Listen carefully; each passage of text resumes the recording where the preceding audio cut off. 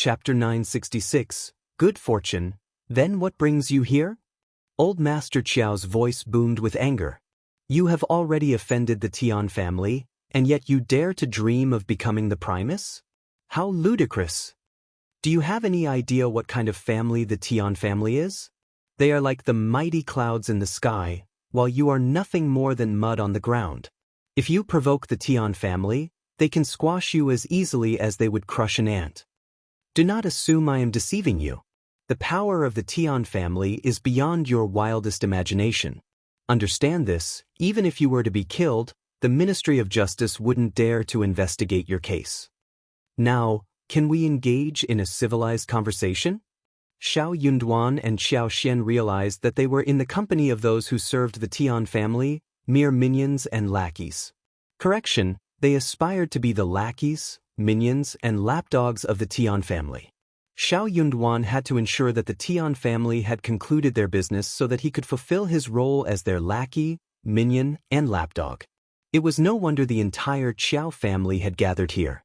Everyone in the family seemed overly eager to serve as dogs to others, fearing they would miss the opportunity. What is it that you want? The Qiao family sneered, displaying their arrogance. Old Master Qiao proclaimed with pride, Xiao Yunduan, you are fortunate that the Tian family favors you. Despite being married, the Tian family bears no displeasure towards you. That, too, is your good fortune. However, be cautious not to turn your fortune into misfortune. Let me make it clear, the Tian family is still willing to arrange a marriage between elder Miss Tian and you. Tomorrow, you can publicly declare that the rumors were merely misunderstandings. Qiao Xian is not your wife, but your concubine, and the Qiao family can provide evidence to support this claim. We will also write a letter to our third brother and third sister-in-law, informing them of the situation and ensuring that we all share the same account of events. Since the marriage arrangement with elder Miss Tian has been settled, Qiao Xian should no longer remain here. We will bring her back home today, and once elder Miss Tian is married, we will bring her back as well. That is also the intention of the Tian family. Elder Miss Tian is not an unreasonable person. As long as Qiao Xian behaves herself, she will certainly lead a comfortable life. First Madame Qiao couldn't help but sneer. If you continue to be so sharp-tongued, you will only invite trouble upon yourself. Second Old Master spoke, Xiao Yunduan, you must understand that being with the Tian family ensures a secure future like no other. It's something others can only dream of. You should know what is in your best interest. Offending the Tian family would mean kissing your aspirations of becoming an official goodbye. No one will hire you or promote you. Second Mrs. Yuezheng added, Qiao Xian, if you genuinely care about Xiao Yunduan, you should assist him. As a concubine's daughter, occupying the position of his wife brings him no benefits. Compared to elder Miss Tian, you are insignificant. Madame Lady Qiao chimed in, the Tian family is generous, and we can let bygones be bygones. Let's proceed accordingly. It had been a long time since Qiao Xian had felt angered by anyone, but upon hearing the words from the Qiao family, her frustration boiled within her. She knew they would never say anything positive, and she understood their shamelessness. But she had underestimated them. They were truly a united family, capable of presenting shameless words as dignified and reasonable. What did they mean by, let bygones be bygones? Xiao Yunduan's expression darkened, and he spoke icily, I refuse. What? I might as well abandon this career. I refuse. Old Master Qiao slammed his hand on the armrest of his chair and snapped, Xiao Yunduan, have some shame. If you find any errors, ads pop up, ads redirect, broken links, non-standard content, etc., please let us know reports so we can fix it as soon as possible. Chapter 967. Can't stop. First Madame Qiao chuckled and sneered. You really don't understand what's happening, do you? You don't want to comply? You have no right to speak. It's your good fortune that the Tian family favors you, or rather, it's your fortune. Why don't you grasp that? Xiao Yunduan replied coldly, what will the Tian family do if I refuse? Madame Lady Qiao's gaze turned sharp as she spoke in a deep voice. You genuinely refuse? Yes. That decision is not yours to make. Madam Lady Qiao found it absurd. The Tian family must be out of their minds to be drawn to someone like Xiao Yunduan. Xian is a member of the Qiao family, and we are your elders. We have every right to intervene. Don't mention the severance letter. So what? Xian may have no connection to our family, but we are still her relatives, and it's our responsibility to be involved in her affairs. Qiao Xian and Xiao Yunduan exchanged glances. They had underestimated the situation. They had never expected these individuals to be so shameless in their attempt to curry favor with the Tian family. Qiao Xian realized she had been too naive to think that possessing the severance letter would tarnish the Qiao family's reputation and secure a plan where the Qiao family would no longer pose any trouble in the future. They would, at the very least, avoid any losses. However, they had gone to great lengths to exploit this loophole. Qiao Xian had no choice but to admit defeat. She had lost either way. What do you want?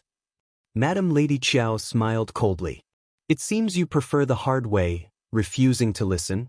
That's why we won't hold back. Xian, come and stay with us for a while. What? How dare you? Just try and see if you can prevent it. Madam Lady Qiao showed no fear of Xiao Yunduan's changing expression. She spoke with disdain. In any case, we are taking her away today. If you truly wish to be close to her, you know what to do. Once we are satisfied, we will treat her well and return her to you in the future. Otherwise, if any harm befalls her, it will be solely due to her impulsive actions and will have nothing to do with anyone else. You! Xiao Yunduan trembled with anger. Qiao Xian's heart sank. When the family made a decision, they truly became a ferocious beast. As long as she was a daughter of the Qiao family, even if the Qiao family killed her, no one would report them to the authorities. Xiao Yunduan spoke coldly. You want to resort to force just because you have numbers? Fine, let's give it a try. We will repay you tenfold. If you dare to do so, I will report you to the authorities, and everyone will know about this. I can relinquish my position, and you will be stuck with me forever, won't you? If you're so determined, I will accompany you. The Qiao family fell silent. They were both shocked and fearful. Xiao Yunduan proved to be even more ruthless than them. Xiao Yunduan had no fear of a life-and-death struggle, whereas they did. It wasn't worth sacrificing the entire family for the sake of these two individuals. Madam Lady Qiao and her two sons began to regret their agreement with the Tian family's housekeeper and their entanglement within this affair. But both parties seemed to be equally unhinged. They were becoming increasingly difficult to handle. If you find any errors, ads pop up, ads redirect, broken links, non-standard content, etc., please let us know reports so we can fix it as soon as possible. Chapter 968. Helpless. Second Mrs. Qiao suddenly turned towards Qiao Xian. Qiao Xian, do you truly wish for Xiao Yunduan to sacrifice his future for you? You know how hard he has worked to achieve his current position, and now everything is at risk because of you. Is that truly what you want? If so, I truly question whether you treat him well and regard him as your husband. First Madame Qiao chimed in. Indeed, we all desire for our husbands to lead good lives. But you are not a good wife. Qiao Xian pondered silently to herself. If I were to listen to you, I wouldn't even be your wife. So what does being a good wife matter? Xiao Yunduan spoke up. You don't need to force my wife into anything. You don't understand the dynamics between me and my wife. Just leave. Qiao Xian had no intention of giving in to these two women, but upon hearing Xiao Yunduan's words, she felt a surge of joy, as if she were inhaling sweetness. Darling is right. Your words hold no weight with us. Don't waste your efforts. You can curry favor with the Tian family and the Zhang family, but you are mistaken to use us as stepping stones. If there's nothing else, please leave. The expressions on the faces of the Qiao family turned grim. Madame Yuezheng grew increasingly frustrated. What do you know? You think too highly of yourself. You don't have to concern yourself with our family. What if I make you leave today? Qiao Xian chuckled. This is my home and am not going anywhere. Xiao Yunduan declared, if you dare to take my wife away, go ahead and try. The Qiao family exchanged furtive glances among themselves. They had no idea what to do, and thus, they didn't dare to make an attempt. Qiao Hongxi couldn't help but speak up. You talk big, but I don't believe you truly don't care about your future. Even if he were to become an advanced scholar, he would only be able to attain an intermediate position, let alone become a Primus. He would have a promising future in the governmental office. No one would willingly abandon that. No scholar in the world would willingly do so. Xiao Yunduan's expression remained unchanged.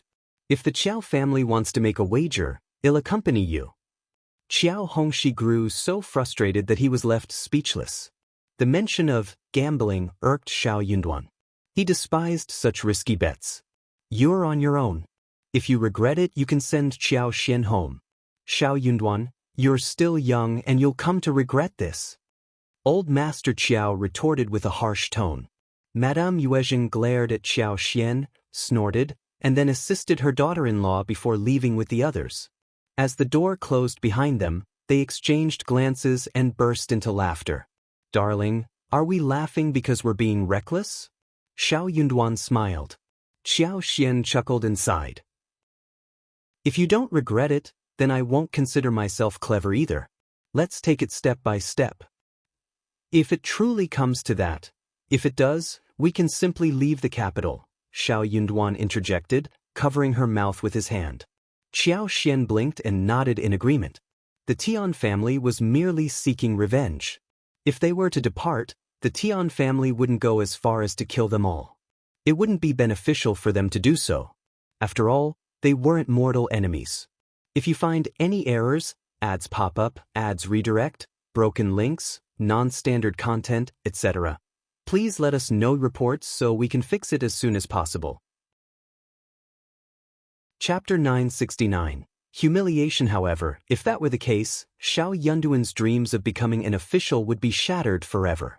He had been a promising Primus just the day before, and in a single moment, he had lost it all, leaving Qiao Xian feeling deeply displeased. The Qiao family scolded Xiao Xian and Xiao Yunduan, their brows furrowed in worry.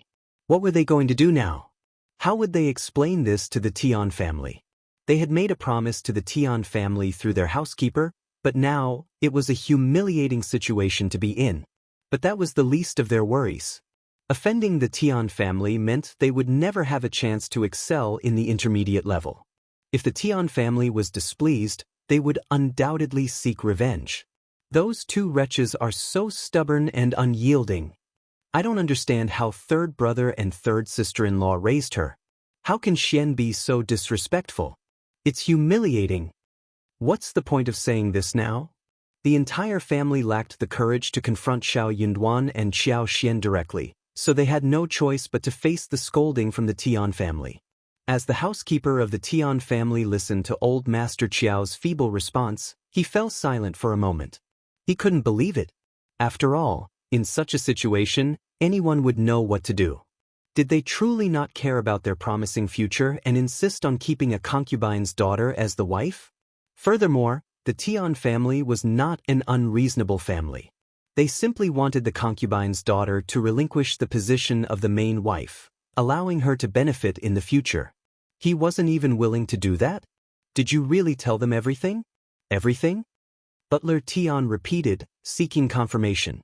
The two old masters of the Qiao family felt even more humiliated.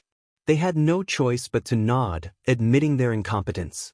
Butler Tian didn't seem pleased with their response. He snorted dismissively. Anyway, you don't have to concern yourselves with this any longer. The two old masters of the Qiao family nodded and left, not daring to ask for any further favors. As long as the Tian family didn't hold a grudge against them or blame them for their actions, they would be grateful. Those two wretches deserve to be taught a lesson. It seems they want to do things the hard way. When the Tian family deals with them, they'll realize what they're truly capable of. They don't even know how lucky they are to be in the intermediate level. They were born with bad luck. Absolutely true. The two old masters of the Qiao family were both frustrated and annoyed.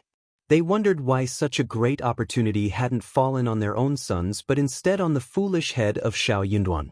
It was such a waste. Butler Tian reported the situation to Officer Tian and his wife, who were greatly displeased. Officer Tian had been hesitant and reluctant to take action, but Xiao Yunduan's rejection had infuriated him. Did they truly believe they could be arrogant just because they had become Primus? How dare they turn down the Tian family? Madame Tian grew even more furious. This is too much. Old master, we must teach them a lesson. Her daughter was precious, and yet she had been humiliated time and time again. It was an act of bullying that couldn't be tolerated. Officer Tian sneered, turning to the housekeeper. You can go to Xiao Yunduan personally. No, go to the Qiao family. You know what to tell him, don't you? Butler Tian nodded firmly. I know exactly what to say. Good, then go ahead. Very well, old master. Butler Tian discreetly arrived at Xiao Yunduan and Qiao Xian's home in an inconspicuous wagon. Hearing the abrupt and forceful knock on the door, the couple immediately sensed that something was amiss. If you find any errors, ads pop up, ads redirect, broken links, non-standard content, etc., please let us know reports so we can fix it as soon as possible. Chapter 970. No regret, and he could tell that the visitor was from the Tian family based on his attire and haughty demeanor. Butler Tian paid no attention to their presence. In his view, the Qiao family failed to secure the deal because they failed to present a thorough analysis of its advantages and disadvantages. He doubted their inability to exert control over the situation. Butler Tian had no time for idle talk. With cold and unwavering pride, he conveyed all the necessary information. In conclusion, he spoke icily. Surely, you understand this, don't you? If not, you can forget about becoming the Primus. I can provide you with a more explicit explanation. Mr. Primus, the path to success lies before you. With a single nod, you can ascend to the top and indulge in a life of luxury. Your family and clan will rise alongside you, evoking jealousy in all. It's a privilege that others can only dream of. Mr. Primus, are you still hesitant? You must carefully contemplate this.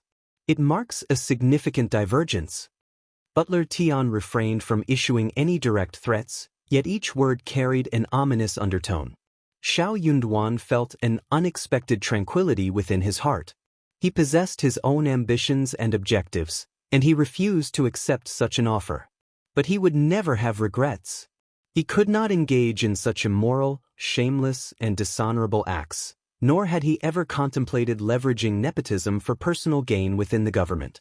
Even as a first-class official, he wouldn't be able to live a peaceful life in that manner.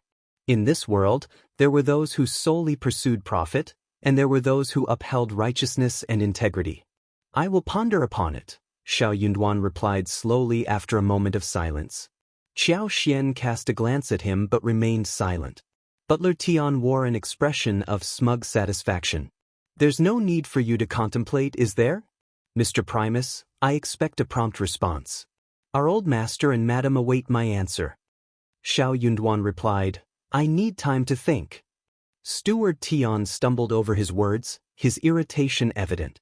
He shot a displeased look at Xiao Yunduan and said, Very well, I shall return tomorrow, and I hope Mr. Primus will have a satisfactory answer by then. But Butler Tian remained indifferent to Qiao Xian's demeanor and her willingness to comply. In his view, Qiao Xian had no authority to voice her opinion. She lacked the qualifications to accept such an offer. Xiao Yunduan remained silent. Butler Tian sneered and departed. Qiao Xian turned towards Xiao Yunduan, her expression filled with inquiry. You, listen to me first. Xiao Yunduan placed his hands on Qiao Xian's shoulders and forced a gentle smile. Let's leave the capital. Qiao Xian's eyes widened. I want us to attend the Qiongling banquet the day after tomorrow. If that doesn't work out, we can leave the capital. I refuse to yield, even if I may have regrets. Qiao Xian experienced a surge of complex emotions. It felt as if her internal organs were entangled in a jumble. It was the worst-case scenario they had discussed. However, as the moment drew near, Qiao Xian discovered her heart racing in disarray and her legs growing weak. Tears welled up in her eyes. You fool! Xiao Yunduan chuckled, gently wiping away the tears at the corner of her eyes. He lowered his head and planted a tender kiss on her forehead. With a resolute tone, he said, "Tomorrow, I will have Songshi discreetly search for a hostel. The day after tomorrow, you will stay at the hostel. It's best if you don't remain here any longer." No one could predict the actions the Tian family might take when they exerted such pressure on them. If you find any errors, ads pop up, ads redirect, broken links, non-standard content, etc., please let us know reports so we can fix it as soon as possible. Chapter 971. Qiao Xian shook her head and firmly declined. "No, there's no need. I will wait for you here." The Tian family won't act recklessly at this moment, with the entire situation blown up and everyone watching. You're not an ordinary person. You hold the position of Primus, and the Tian family won't confront you openly. We shouldn't worry too much. I will wait here for you, and then we'll leave the capital together. You're just being overly concerned. I can handle it. Moreover, Xiao Yunduan would be attending the banquet, and she had no fear of anyone causing trouble. If the Tian family dared to make a move, she wouldn't mind teaching them a lesson. Unable to persuade Xiao Yunduan tried to convince himself that her reasoning was sound. He was simply overly worried. The next morning, butler Tian returned. He sought Xiao Yunduan for an answer. However, he was unsuccessful as Xiao Yunduan had taken Qiao Xian out for a walk. Only Li Qiao and Li Xia remained at home. Butler Tian sneered. The Primus is in such a carefree mood, going for a stroll.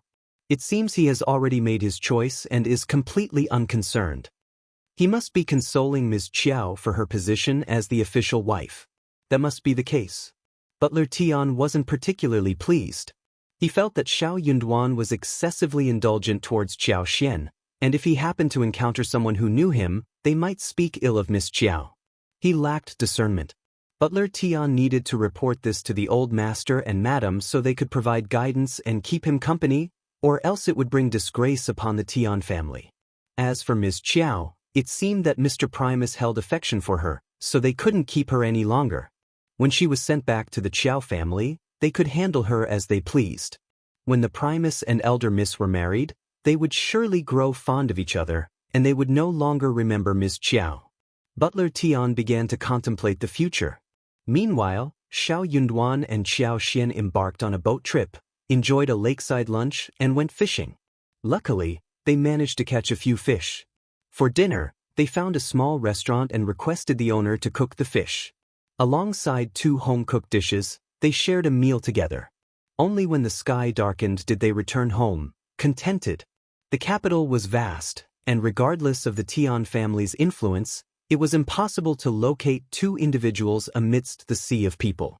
Upon their arrival home, Butler Tian, who had been waiting for quite some time, grew increasingly irritated, his face darkening. "Mr. Primus, you seem to be in quite a good mood. Where have you been? What took you so long?" he exclaimed. Xiao Yunduan cast a composed glance at him and smiled. "Butler Tian, you certainly carry an air of authority." However, his tone held a hint of reproach. Butler Tian stiffened, realizing that Mr. Primus would soon become his son-in-law. He inwardly sighed, acknowledging his impatience. "I was too hasty.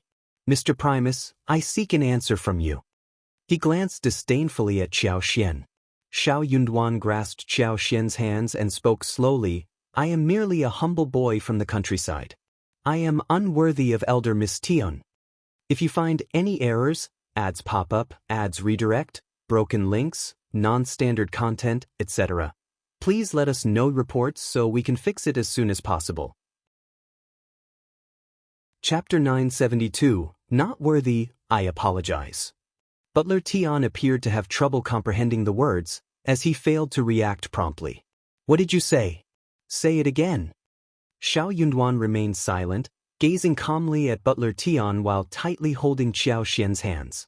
Butler Tian's eyes fixated on their intertwined hands, his sneer growing fiercer as his anger intensified. He felt that the Tian family had been humiliated. "So, that's your decision? Mr. Primus, have you truly considered it thoroughly?" "I am unworthy." Heh! Butler Tian found the situation to be utterly laughable. Yes, he had never believed Xiao Yunduan was suitable, but it was not his place to make such a decision. Mr. Primus, you may not be foolish, but you have acted foolishly. Unfortunate couples often have regrets. Mr. Primus, do you not think that if you face a miserable life in the future, you will regret your choice today? By then, it will be too late for you to repent. Xiao Yunduan's expression remained unchanged. He smiled faintly.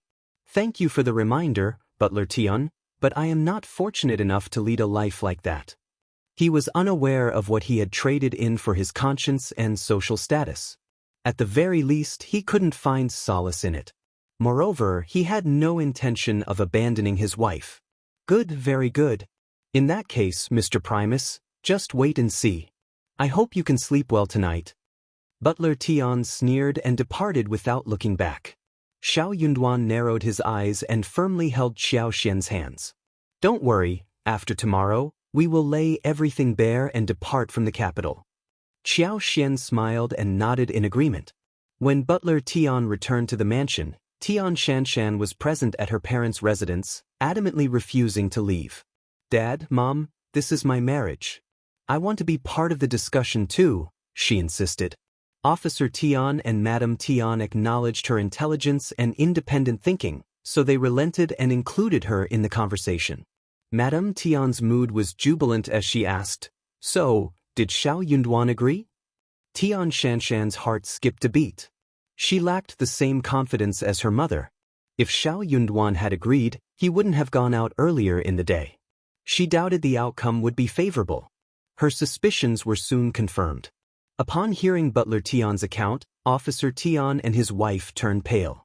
How dare he humiliate the Tian family like this? Unworthy? He knows he is unworthy. What are we waiting for?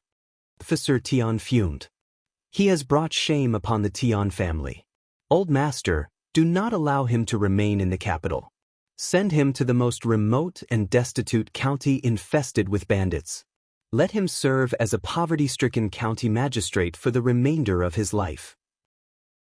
Only then will he comprehend that the Tian family is not to be trifled with, Madame Tian suggested vehemently.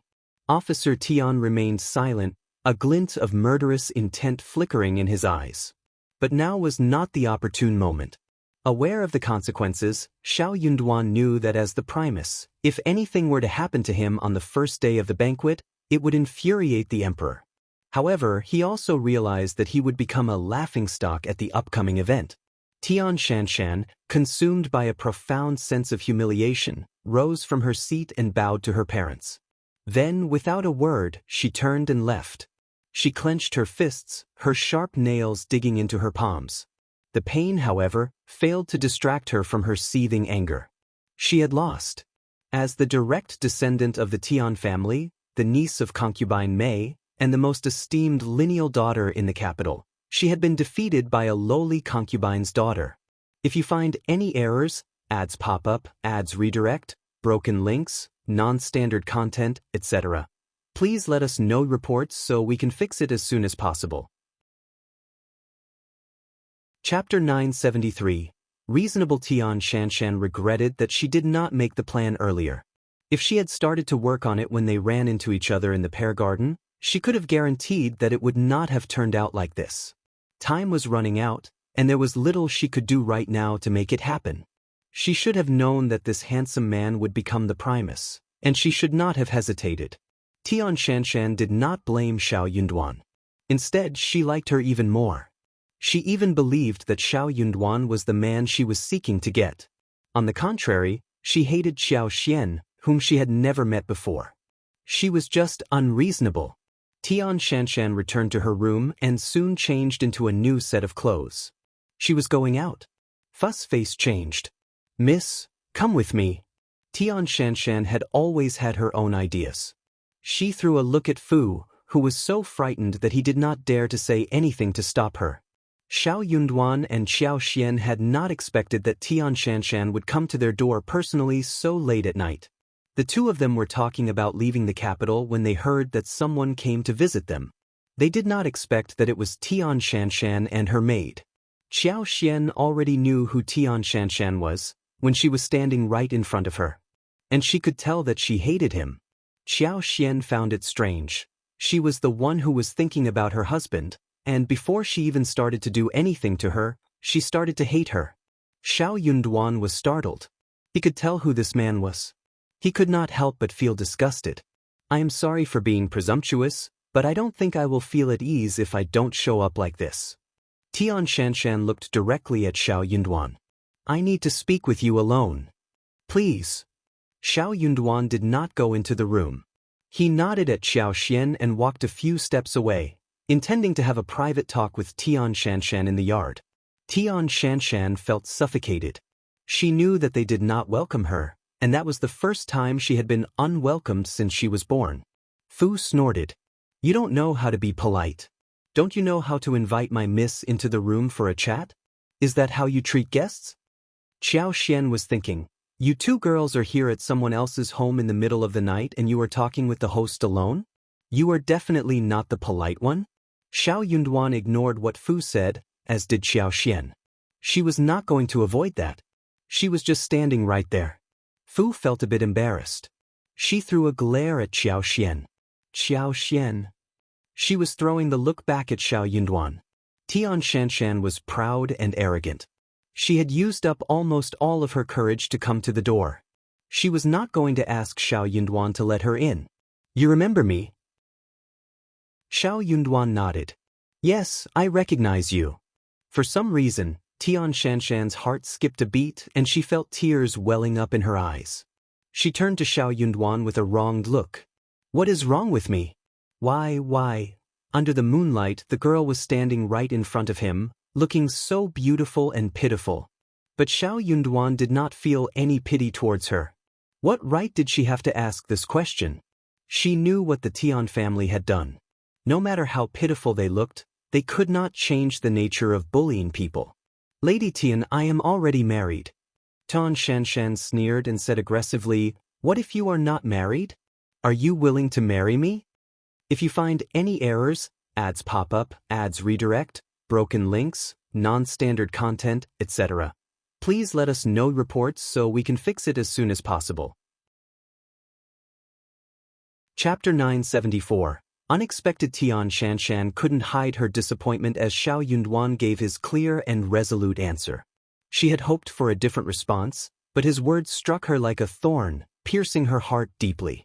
Qiao Xian observed Tian Shanshan's intense focus and nervousness, sensing that she was anxiously awaiting Xiao Yunduan's decision. The situation felt tense, with Tian Shanshan's glaring gaze fixed on Xiao Yunduan. Xiao Yunduan, known for his cunning nature, understood the weight behind Tian Shanshan's question.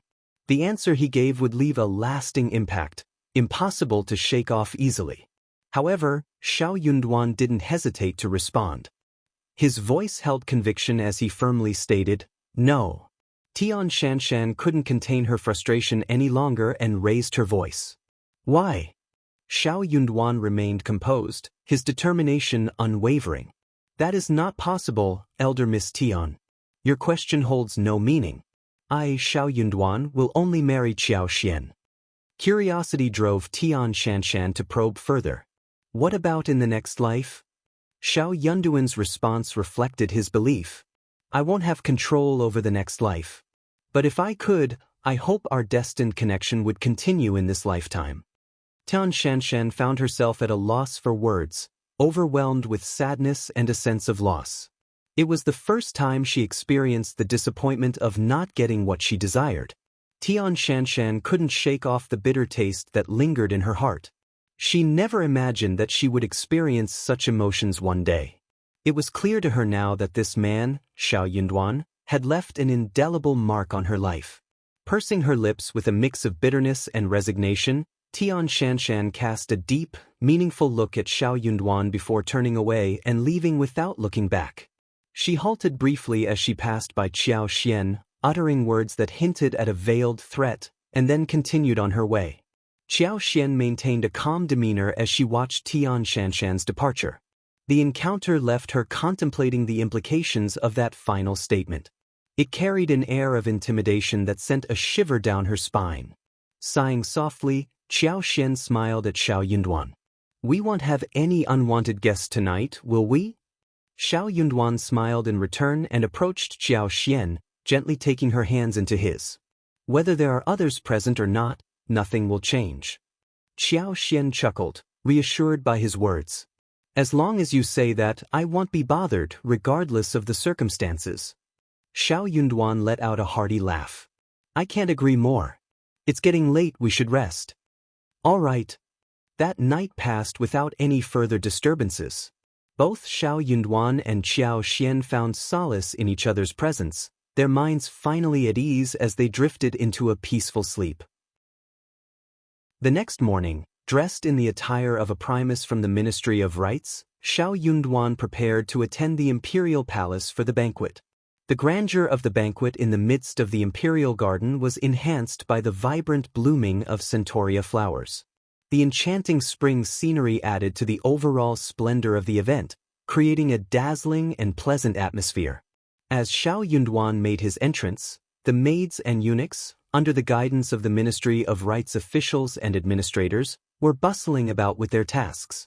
Many advanced scholars had already gathered, and the air was filled with a sense of camaraderie, whether they were familiar faces or strangers.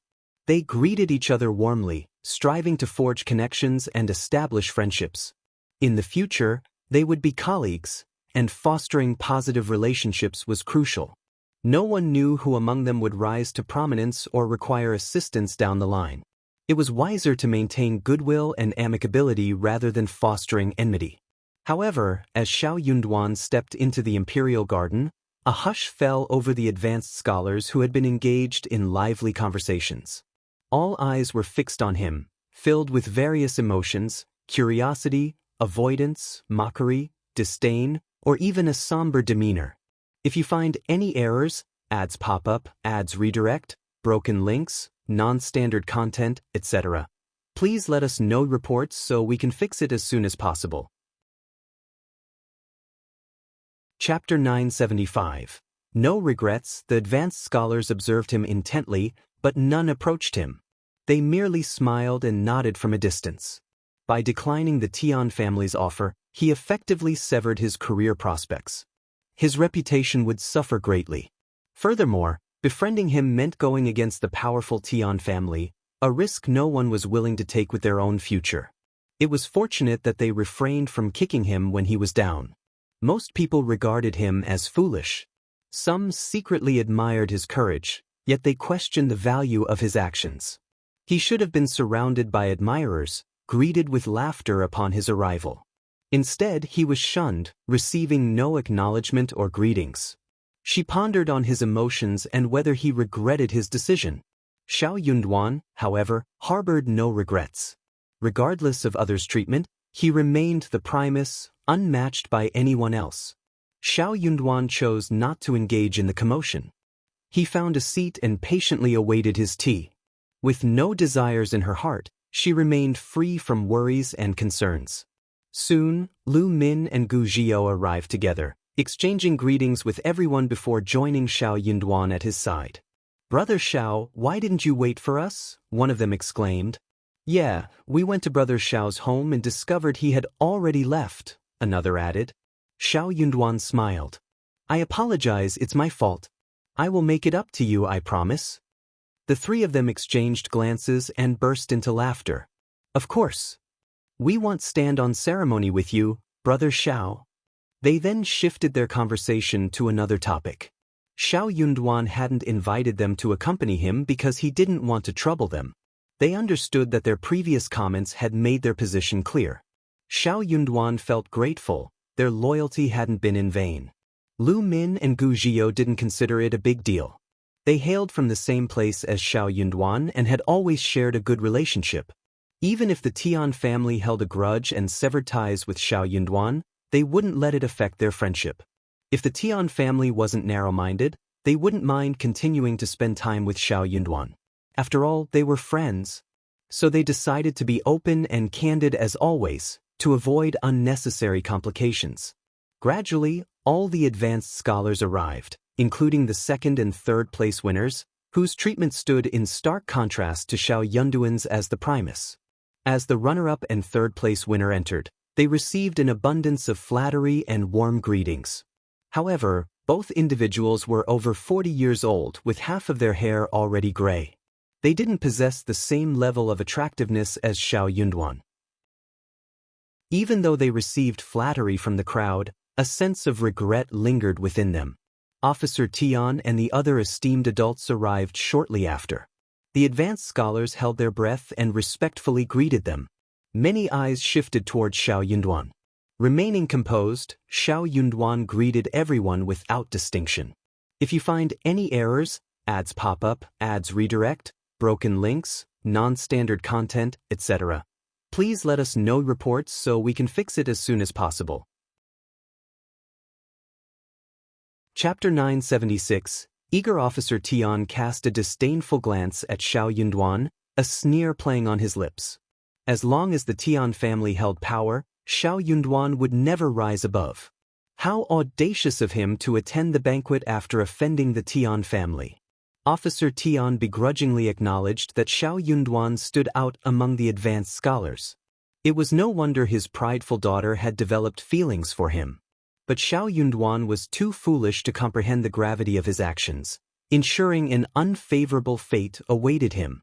One day he would regret his choices. As the time neared, a group of well-dressed eunuchs guided the advanced scholars to line up according to their rankings, first, second, and third. They followed the courtiers and knelt before the emperor as a gesture of respect. The advanced scholars couldn't help but feel a surge of excitement as they beheld the emperor's presence. It was a profound honor to witness the sky in such a manner. Accompanied by the crown prince, several princes, and distinguished scholars from the pavilion, Emperor Qian of Qi entered the imperial garden. His gaze fell upon the newly minted advanced scholars, kneeling before him. He beamed with joy. When the government admitted scholars, it injected fresh vitality into the court, ensuring a smooth transition of power. Each new examination held immense significance. Once the emperor settled in his seat, the ceremonial officer's voice rang out, and the advanced scholars and courtiers prostrated themselves. Long live the emperor! The cheers surged like a tsunami, resonating through the skies.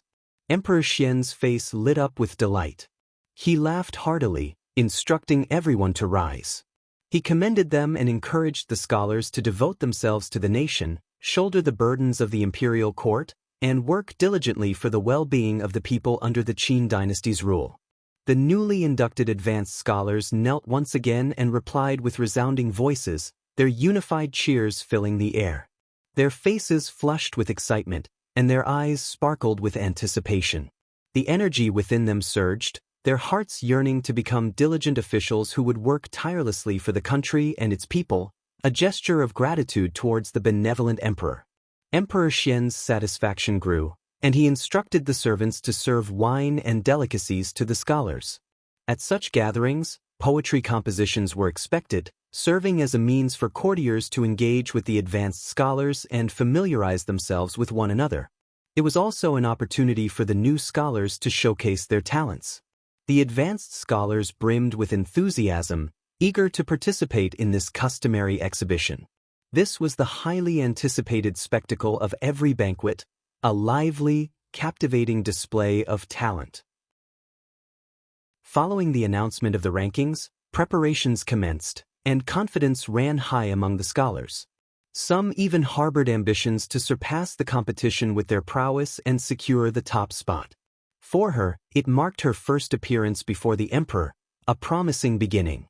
If she could please the emperor and elicit his approval with a simple good, the courtiers and officials would regard her in a new light, paving the way for a prosperous future.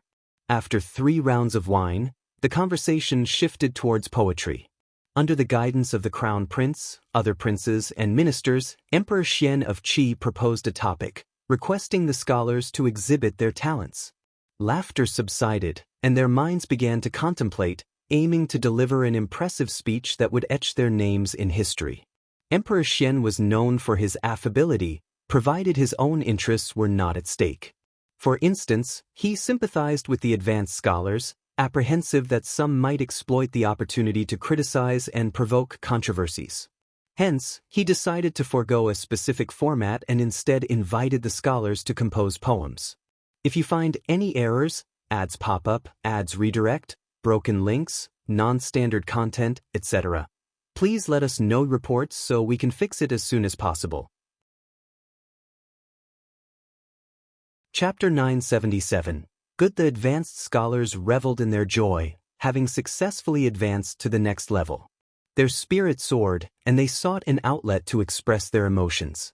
Poetry became the perfect medium through which they could convey their sentiments and determination, presenting a prime opportunity to showcase their loyalty to the emperor and the imperial court. A hush fell over the lively scene. Xiao Yunduan recited quietly, swiftly crafting a composition. As customary, the eunuchs collected the poems penned by the scholars and presented them to the accomplished senior scholars of the Hanlin Academy for preliminary evaluation. The most exceptional works were then selected, around 7 or 8, and transcribed. These copies were subsequently presented to the emperor, important ministers, and shared with all those present for appraisal. The masterpieces of the Primus, runner-up, and third-place winner, however, were immediately presented to the emperor, with the 3 scholars themselves stepping forward to kneel and present their works. Jealousy and envy simmered among the other advanced scholars as they gazed upon the trio. All eyes were fixed on Xiao Yunduan. He was not only the Primus but also the youngest, and the scandal surrounding him and the Tian family's elder miss had attracted the most attention. The situation grew increasingly complex. Amidst the jealousy and envy, there were also individuals who relished the opportunity to mock and witness the unfolding drama. Yet, Xiao Yunduan paid no heed to the commotion. Setting down his pen upon completion, he patiently awaited the summons. When the appointed time arrived, the ceremony supervisor relayed the message. Xiao Yunduan, along with the other 2 winners, rose to their feet, holding their works with reverent hands.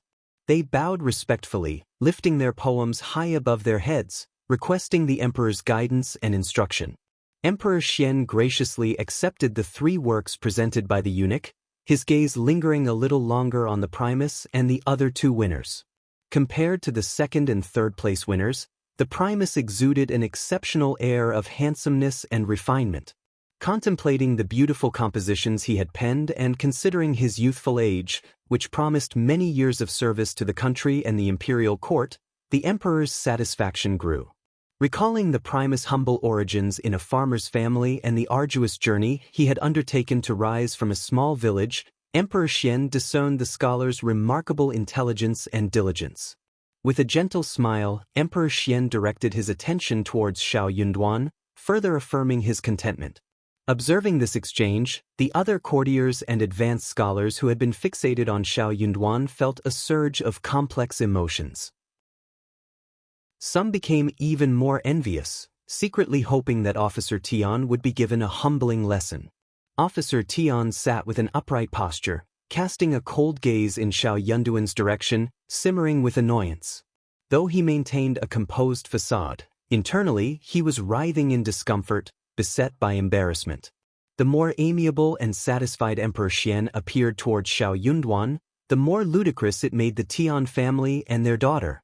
Through this filter, Emperor Qian promptly expressed his opinion upon inspecting Xiao Yunduan's work. Excellent! He nodded with satisfaction, breaking into a joyful laughter. You, as my chosen Primus, possess exceptional talent. Come, let me share my thoughts on it. In truth, Emperor Qian himself was not particularly adept at poetry. He remained a layman in the art, able to discern between ordinary and good compositions, yet unable to distinguish the nuances of excellence. Nonetheless, he held a genuine fondness for his chosen Primus. If you find any errors, ads pop up, ads redirect, broken links, non-standard content, etc., please let us know reports so we can fix it as soon as possible. Chapter 978. Sweat. Xiao Yunduan was taken aback by the emperor's praise. He even questioned whether he was looking at his own work. He knew the true caliber of his composition. It was an ordinary piece, perhaps commendable in the eyes of average scholars, But among the esteemed gathering of scholars present, including many renowned and accomplished individuals, it should not have stood out. As the Primus, he understood that not all advanced scholars excelled in poetry. Thus, it was normal for the Primus to produce a more ordinary piece among such esteemed experts. No one would suspect his lack of talent. Therefore, he had felt little pressure while crafting this particular poem. Yet, he couldn't comprehend why the emperor had spoken so highly of it. Emperor Qian, in his praise, ordered his attendants to give the poem a closer look. What more could they do? Xiao Yunduan smiled and added a few more words of gratitude, all the while wondering if he was truly deserving of such accolades. After all, when the emperor commended them, the courtiers would undoubtedly follow suit. They were not as discerning as the emperor himself. The eunuch responsible for delivering the poetry also recited it to the other advanced scholars. Copies of the poem were distributed to the scholars as well. The expressions of the advanced scholars stiffened momentarily, exchanging glances with one another. They mustered forced smiles and joined the ministers in praising and admiring the work. That is an exceptional poem. No wonder he is the Primus. He is capable of producing such magnificent work. I am so lucky to have been able to read the masterpiece by the Primus. Look at the beginning of the story, it is totally out of the ordinary. Ordinary people would never have thought of this. I think that is the best idea. How did you get it? The Primus is so quick-witted. It is so good to use the words unclean and scarred moon in these two areas. Xiao Yunduan got so nervous. He, who had been calm and honest since he walked into the imperial garden, finally felt embarrassed and uncomfortable. He had no idea where to put her hands and how to place his feet. He sat there stiffly, not knowing whether to laugh or cry. That was such a terrible feeling. Hearing the compliments about Xiao Yunduan, Emperor Qian believed that his Primus was very good at making poems. Why were they speaking so sincerely? He laughed and said happily, "My Primus is so talented and handsome." The ministers and advanced scholar were speechless inwardly, but they all agreed with Xiao Yunduan. They spoke highly of Xiao Yunduan, saying that he was the best scholar in history, and that ordinary poem of his was one of the best poems in history. Xiao Yunduan could not stand that anymore. He got up, bowed and said, "Your Majesty, I am so ashamed, I don't deserve your praise." Emperor Qian laughed. "You are too modest, Primus. Not only are you advanced, but you are also morally upright. I am very glad." Xiao Yunduan said, Thanks." Why did he feel that the story was getting worse and worse? If you find any errors, ads pop up, ads redirect, broken links, non-standard content, etc., please let us know reports so we can fix it as soon as possible. Chapter 979. Primus Popularity. You're absolutely right, we are like a family. No need to be modest. Emperor Qian grew increasingly satisfied as he looked at Xiao Yunduan. He laughed and continued praising him, thoroughly pleased with his performance. Oh yes. Suddenly, an idea crossed Emperor Qian's mind. He glanced at Officer Tian and smiled mischievously. "Old Tian, didn't your daughter mention that she fancies one of my advanced scholars? Who has caught her interest? Bring her forth, and let me see how she compares to the Primus." Upon hearing this, the crown prince furrowed his brow. His father had a habit of doing as he pleased, but this was a banquet at the Qiongling forest, and such remarks were undignified. He seemed to be deliberately setting up enemies for the Primus. If the crown prince hadn't known his father's nature, he might have suspected that his father had orchestrated this situation intentionally. First, he praised the Primus for his ordinary poem, and now he was provoking a public confrontation with Officer Tian's daughter. But the crown prince understood his father well. He lavished praise on the Primus and then turned to Officer Tian precisely because he had this plan in mind. However, it was inappropriate for him to bring it up. His father was too preoccupied with cultivating alongside Taoist Shangzhen and the other Taoist masters to pay much attention to external matters. He had no knowledge of the situation between the Primus and the Tian family. The crown prince had intended to address the issue between Officer Tian and the Primus after the banquet, to calm their tempers. But now his father had raised the matter once again. The crown prince felt as if he were about to faint. As expected, after Emperor Qian finished speaking, a strange silence descended upon the surroundings. Some people lowered their heads, fearing that the emperor would become angry and create a scene. Others couldn't help but suppress a secret smile, eagerly anticipating the unfolding drama. Some felt profound embarrassment on behalf of Xiao Yunduan. Emperor Qian sensed the tension in the air. What? He raised an eyebrow and chuckled. Old Tian, does your daughter really have a crush on my Primus? Ah, she certainly has good taste. Your Majesty, Xiao Yunduan interjected, bowing respectfully. I already have a wife, and I highly doubt that elder Miss Tian would be interested in me. If such a rumor exists, it must have been spread mistakenly. Please, Your Majesty, allow me to clarify. Officer Tian snorted and cast a disdainful glance at Xiao Yunduan. The crown prince joined in, trying to defuse the awkward situation. The Primus is correct. He is already married, and this rumor seems to be a result of misinformation.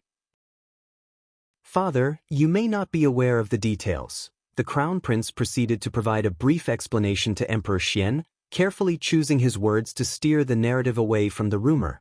It's all baseless gossip. This is utterly absurd, and I don't even know where to begin. Finally, he added, Father, I implore you to help the Primus and elder Miss Tian clear their names. Your Majesty, Officer Tian stood up and bowed respectfully. I apologize for saying this, but my daughter lacks good judgment.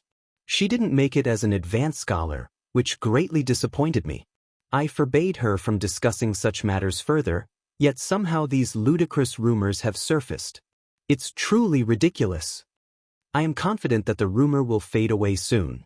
Primus, please disregard it. Upon hearing this, Emperor Qian's eyes gleamed with understanding.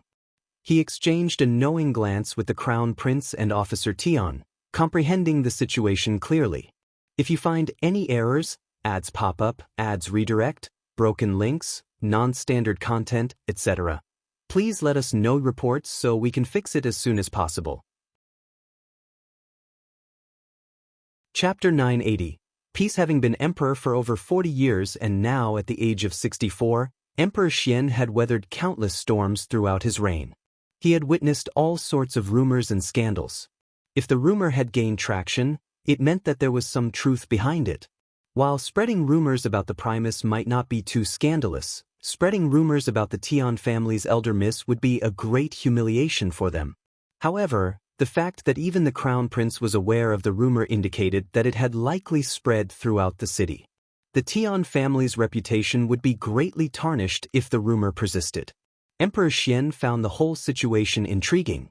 After all, he had appointed the Primus of the new cohort, and he knew that the Primus remained loyal to his wife. His decision had been correct. Emperor Qian understood that not everyone could resist the influence of the Tian family. It was not surprising that they had severed ties with the Primus and arranged a new marriage for him. The Tian family might have been unfortunate, but they couldn't blame the Primus for their own misfortune. While he believed that the Tian family had brought this upon themselves, Emperor Qian acknowledged their status and prestige.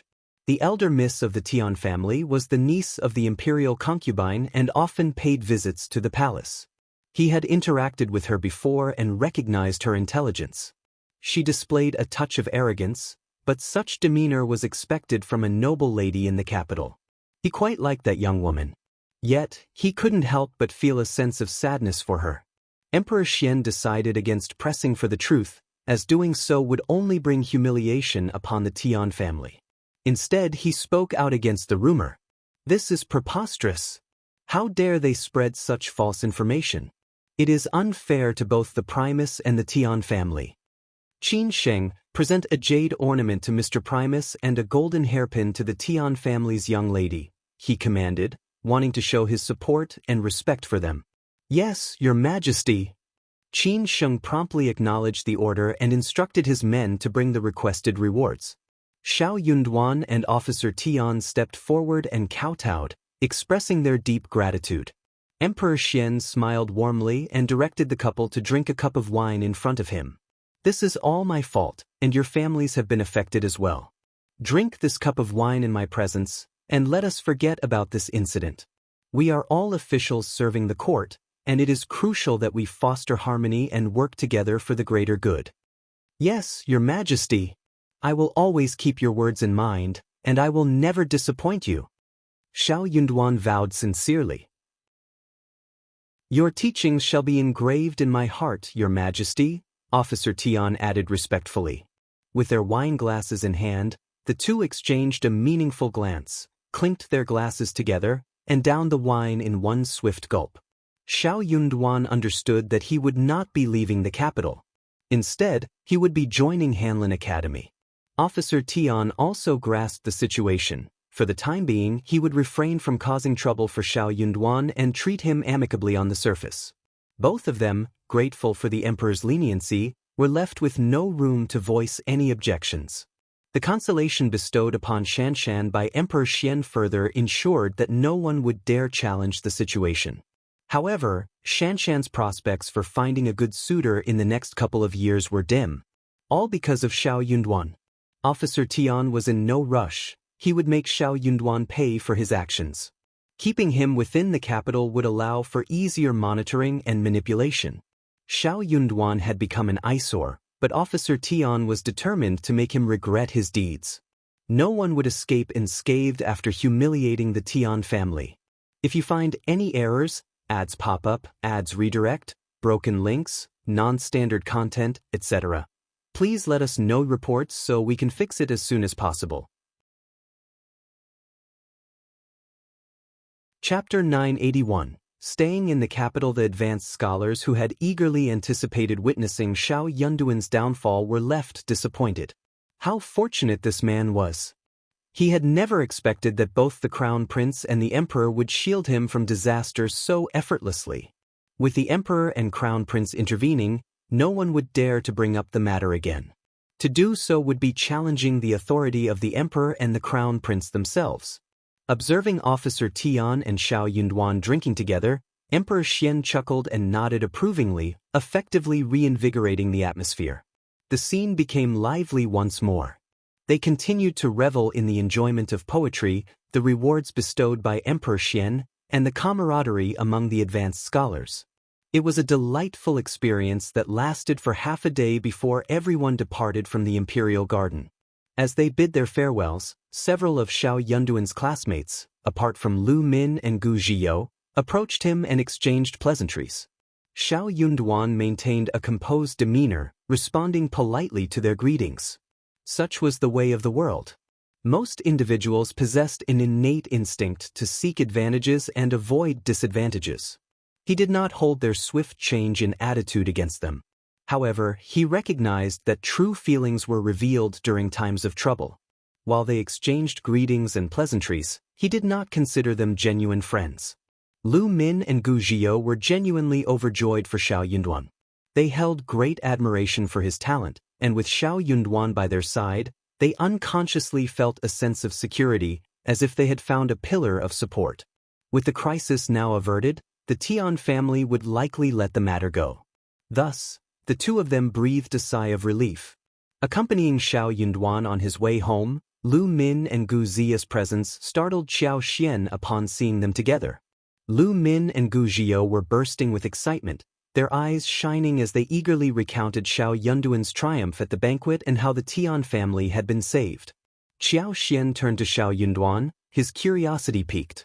With a smile, Xiao Yunduan nodded and handed her the jade. The Emperor presented this to me. Keep it safe. This jade Rui held significance beyond being a gift from the Emperor. It could serve as a reminder to those who dared to bother them that they had the means to defend themselves.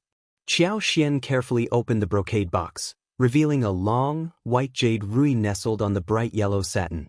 The jade was elegant and beautiful, intricately carved with auspicious clouds, grass, and Ganoderma lucidums, exuding exquisite craftsmanship. It was truly a priceless treasure. Xiao Xian smiled, feeling fortunate. I am truly blessed today. This jade Rui is a magnificent gift from the Emperor. Lu Min chimed in, grinning. Brother Xiao, with your talent and the Emperor's high regard for you, I'm afraid you'll receive even more rewards in the future. Gu Qiao chuckled, adding, "Indeed, huh?" They all laughed merrily. With the crisis resolved, the tension dissipated, and Lu Min and Xiao Yunduan had much more to discuss. The three of them headed to the study together.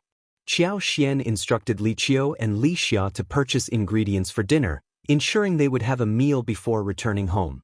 As Lu Min and Gu Qiao bid farewell and left the Xiao family's premises, darkness descended and the vibrant hues of the sunset faded away. Qiao Xian was trimming a cluster of rhododendrons in the courtyard, while Xiao Yunduan observed from the sidelines. "Darling, you can't simply abandon your position, can you?" Qiao Xian voiced his concerns. Understanding the implications, Xiao Yunduan nodded. "Indeed, I will likely have to remain in the capital. If you find any errors, ads pop up, ads redirect, broken links, non-standard content, etc., please let us know reports so we can fix it as soon as possible." Chapter 982. Qiao Xian's bet the emperor held such a high opinion of him that he remained oblivious to the unfolding events. However, by doing so, the Ministry of Personnel would never force him to leave the capital. "My dear, I will seize an opportunity to suggest paying respects to our ancestors, and then," Xiao Yunduan smiled bitterly, his determination apparent. "You can stay in the village once we return." Their household was well stocked, and the bustling province was within close reach, allowing her to acquire anything she desired. Her family treated her kindly, ensuring she was not mistreated in his absence. County Magistrate Qiao would soon depart for the capital, and the incoming county magistrate would likely avoid causing them trouble, as long as they acted sensibly. The odds of convenience were even higher. She envisioned a life of freedom and happiness back home. Qiao Xian was taken aback. Living in the village, she lacked nothing. The family was harmonious, and she had the freedom to explore the mountains and the town whenever she pleased. It was an idyllic pastoral life she had always dreamed of. It couldn't be more perfect. However, that was no longer what she desired. "You want to separate from me?" "That's not what I meant. You're right." Qiao Xian's expression turned sorrowful and distressed. "You achieved the highest position and received recognition from the emperor, yet you still wish to remain a government official in the capital. You want to cast me aside and pursue a contented life in the city. Perhaps you will take on concubines one after another. In a few years, I will bear children for other concubines as well." Qiao Xian had been teasing him, but as she spoke, a tinge of sadness crept into her voice. Tears welled up in her eyes. It was true. As the saying goes, husbands who are separated by 1,000 miles might as well be strangers. They were thousands of miles apart, and the capital city was so enchanting. No matter how pure-hearted and devoted he was, he would inevitably be influenced by the passage of time and the vast, ever-changing environment. Qiao Xian didn't want to take that risk, and she couldn't bear the consequences. She wasn't being overly suspicious. She believed in trusting him, but she knew it wouldn't be that simple. Humans were social creatures, susceptible to their surroundings. Many people clung to their initial intentions, but over time, they changed. That change wasn't solely because of him, but also due to the environment. Being by his side or not made a world of difference. He understood his own intentions when he suggested she return to her hometown. He was worried she would face hardships or mistreatment in the bustling city, but she had no intention of staying in the village. She possessed extraordinary abilities that could protect her, and no one could easily harm her. Even without those abilities, she wouldn't leave. Xiao Yunduan was alarmed by Qiao Xian's words.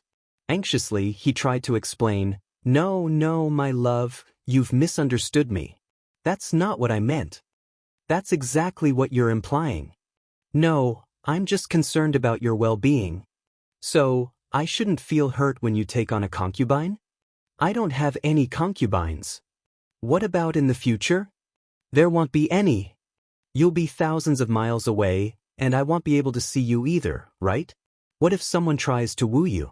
What if the emperor insists on assigning someone to attend to you? Xiao Yunduan found himself torn between laughter and tears. Absolutely not. The emperor is far too occupied to meddle in such matters. If you find any errors, ads pop up, ads redirect, broken links, non-standard content, etc. Please let us know reports so we can fix it as soon as possible. Chapter 983, Staying in the Capital, What if it does? Xiao Yunduan. My love, you enjoy arguing, don't you? You're pushing me away and not allowing me to voice my concerns? No, I'm not pushing you away. Xiao Yunduan was completely thrown off track by Qiao Xian's persistent questioning. He sighed, caught between laughter and tears. But I am genuinely worried about your well-being in the capital, Qiao Xian spoke softly. But you're not concerned about me when I'm not in the capital? Xiao Yunduan was taken aback. You don't want to see me after so many years? Annoyance flashed across Xiao Yunduan's face. I want to stay in the capital. Xiao Yunduan smiled as he looked at Qiao Xian. All right, let's stay together here. Qiao Xian smiled, tears still lingering. Don't worry, the Tian family has little connection with us, and we might cross paths again soon. The Tian family doesn't care about someone like me, a concubine's daughter who knows little. But you, as an officer in the court with ties to the Tian family and many acquaintances in the court, you need to be cautious. I may not be able to assist you in other matters, but I can provide you with a peaceful home to rest in. Isn't that wonderful? Xiao Yunduan felt warmth spreading through his heart. He smiled. Who says you know nothing? You're absolutely right. I'm not afraid to resign, and I don't care about political intrigues. I can simply give up my position. Let's stay in the capital for as long as we can. Qiao Xian smiled in return. Qiao Xian appreciated his words, even though they seemed pointless and lacking motivation. Upon reaching an agreement, they felt a sense of relief and relaxation, with reduced conflict. This was why it was said that those who lacked desires should remain strong. As long as he didn't exploit the Tian family, they had nothing to threaten him with. After the banquet, the prestige of the advanced scholar came to an end. As scholars, they had successfully and gloriously completed their journey. What awaited them next was another path to becoming an official. How well they fared on this journey was uncertain. Though each person had different qualifications to become an advanced scholar, they all started from the same point. In 10 or 20 years, who knew what would transpire? Perhaps the Primus would take no action, or the advanced scholar would rise to become a top-ranking officer. Such possibilities existed. They were both anxious and eager for the future, yet they silently swore not to become the most conspicuous individuals. Xiao Yunduan had already resolved not to dwell too much on this. He remained composed. Observing the scene, he suddenly noticed a distinction. When the Ministry of Personnel made the appointments, the positions were allocated one by one. In the capital, there remained a total of 46 individuals, dispersed across the 6 departments, Hanlin Academy, and various other locations. Naturally, the newcomers who had recently been recruited held positions at the 9th or 8th grade, with the highest being 7th grade. Their starting point could not be any higher. As for the rest of the group, they were dispatched as local officials throughout the country.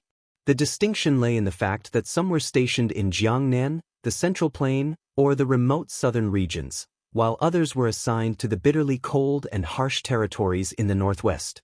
This contrast was even more pronounced than those who remained in the intermediate locations. If you find any errors, ads pop up, ads redirect, broken links, non-standard content, etc., please let us know reports so we can fix it as soon as possible. Chapter 984. Careful. The differences extended beyond just the environment. The level of attention from the imperial court, the potential for greater achievements, and the speed of promotion varied greatly among the different locations. Xiao Yunduan caught the attention of Emperor Xian, which made the Ministry of Personnel hesitant to transfer him. He held a 7th-rank position at Hanlin Academy. Officer Tian secretly hoped that he could be assigned a more fortunate position, but he felt too embarrassed to act upon such desires. As a result, he could only grant Xiao Yunduan a 7th-rank editing position. However, Officer Tian did not approve of Xiao Yunduan's friends. Lu Min was dispatched to Fujian, while Gu Zhio was sent to a cold and remote place in the northwest. These locations were underdeveloped and challenging environments, ones that most people avoided and tried to steer clear of. Xiao Yunduan felt a deep sense of guilt and even treated them to a meal, burdened by his conscience. Lu Min and Gu Zhiyou were not particularly content either. Especially after the appointments were announced, some individuals made sarcastic remarks about Xiao Yunduan, further fueling their annoyance. Yet, they did not hold Xiao Yunduan responsible for their circumstances. "Brother Xiao, that's an order from the imperial court. It has nothing to do with you," Lu Min remarked. "Yeah, we're at the bottom of the rankings and lack connections, so we never expected to receive favorable positions. It's all within our expectations," Gu Zhiyou added. No matter what, Xiao Yunduan has become a government official. He excelled in his studies and lives up to his ancestors. "That's something to be proud of," another friend chimed in. "Indeed, who knows what the future holds? Being away from the capital might actually be a good thing." "I'm curious about the scenery in the south," Lu Min pondered. I think the north has its own interesting aspects too.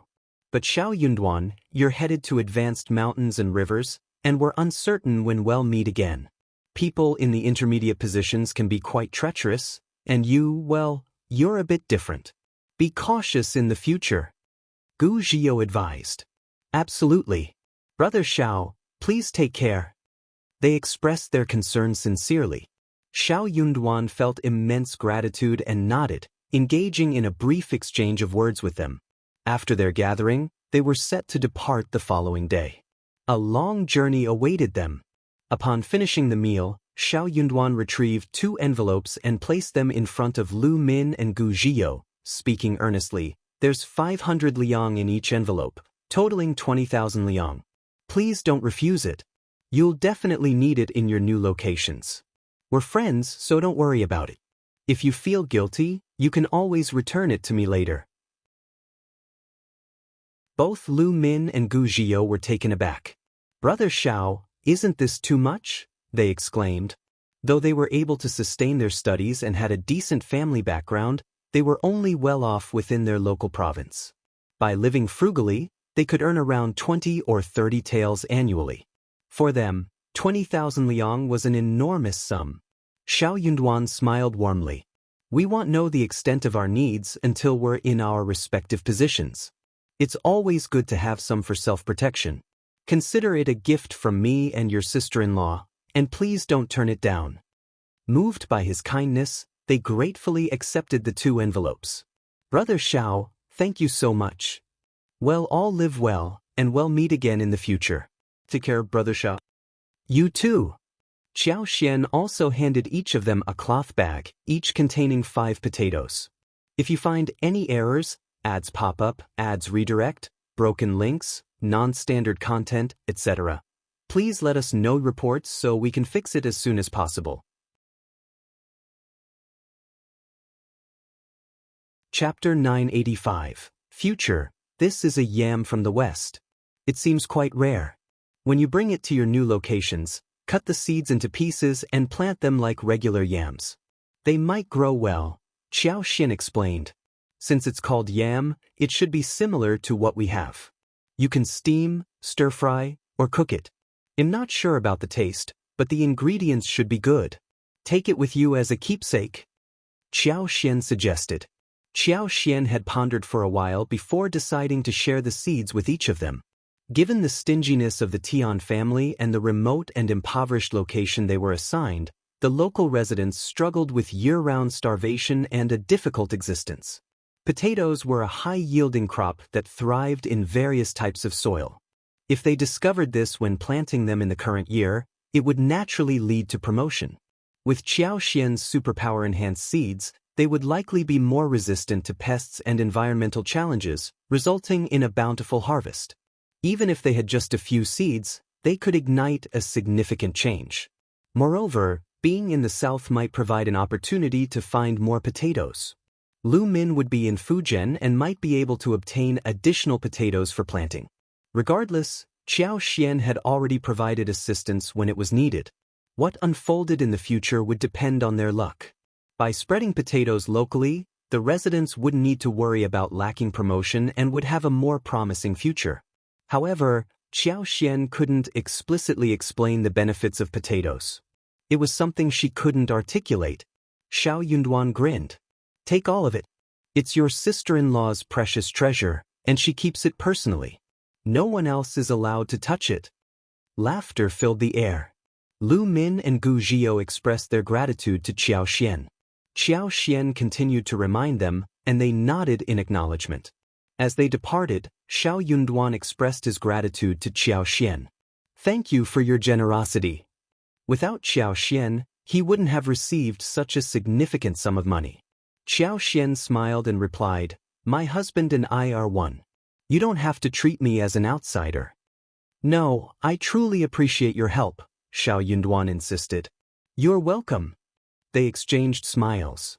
In truth, without Xiao Yunduan and the Tian family's assistance, Qiao Xian would have struggled to survive in this world, despite her superpower. She couldn't reveal her abilities to others as it would only invite trouble. In the eyes of the world, she was merely a vulnerable woman. Making money wasn't easy, and even if she accumulated wealth, it would attract endless trouble and unwanted attention. It was quite bothersome. The only alternative would be to hide away in remote mountains and forests, but that would be dreadfully dull. Only when they were together could they truly enjoy themselves and experience life to the fullest. Money held little significance for Qiao Xian. With her skills, she could easily earn money whenever needed. After bidding farewell to Lu Min and the others, the remaining classmates departed from the capital and commenced their respective work assignments. Those assigned to positions in the capital reported to their respective governmental offices. Xiao Yunduan, too, was assigned to Hanlin Academy. Although no one dared to gossip openly about him and the elder miss anymore, he still faced exclusion from his peers. After all, it was widely known that the Tian family and the elder miss had suffered humiliation. The Tian family would never let Xiao Yunduan off the hook. Their actions were merely an attempt to save face. They eagerly anticipated Xiao Yunduan's downfall, convinced that his luck as an officer was about to run out. If you find any errors, ads pop up, ads redirect, broken links, non-standard content, etc., please let us know reports so we can fix it as soon as possible. Chapter 986, Hanlin Academy. No one dared to approach him at this moment. The incidents involving Lu Min and Gu Zhio had left a lasting impression on everyone. However, the Tian family refrained from commenting or making things difficult for Xiao Yunduan. They simply maintained a distance from him, as if he were invisible. Each individual prioritized their own future and avoided any involvement. Qiao Hongxi felt increasingly irritated. He had never anticipated becoming so closely associated with Xiao Yunduan. Initially, he had planned to manipulate others into harassing and humiliating Xiao Yunduan, eager to witness his downfall. After all, he was determined not to let Xiao Yunduan enjoy a good life. But now, he didn't dare to. Yes, he lacked the courage. However, the memory of the 4,000 liang he owed Xiao Yunduan and Qiao Xian, along with the words inscribed on that piece of paper, silenced any complaints he might have had. The couple were unpredictable. What if they were compelled to expose the secret publicly? The humiliation would be unbearable. Consequently, Qiao Hongxi had no choice but to avoid Xiao Yunduan. Even if he accidentally encountered him, he would lower his head and pretend not to notice. Unfortunately, news of their connection reached the ears of others soon enough. Concerned individuals began questioning why Qiao Hongxi wasn't seen with Xiao Yunduan. Your sister is married to Editor Xiao, making you his brother-in-law, right? Congratulations, Brother Qiao, you now have a prestigious son-in-law. Indeed, Brother Qiao, why don't you spend time with him? It's strange to see such distance between you two.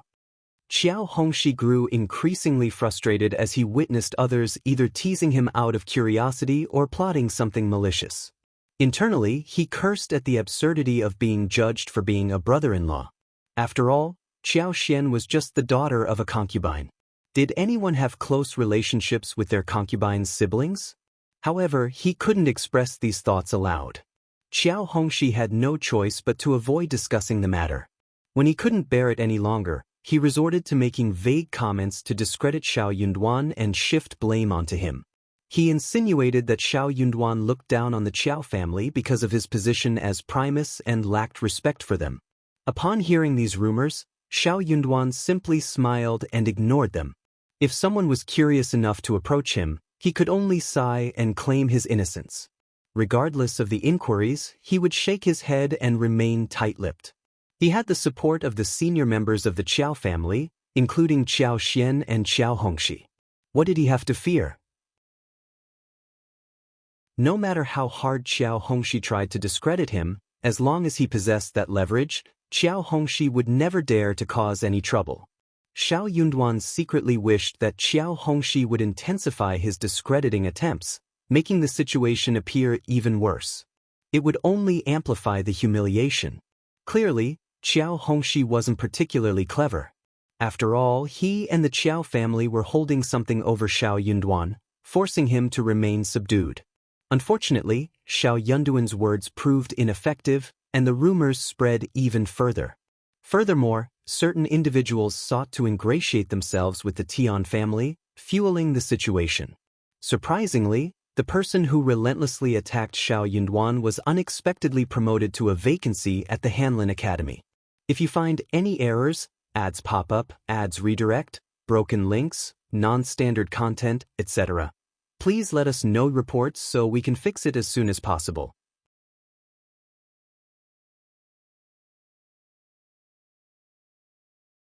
Chapter 987. Impeachment. To the man's astonishment, he was not only surprised but also delighted.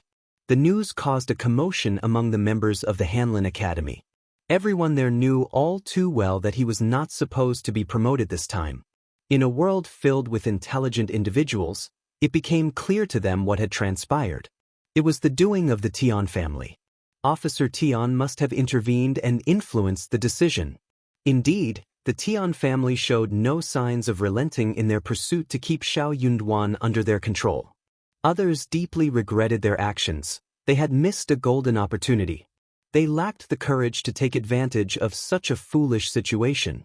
But now it was too late. If the Tian family wished to see Xiao Yunduan suffer, they would oblige and curry favor with the Tian family. Thus, Xiao Yunduan was burdened with a highly challenging task. He chose not to retaliate and accepted all the responsibilities placed upon him. Someone knowledgeable from the censorate even suggested that Xiao Yunduan should face impeachment. They accused him of being immoral, disrespectful to his elders, rebellious, and treacherous. They argued that he brought disgrace upon all scholars and failed to live up to the emperor's expectations. They claimed he was unfit to hold any official position. Since revealing the involvement of the Tian family was not an option, they seized upon the Qiao family, turning it into an issue. The individual leading the impeachment believed they had found the perfect avenue and took great pride in their discovery. For scholars, possessing both morality and talent was of utmost importance. Once they were accused of immorality, their lives would be utterly ruined. Even the most revered scholar could fall from the heights of acclaim to the depths of despair overnight, let alone the Primus. Secretly, countless individuals were observing the unfolding drama. Normally, the appointment of a junior editor at the Hanlin Academy would not garner the attention of courtiers. Frankly, no one would be so idle as to impeach a minor editor. However, the situation changed when the Tian family became involved. Certain ministers felt that the Tian family was exerting undue influence. After all, it was the Tian family's own mistake for hiring Xiao Yunduan as their son-in-law. What did that have to do with editor Xiao? On the contrary, Xiao Yunduan's refusal to abandon his wife, even if it meant compromising his own future, was quite admirable. The emperor personally intervened, and Officer Tian even shared a drink with editor Xiao in the presence of the emperor, declaring that they should let it go. However, less than 20 days had passed. Now it was time to settle the score. Officer Tian was too arrogant, thinking he would not face any consequences when the Tian family had no involvement in this matter. They would see what the emperor thought of all this. But Xiao Yunduan had been waiting for this moment. What was the point of engaging in a minor dispute within the Hanlin Academy? At most, they would receive a scolding from the officials. It was not as thrilling as appearing in court. Thus, by severing ties with the Qiao family, the Tian family could maintain a clearer perspective. After this incident, the Tian family would think twice before attempting any cheap shots or tricks in the near future. Xiao Yunduan had to give them credit for that. Xiao Yunduan's impeachment left Emperor Xian feeling deeply displeased.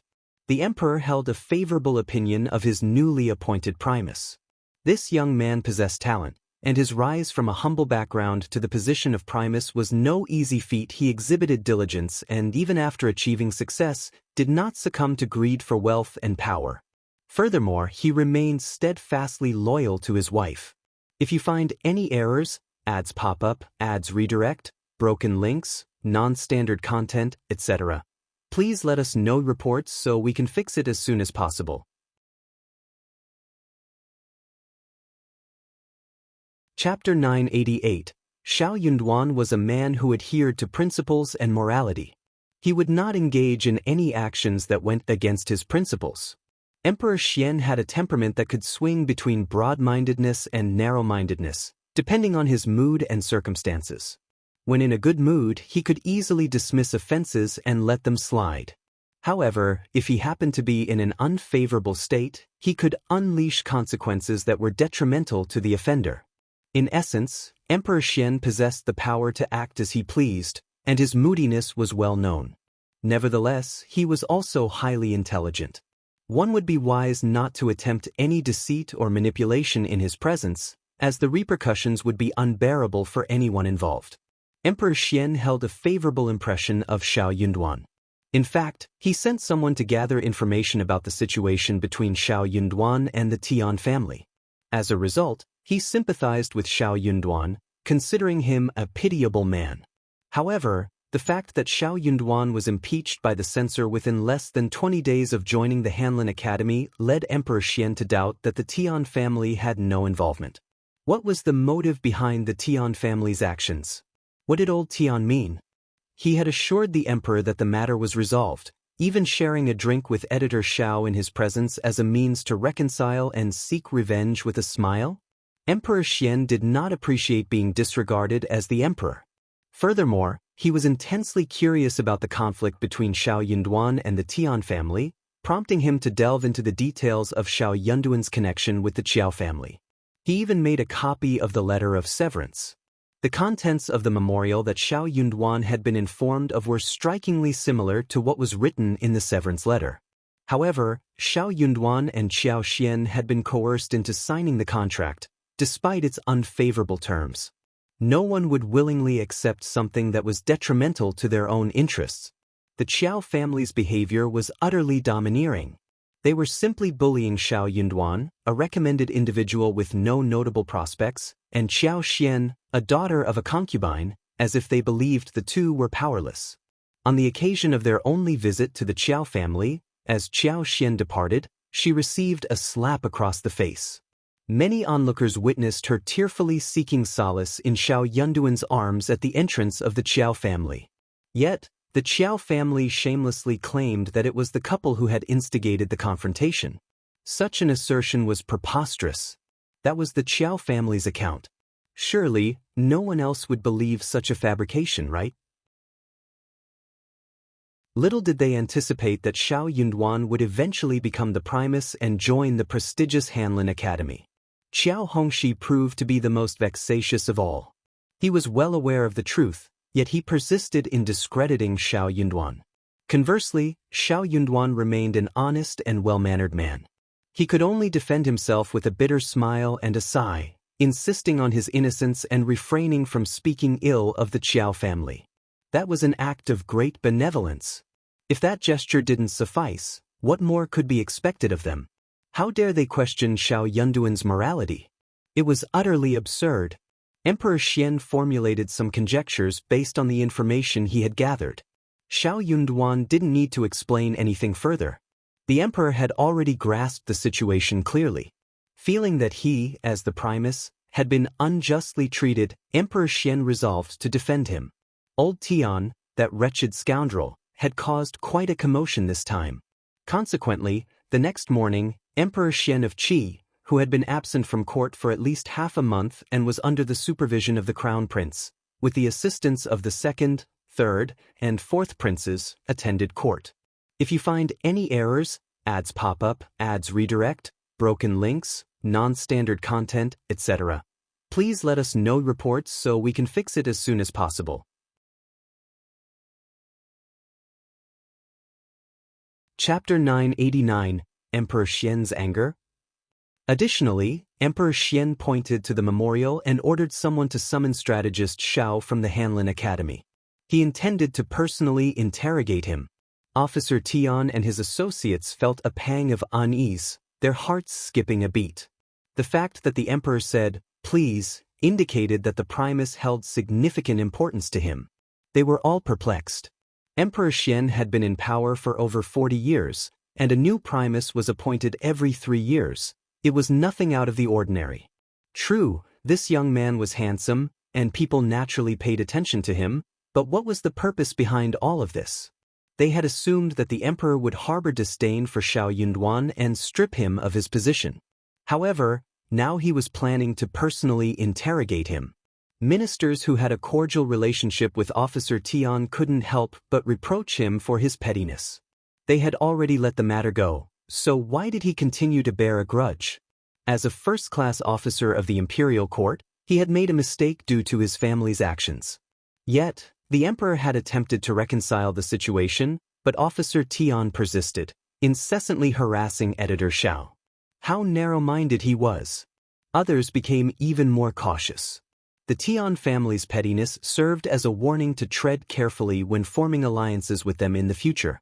Who knew when they might unintentionally offend them and incur their lasting enmity? Xiao Yunduan arrived at the court and gracefully performed a kowtow. Emperor Xian couldn't help but feel a sense of satisfaction upon witnessing this. Just as Xiao Yunduan stood up, Censor Lu glared at him and snapped, "Xiao Yunduan, your immorality, disrespect towards your elders, and lack of decorum are an affront to all scholars. Confess now and seek the emperor's forgiveness, or else you shall persist in your obstinacy." "How dare you!" Emperor Xian erupted in fury. He seized one of the memorials and hurled it toward Censor Liu's head, shouting, "I haven't uttered a word, yet you have the audacity to flaunt your authority. I specifically stated that I would personally conduct the interrogation, and now you seek to pronounce judgment. Who do you think you are? How dare you override me?" The courtiers were left in a state of shock, their heads bowed low and their breath held in anticipation. Censor Lu was taken aback, his mind reeling and his face drained of color. Cold sweat drenched his back.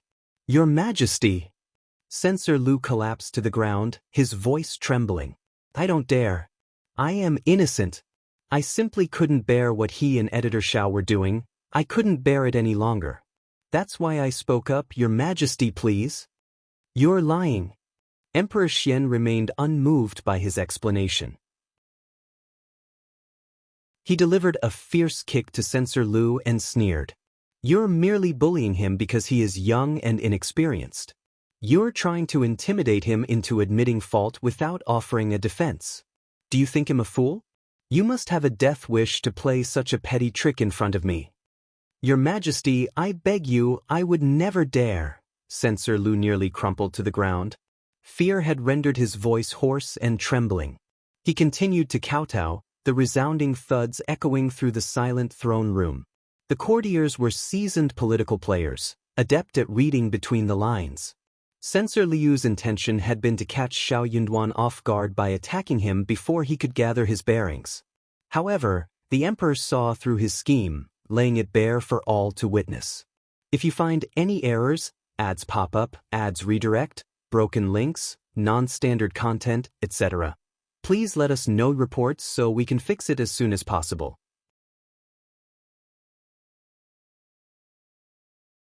Chapter 990, Thunder. He had publicly humiliated him. The courtiers were all reminded of a crucial fact. Emperor Xian's temperament was mercurial, and when he turned malicious, he spared no one's dignity. Emperor Xian remained unmoved, a cold sneer on his lips. "Silence. I have no desire to hear any more of your nonsense." My court will not tolerate heretics, evildoers, and despicable individuals like you. Men, remove his black hat, strip him of his official attire, and escort him out of the Golden Throne Hall.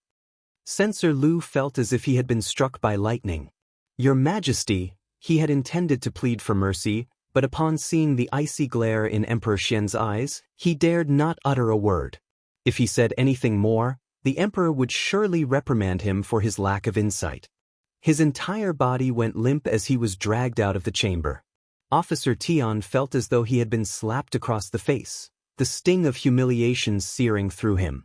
But what tormented him even more was the necessity to feign indifference, to act as though nothing had occurred. For he knew that to react would only deepen the humiliation. Officer Qiao, fear not. I am no tyrant, but I cannot abide those with wicked intentions attempting to deceive me. Emperor Xian turned to Xiao Yunduan, adopting a friendly tone. He gestured for the eunuch to present the memorial to Xiao Yunduan. If there is anything else you wish to convey, speak freely, and I shall make a fair judgment. Thank you for your benevolence, Emperor. Xiao Yunduan bowed respectfully, then rose to accept the document. The situation was progressing better than he had anticipated. Xiao Yunduan sighed ruefully as he recounted the events of his visit to the Qiao family with his wife, which resulted in their expulsion and his wife being subjected to physical abuse. He continued, I possess evidence in the form of a severance letter written by the Qiao family, formally disowning their relationship with both me and Ms. Qiao. However, as they are her family, I could not bring myself to reveal the truth. I had hoped to clear my name, but instead, matters have escalated, and the emperor has been alerted. This is entirely my fault. The ministers were taken aback, while Officer Tian seethed with anger. Why did you not produce the severance letter earlier? It could have spared us much trouble. Xiao Yunduan requested that Officer Tian retrieve the severance letter from his residence. Emperor Xian sneered. There is no need. I am already aware of what transpired within the Qiao family. Fearing that you would approach them for financial support, they wrote the severance letter to belittle you. Now that you have risen to the position of Primus, they are envious and seek to tarnish your reputation. How despicable! I recognize the injustice you have suffered in this affair. Xiao Yunduan remained silent, processing the emperor's words. Thank you for your consideration, Your Majesty, he finally responded. Emperor Xian let out a sigh. As the new Primus, if anyone dares to unjustly humiliate you, you have the right to seek support from the Crown Prince or the other princes. Let's see who would dare to act against you. It was absurd to think that his newly appointed Primus would be subjected to bullying without any support. Emperor Xian found the notion preposterous. Thank you for your concern, Your Majesty. Xiao Yunduan expressed his gratitude once more. Rise, Emperor Xian commanded with a wave of his hand, his gaze coldly sweeping over the courtiers. Is there anything else you wish to address? The courtiers shook their heads, acknowledging that the emperor's perspective was just. No one dared to voice any dissent. They all understood the clear message conveyed by the emperor. If you find any errors, ads pop up, ads redirect, broken links, non-standard content, etc., please let us know reports so we can fix it as soon as possible.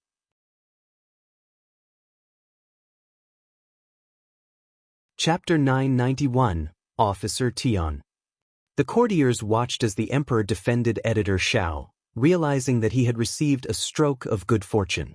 With the emperor's support, editor Qiao would have the freedom to act as he pleased at the Hanlin Academy and even have influence over the crown prince and other princes. Emperor Xian expressed his disgust and asked, What about Qiao? Qiao at Hanlin Academy? The left assistant minister of the Ministry of Personnel responded, It is Qiao Hongxi, Your Majesty. He is no good either. Emperor Xian exclaimed, knowing the internal affairs that outsiders were unaware of. He takes advantage of strategist Xiao's soft-heartedness and bullies him. He is unworthy of his position. Demote him to an ordinary civilian without any rank. If he fails to show improvement, I doubt he can remain at Hanlin Academy any longer. You lack morality. Do not tarnish the reputation of the Hanlin Academy. The left assistant minister bowed, his forehead covered in cold sweat. Yes, Your Majesty. Emperor Qian released his pent-up anger, feeling somewhat relieved. He snorted and dismissed the court. Before leaving, he glanced at Officer Tian and commanded him to attend an audience. Officer Tian respectfully acknowledged, feeling even more ashamed. Xiao Yunduan bid farewell to the courtiers and departed from the Qianxing Palace. He waved to the departing courtiers and made his way back to the Hanlin Academy. The courtiers exchanged glances, shaking their heads, sighing, or even chuckling, each with their own thoughts on the events that had transpired. Editor Xiao was indeed fortunate, and it was clear that she should steer clear of any involvement with him in the future. The behavior of the Qiao family was completely uncalled for. They not only looked down upon Editor Xiao and his wife but even went so far as to present them with a severance letter. What gave them the right to fabricate stories about them? The unkindness exhibited by the Qiao family, particularly Qiao Hongxi, was truly disappointing. It was foolish of them to think they could concoct false evidence. How would they feel when the truth inevitably came to light? In Dongnuan Pavilion, Officer Tian stood beneath, respectfully facing Emperor Qian, whose expression was quite grim. "Do you know why I have summoned you?" Emperor Qian inquired. Officer Tian dared not claim ignorance. He kneeled down and said, "I apologize. I did not explicitly order it, but I was not broad-minded enough. I allowed certain tactics to be employed, and I purposefully remained silent. If it weren't for me, those individuals would not have troubled a newly appointed editor. I am deeply sorry, Your Majesty. Please, punish me." Officer Tian kowtowed repeatedly on the ground, expressing his remorse. Emperor Qian, recognizing Officer Tian's astuteness, felt the anger within him dissipate. He acknowledged that Officer Tian possessed a sense of wisdom. "I will not punish you, but you have certainly made a fool of yourself. It's all in the past now, and I have already addressed the issue publicly, haven't I? If anyone dares to bring it up again, teach them a lesson. If anyone dares to resist, why make things difficult for my new Primus? He is talented and virtuous, and I have plans for his future. There is no need for you to create further obstacles for him. It is always commendable to rectify one's mistakes. Just ensure that such a situation does not arise again. Thank you for your kindness, Your Majesty. I will remember your teachings. I apologize, but concerning my daughter," Officer Tian sighed, his voice filled with regret. Emperor Qian understood the predicament. The Tian family's daughter had always been exceptional and proud, one of the finest among the noble ladies. It was a great disappointment that she had fallen into such a trap in her marriage. No wonder old Tian was so upset. His actions were driven by love for his daughter. If you find any errors, ads pop up, ads redirect, broken links, non-standard content, etc., please let us know reports so we can fix it as soon as possible.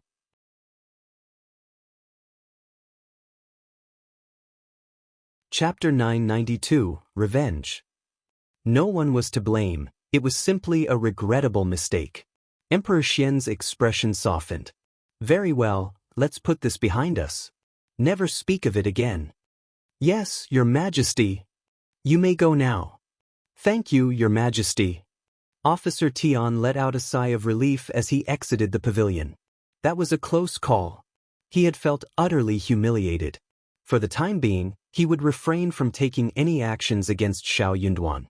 He would ensure that nothing would happen to him and that everything would go smoothly within a year.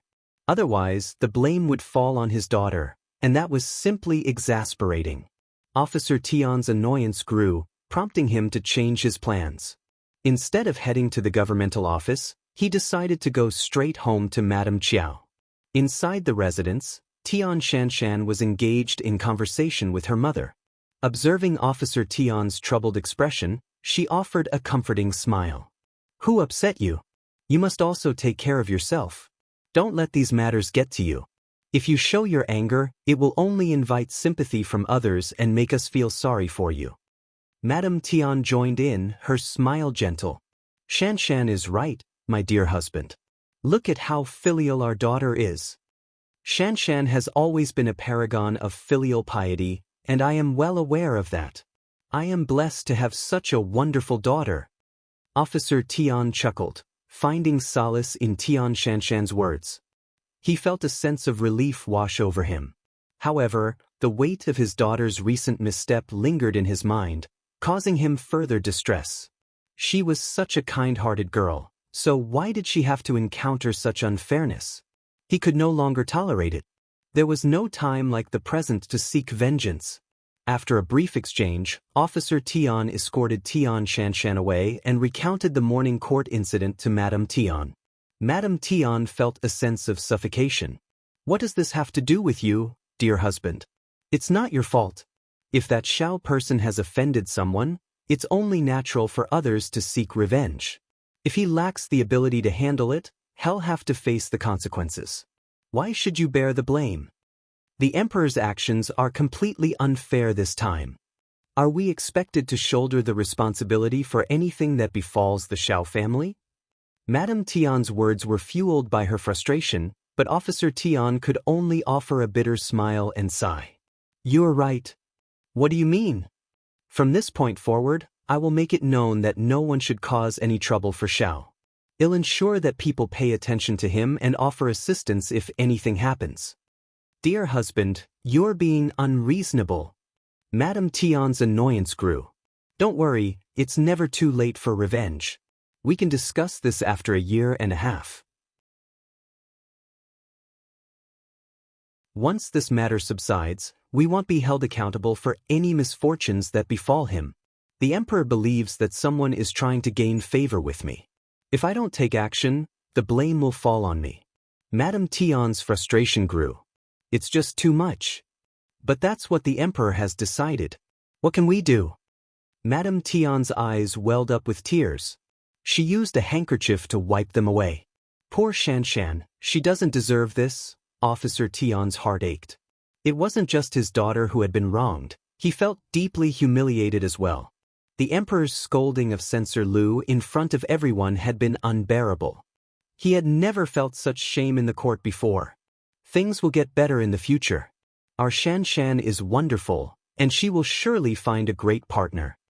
If you find any errors, ads pop up, ads redirect, broken links, non-standard content, etc., please let us know reports so we can fix it as soon as possible.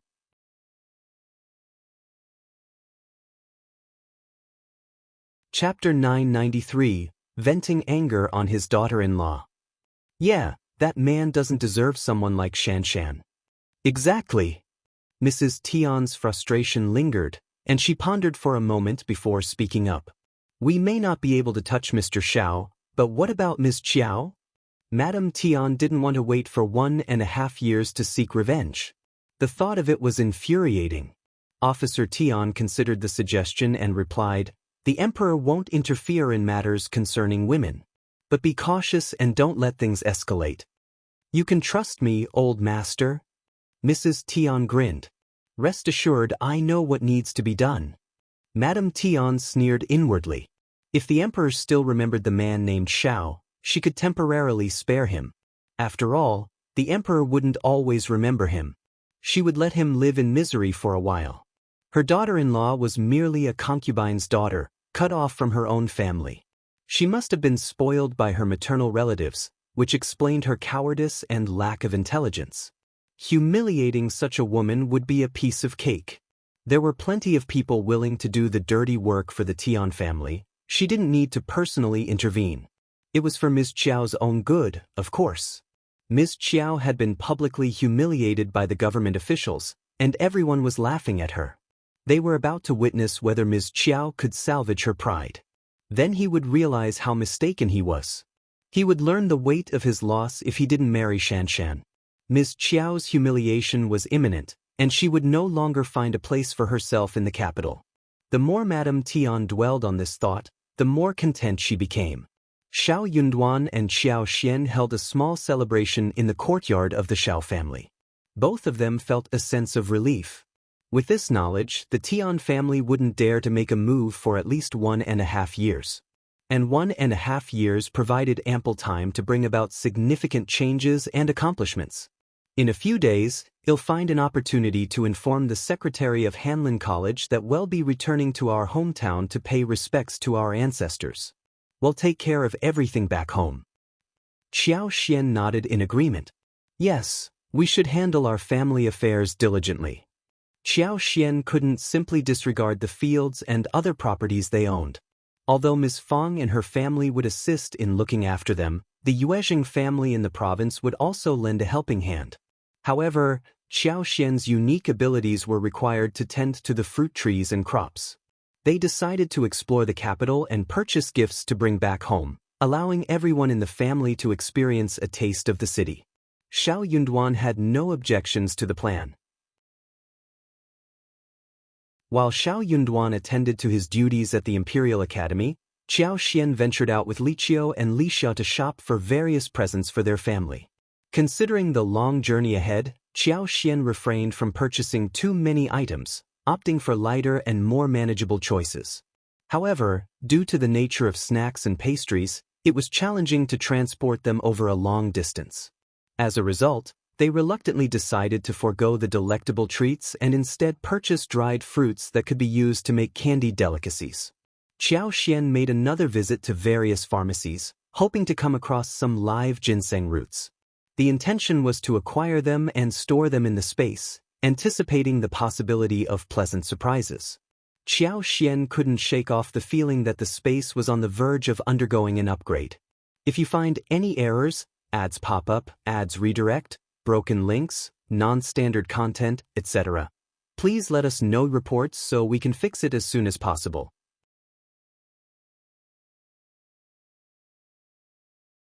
Chapter 994, Buying Living Ginseng. At this moment, if she could acquire 10 or 20 live ginseng plants and cultivate them, it would likely yield positive results. Expensive flowers like orchids and peonies could also prove to be highly effective. However, in the capital, such luxurious flowers and trees were always in high demand. They would be swiftly purchased by princes, kings, monarchs, and affluent families before even reaching the market. Money wasn't an issue for her, but she lacked the necessary skills. Hence, contemplating the matter was essentially futile. The demand for ginseng in the capital was exceedingly high. Perhaps, if luck favored him, he might be able to make a purchase? Qiao Xian had an exceptionally fortunate day. She successfully procured some live ginsengs from 2 different stores. In total, there were approximately 30 ginseng plants, varying in size. Qiao Xian felt as if she had discovered a treasure and managed to acquire everything at a bargain price. The amount she spent ran into tens of thousands. Even the wealthiest families in the capital did not purchase ginseng in this manner. Qiao Xian gained quite a reputation in the ginseng business, with numerous ginseng vendors eagerly offering their products to her. Even the 2 stores she had bought from were enthusiastically recommending some aged ginsengs. However, Qiao Xian declined all their offers. Although these aged ginsengs were of high quality, she could sense their lack of vitality. Over time, they had dried up and transformed into mere medicinal herbs. No matter how excellent they might be, they were of no use to her. Qiao Xian planted the 30 or so ginseng plants in her garden space. The following day, she witnessed all of them taking root in the soil and gradually rejuvenating. The spiritual energy was so abundant that Qiao Xian could see the expansion of the spring water area from the Proficiency Sutra. Standing near the spring, she gazed into the distance, unable to discern its end. It extended at least 3,000 to 4,000 meters away. Curiously, Qiao Xian casually broke a pomegranate and inserted it into the soil. To her surprise, the pomegranate firmly took root in the ground. The interspace no longer rejected ordinary plants like it used to. Even simple items were now accepted by the space. Qiao Xian was astonished. She had no idea how many things she could cultivate in this vast and fertile land. Regardless of the crop, it was evident that it would thrive and grow faster within this space. Moreover, the hut provided a storage space where items would never spoil. In the future, even during times of hardship like the Great Desolate Year, there would be no need to worry. Qiao Xian pondered over how to maximize the utilization of this land. Qiao Xian's first step was to divide the remaining 6 potatoes and plant 4.5 of them. She allocated 1.5 potatoes to the backyard of her small house in the capital. When the time for harvest arrived, it would be difficult for anyone to distinguish them if they were mixed together. The yield in the interspace was even more impressive. In less than 2 years, she would accumulate countless potatoes as seeds. Initially, she had some concerns. The potatoes needed to be planted within the current year, as planting them too late would be past the suitable season. Even though she had the assistance of the interspace, it wasn't ideal to delay the planting for too long. Since Qiao Xian was returning to her hometown with Xiao Yunduan, she couldn't plant the potatoes there. They had to be planted in the capital. However, the journey was long and time-consuming. It would take more than 3 months to reach their destination. Who knew what would become of the potatoes by the time they returned to the capital? Nevertheless, she had no other option. She was still in a dilemma, but unexpectedly, the interspace upgraded and became more accommodating. Now, she no longer had to worry. If you find any errors, ads pop up, ads redirect, broken links, non-standard content, etc., please let us know reports so we can fix it as soon as possible.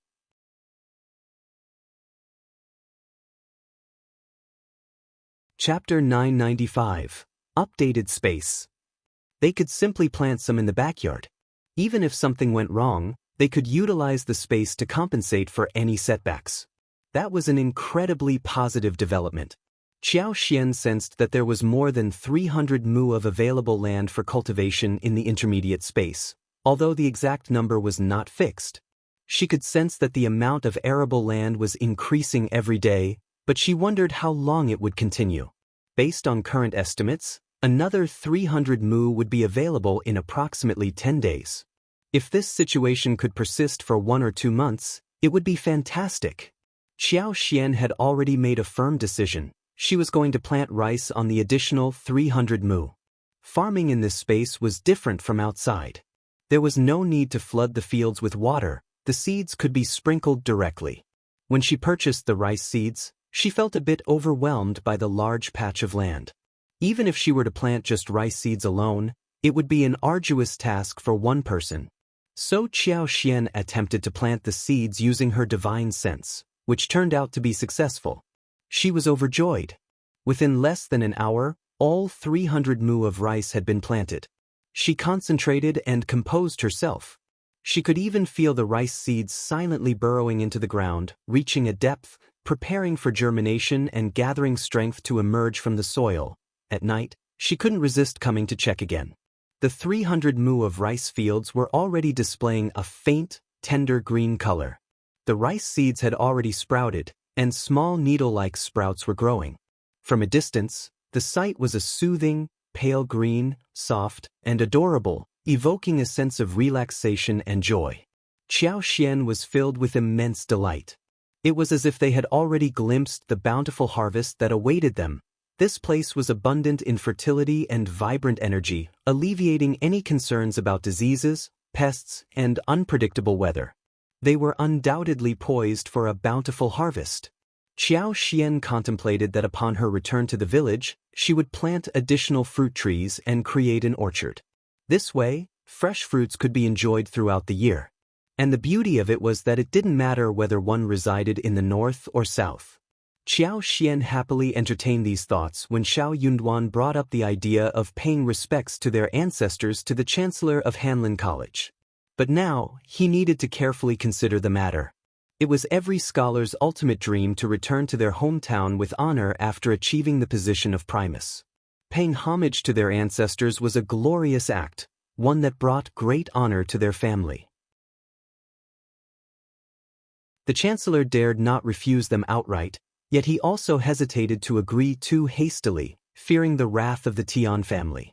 So, with a smile, he vaguely stated that he needed some time to ponder the request and promised to provide Xiao Yunduan with an answer within a couple of days. Meanwhile, he assigned some tasks to keep Xiao Yunduan occupied, allowing him the opportunity to pay tribute to his ancestors. Xiao Yunduan nodded in understanding. The courtyard scholar let out a sigh of relief. He couldn't reject Primus Xiao's request, yet he had intentionally made things challenging, making it difficult for the Tian family to find fault with him any longer.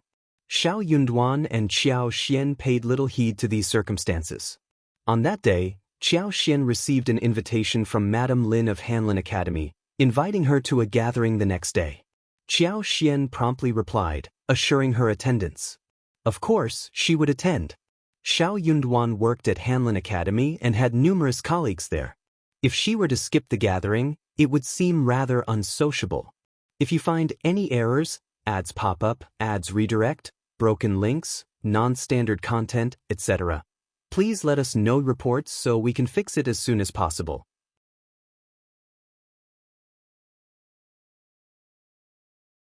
Chapter 996, Guest. Qiao Xian harbored doubts about her ability to navigate the gathering. Hanlin Academy held significant governmental authority, and many officials within were financially struggling. Some frequented pawnshops numerous times in a year. However, such positions held great value. To achieve fame and become an exemplary figure among scholars worldwide was to etch one's name into the annals of history. Moreover, the imperial court relied on Hanlin Academy scholars to compile official records, a prestigious duty that filled scholars with pride. Additionally, Hanlin Academy offered an alternative path. The 6 ministries, particularly the Ministry of Personnel and Ministry of Revenue, were staffed by individuals transferred from Hanlin Academy. To ascend to higher positions within the government and become heads of departments, one needed to undergo training at Hanlin Academy. Throughout the history of the Qin dynasty, every minister without exception hailed from the 6 ministries of Hanlin Academy, proceeding through the Ministry of Personnel before entering higher echelons of power. Though the odds of becoming a court leader were slim, admission to Hanlin Academy undoubtedly presented an opportunity, right? And due to this slim chance, officials within the 6 ministries were cautious about offending those from Hanlin Academy. After all, one could never predict the future. What if the person they offended today became the prime minister tomorrow? Or what if someone with whom they maintained good relations rose to the position of first secretary? Unless it was a matter of life and death, there was no need to stir up trouble unnecessarily. Hence, Hanlin Academy held a unique and significant position within the entire bureaucratic structure of the capital. Lin Hanlin, currently a 6th-ranked servant, held a rank higher than Xiao Yunduan and exhibited commendable performance. He had promising prospects, potentially advancing to become a 5th-ranked servant or even joining the esteemed 6 tribes for further training. Madame Lin took great pride in her husband's accomplishments and held a prominent position among the wives of the officials at Hanlin Academy. Officer Lin, originally not from the capital, had dedicated 10 years of service at Hanlin Academy. Due to limited income, he had been unable to afford a house for a long time. In the earlier years, he faced significant hardships. However, 2 years ago, he received a substantial reward, allowing him to rent a decent living space. The banquet was hosted in this modest courtyard. Qiao Xian arrived at an opportune moment. As the wife of the Primus, she no longer carried the same audacity she had possessed when she assumed the role of Primus.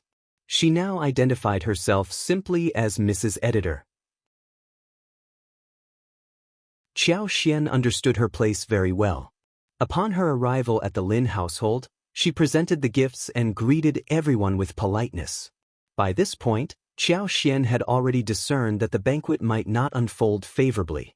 The gifts she brought included 2 pieces of fine Hangzhou silk, 2 pieces of inkstone of equal quality, and 2 boxes of renowned Yangxiang's pastries from the capital. The pastries encompassed a total of 8 varieties, accompanied by 2 boxes of high-quality preserves, each consisting of 8 different kinds. This present was very generous among the women from the Hanlin Academy. The silk alone cost 5 liang. The Lin family was not a rich family, and Qiao Xian should have been very happy to receive such a generous gift from them, as if she were visiting a senior. Madame Lin should have treated her well too. But Qiao Xian observed carefully, Madame Lin was very happy, and she smiled brightly when she saw the presents. If you find any errors, ads pop up, ads redirect, broken links, non-standard content, etc., please let us know reports so we can fix it as soon as possible.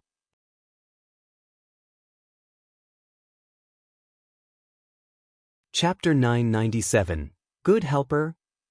However, the entire process didn't last long. Soon enough, her smile faded, and she rose from her seat. Qiao Xian comprehended the situation clearly. Madame Lin deliberately neglected to introduce the other madams to Qiao Xian. Qiao Xian wasn't someone to be easily manipulated. If Madame Lin refused to introduce them, Qiao Xian would make the request with a polite smile. Reluctantly, Madame Lin finally introduced them to her. Regardless of whether the other madams avoided her or treated her with fake smiles, Qiao Xian remained indifferent. All she needed was to know who they were. Madame Lin had invited numerous guests for the occasion, including 12 women from Hanlin Academy and the 6 ministries. The living room of the Lin household was filled with bustling noise, comprising both maids and elderly women. Xiao Yunduan, as one of the 6 advanced scholars who had recently joined Hanlin Academy, had 3 wives accompanying him. Madame Zhou and Madame Han, the new wives of the officials, harbored strong hostility towards Qiao Xian. Although they were not well acquainted with each other, this shared sentiment brought them closer, engrossed in their own conversations and laughter. Their disdain for Qiao Xian only deepened. Qiao Xian, who had been treated as a mere tool, could only sigh inwardly. The women chatted and laughed among themselves, purposefully ignoring Qiao Xian. It seemed they had no interest in engaging with her, whether intentionally or unintentionally. Qiao Xian had never intended to involve herself with them. Neither she nor Xiao Yunduan needed their approval. With the emperor's support, they wouldn't dare to make trouble, regardless of their dissatisfaction. After all, Censor Lu had been dismissed, and no one would risk making jests about their husband's future. They rarely associated with each other, and their presence had minimal impact on Qiao Xian's life. She had no intention of ingratiating herself with individuals she knew had ill intentions.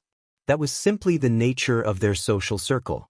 Unless they willingly accepted someone, forcefully entering their ranks was an arduous task. Furthermore, it was evident that the circle held a dislike towards her. "Oh, Mrs. Xiao Xiao, why are you so quiet? Come and join our conversation," one of the madams suddenly remarked, accompanied by a smile. All eyes turned towards Qiao Xian. She is the wife of the Primus, and she's quite exceptional. It's no wonder she doesn't find us appealing. Someone sneered.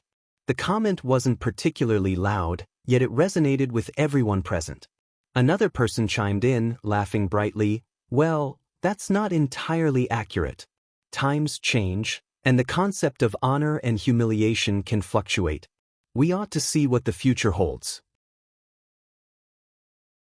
10 or 20 years down the line, we'll have a clearer understanding. Everyone nodded in agreement. Indeed, being adept at studying doesn't guarantee proficiency in the role of an officer. Throughout history, there have been numerous advanced scholars who ascended to positions of power. Yes, success hinges not only on examination results, but also on genuine talent and character.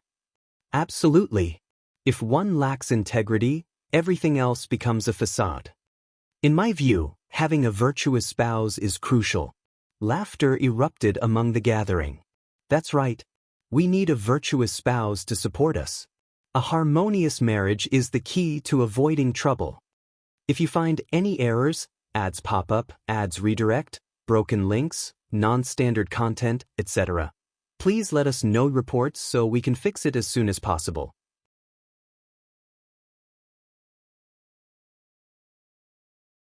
Chapter 998, Pretending. Qiao Xian smiled in response. Indeed, a good wife should refrain from speaking nonsensically and avoid causing unnecessary trouble. It is often the tongue that creates problems. Engaging in idle chatter is not worth the trouble. That's the wisdom I've acquired, isn't it?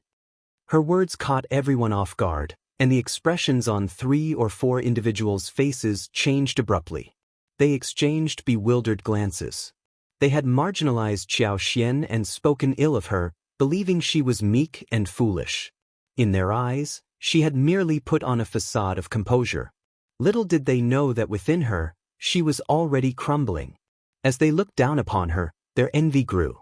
How could Primus Xiao, who had spurned the prestigious Tian family and rejected elder Miss, choose such a timid and foolish concubine's daughter? Unexpectedly, she had been pretending to be weak all along. Each word she uttered cut like a sharp blade. Madame Qin, known for her temper and seniority, seemed to assert her dominance. She sneered and aggressively addressed Qiao Xian. "That's not a trivial matter, Mrs. Xiao. Your modesty has surprised us all. But couldn't you speak with a bit more decorum? You should show respect to the host, shouldn't you? Madame Lin has been so gracious to us, and you wouldn't want to spoil the atmosphere and dampen everyone's spirits. What could be the reason behind your behavior? I know your husband is highly capable, and the emperor supports him. However, that doesn't give you the audacity to disregard others' feelings, does it? I speak my mind freely, and am not even afraid if you get angry and report me."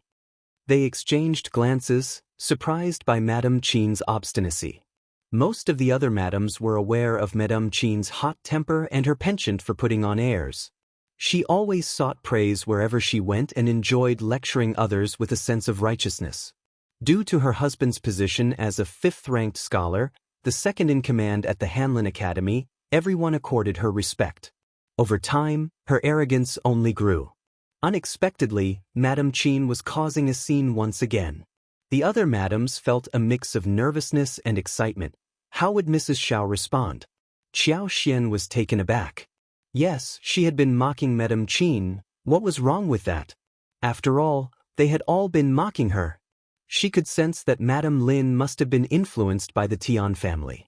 Some of the attendees had ties to the Tian family or harbored jealousy towards her. Qiao Xian smiled calmly. "I thought Madame Qin was praising me, but apparently that's not the case. However, I am uncertain as to what I have done wrong. Please enlighten me, Madame Qin." Madame Qin's face contorted in anger. It had been years since anyone had contradicted her so boldly in public. She cast a disdainful look at Qiao Xian and sneered, "You don't even understand your own actions. It's because you're slow-witted, despite having read so many books. I am not obligated to teach you anything. You don't need to teach me anything either. Xiang, if you find any errors, ads pop up, ads redirect, broken links, non-standard content, etc., please let us know reports so we can fix it as soon as possible."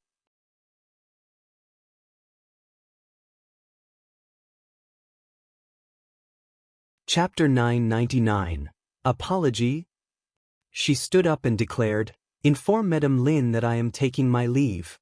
Giving Qiao Xian a disdainful glance, Madame Qin made it clear that she had no desire to associate with her. Madame Lin happened to be in the kitchen, and Xiao Xiang nodded before leaving to deliver the message. The other madams became anxious, attempting to dissuade Madame Qin. "Madame Qin, please reconsider. I'll be so dull without you." "Yes, it's such a rare gathering. Isn't it enjoyable to chat and laugh together? Mrs. Xiao is still young and inexperienced. Madame Qin, you possess magnanimity. Please calm down." Mrs. Zhou turned towards Qiao Xian. Mrs. Xiao apologized to Madame Qin. Smugly, Mrs. Han chimed in, "Indeed, just apologize, and Madame Qin will forgive you. Don't you want to preserve the harmony of this gathering?" Mrs. Zhou and Mrs. Han, both envious of Xiao Yunduan's equal ranking with their husbands, were eager to seize this opportunity. The rest of the madams nodded in agreement, expecting Qiao Xian to offer an apology. It appeared as though Qiao Xian was the one in the wrong. In that moment, Madame Lin arrived, wearing a smile. "Mrs. Xiao, Madame Qin is a senior figure whom we should respect, isn't that right? Apologizing to Madame Qin would be the appropriate course of action. It would be regrettable if she were to leave." Qiao Xian felt a surge of disgust, as though she had swallowed a fly. Were these the wives of the Hanlin Academy? What were they thinking? She found herself being pressured to apologize, with even the host, Madame Lin, speaking up. Respecting the host was necessary, wasn't it? Qiao Xian began to make an assumption. If she were to apologize, it would imply that she was immature, unruly, and lacked understanding of what was appropriate. It would be seen as her first guest appearance resulting in offense, raising concerns about her morality. If they chose not to apologize, they would be perceived as ignorant and obstinate, unaware of what was good for them. Their husbands being Primus gave them a sense of arrogance and entitlement, making them unreasonable and disrespectful towards their seniors and even the host. In essence, whether she apologized or not, she would be labeled as a person of questionable character. Even Xiao Yunduan wouldn't be spared from that judgment. Qiao Xian struggled to contemplate her next move, but tears wouldn't come. She covered her face and sobbed. What have I done wrong? I simply expressed that as wives, we shouldn't engage in idle gossip like market women. What harm would it cause our husbands? What's so wrong about that? Madame Zhou and Madame Han keep insisting I'm in the wrong, but I fail to understand why. She turned to Madame Lin, grasping her sleeves, and lamented, Madame Lin, you are the judge. Tell me, am I wrong? If you dare to say I'm wrong and consult my husband about this, let it be known that I will come to your doorstep and beg for forgiveness. Everyone present. Some astute individuals began to feel a sense of caution. Mrs. Xiao was not someone to be taken lightly. It was no wonder even the Tian family had faced her wrath. They concluded that it would be best to steer clear of her in the future. Madame Qin pursed her lips, growing even more infuriated. If you find any errors, ads pop up, ads redirect, broken links, non-standard content, etc., please let us know reports so we can fix it as soon as possible.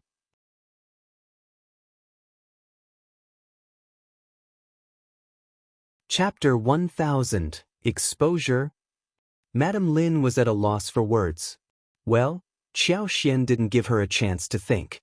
She tugged at her sleeves. Mrs. Lin, am I wrong? Madame Lin had no choice but to shake her head. You are right. I knew Mrs. Lin is a very understanding person. Qiao Xian looked up at Mrs. Zhou and Mrs. Han. Mrs. Zhou, Mrs. Han, tell me, what did I do wrong? Should I apologize to you? What would be the point? Mrs. Zhou and Mrs. Han flushed with embarrassment. Madame Lin had just informed them of what Qiao Xian said, and now Qiao Xian was interrogating them. They couldn't counter Madame Lin's statement, and they had no choice but to remain silent.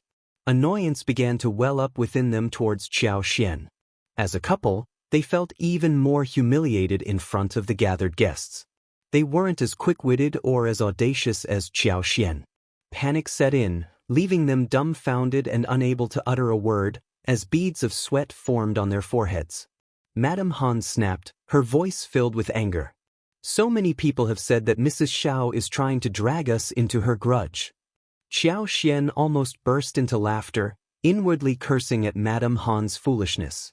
She wasn't about to let go of this opportunity. She responded instantly, Mrs. Han, what are you talking about? I only heard the two of you speak. No one else said a word. Mrs. Han, please point it out. All eyes turned to Madame Han with disapproval. Madame Han was taken aback, realizing she had misspoken. Her face flushed with embarrassment, feeling deeply humiliated. You're up to no good, Madame Han exclaimed. Qiao Xian responded with curiosity, Of course, I am up to no good. Mrs. Han, you spoke those words of your own accord, without any coercion from me. I am merely following your lead. If you don't wish to answer me, I will pretend I never heard anything. You are accusing me without any valid reason, and it's quite perplexing. Mrs. Han's eyes widened, her lips quivered, and her face flushed with a mix of anger and embarrassment. How delightful! The others couldn't bear the situation any longer. It had become incredibly embarrassing for Mrs. Han. If given the chance, she would have loved nothing more than to tear Mrs. Xiao apart. They all sighed inwardly, realizing that Mrs. Xiao was not someone to be trifled with. Editor Xiao was a Primus, and he couldn't be foolish enough to offend the Tian family just to protect his wife. Mrs. Xiao couldn't possibly be an idiot. Even Madame Qin grew weary of the situation. She had a sense that she couldn't afford to provoke this woman, so she abandoned the idea. It would be immensely embarrassing if her attempts to confront Qiao Xian backfired. Concerns about her husband's position and Qiao Xian's temper had made everyone yield to her demands in the past, and she was well aware of that fact. Now, they realized they had kicked a hornet's nest. Well, never mind, Madame Min forced a laugh and tried to appear relaxed. I believe it's just a misunderstanding. We are all friends here, and we will be spending a lot of time together in the future. We can discuss things calmly, there's no need to be so serious, right? A collective sigh of relief swept through the room, and everyone nodded with forced smiles. Madame Lin expressed her gratitude to Madame Min and smiled. "It's entirely my fault as the host. I haven't served you properly, please forgive me. Let's have some more tea and continue our conversation. We'll have dinner soon, and we can enjoy a pleasant chat afterward. If you find any errors, ads pop up, ads redirect, broken links, non-standard content, etc., please let us know reports so we can fix it as soon as possible."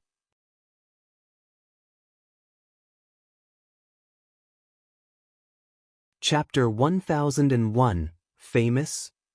Everyone smiled and shifted the conversation to a different topic. Madame Lin instructed the maids to bring more tea and snacks, greeted everyone, and headed to the kitchen to check on the progress of the dishes. Madame Qin, who had intended to leave, was convinced to stay and returned to her seat. Madame Han's face was still flushed with embarrassment, but she didn't want to leave on a sour note. It was her first invitation from her husband's wife, after all. Casting a sharp glance at Qiao Xian, she reluctantly sat back down. Even Mrs. Zhou felt a sense of unease. She made a silent promise to herself to never interfere in others' affairs again. Qiao Xian had gained a newfound reputation after this confrontation, and even Madame Qin couldn't help but view her in a different light. Qiao Xian carried herself with even more confidence than before. Eventually, a couple of madams exchanged pleasantries with her. Qiao Xian reciprocated the greetings. Many of those who had initially planned to ridicule Qiao Xian decided to drop the idea after witnessing her resilience. No one wanted to be embarrassed in return. 3 women bargaining in a market turned into a gathering of over 10 women engaged in lively conversation. Although their husbands held modest positions, and Madame Qin's husband was only ranked 5th, he possessed extensive knowledge about the noble families, princes, kings, and monarchs. Madame Qin was thrilled to engage in discussions on such topics. They shared stories about conflicts between concubines in the household, which young masters kept mistresses and clashed with their first wives. They delved into discussions about fashion, jewelry, cosmetics, and various hobbies. They also shared information about stores offering affordable items, expensive snacks, and the trickiest department stores to navigate. Qiao Xian was captivated by the gossip, despite not fully understanding the context. The sudden mention of the Empress Dowager's peony piqued her curiosity.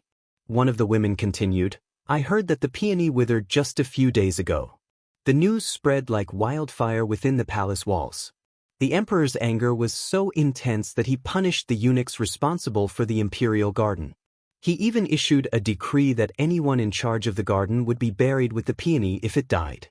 The tension in the palace is palpable, and everyone is walking on eggshells, afraid of incurring the emperor's wrath. Gossip related to the royal family always held a special allure, and Madame Qin, too, was captivated by the story. "Is this really true? Are you certain?"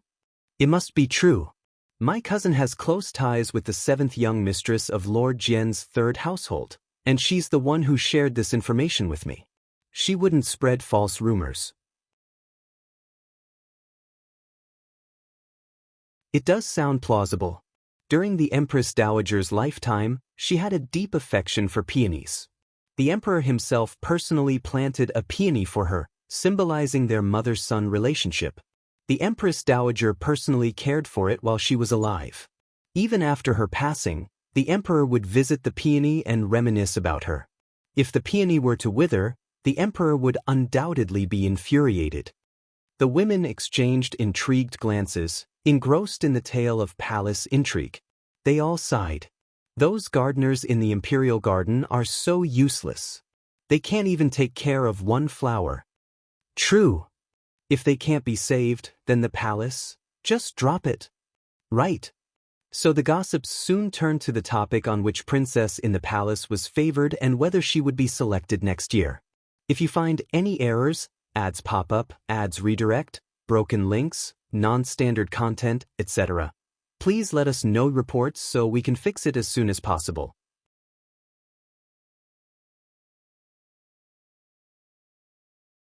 Chapter 1002, Protection.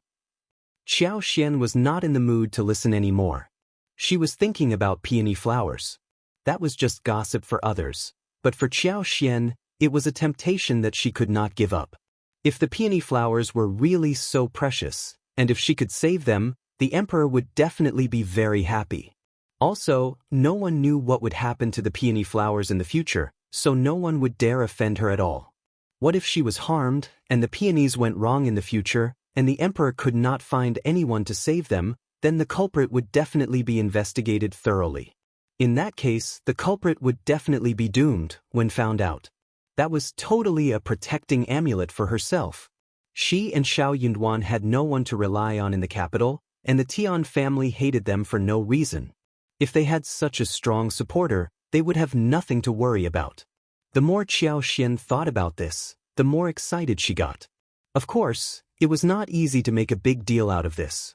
If the treatment failed, it would be a disaster. But Qiao Xian still wanted to have a try. They had to take a huge risk to get the benefits. Qiao Xian did not care about the banquet anymore.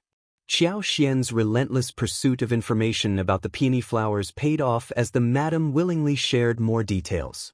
She couldn't help but be intrigued by Qiao Xian's genuine interest and straightforwardness. Meanwhile, Madame Lin and her two friends had initially planned to embarrass Qiao Xian during the banquet, but her unexpected confrontation had foiled their scheme. They were now apprehensive about getting involved further, fearing retaliation from Qiao Xian. In an attempt to undermine her, one of them had discreetly arranged for a plate of quail eggs, hoping to trick her. However, Qiao Xian's sharp senses enabled her to detect the potential trap, and she skillfully avoided it, leaving the others hesitant to make any further attempts. Despite the tense atmosphere earlier, the meal proceeded smoothly, and everyone enjoyed themselves. Once the guests departed, Madame Lin took stock of the presents received. To her surprise, none of them compared to the valuable gift presented by Qiao Xian. This mixture of happiness and annoyance stirred within Madame Lin as she pondered the implications of Qiao Xian's extravagant offering. It was customary for a first-time visitor to bring more gifts, but this particular gift was exceptionally valuable, leaving Madame Lin with conflicting emotions. They were relieved to have benefited from the gathering, but they also felt concerned about Qiao Xian's potential inability to explain her extravagant gift.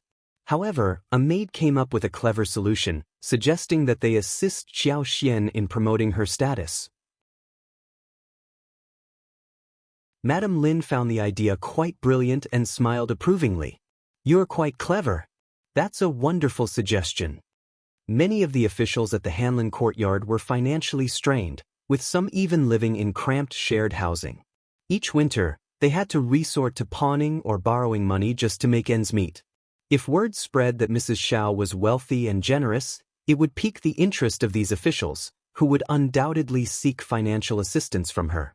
Considering that Editor Xiao was new to the area and had incurred the displeasure of the Tian family, maintaining a low profile was crucial.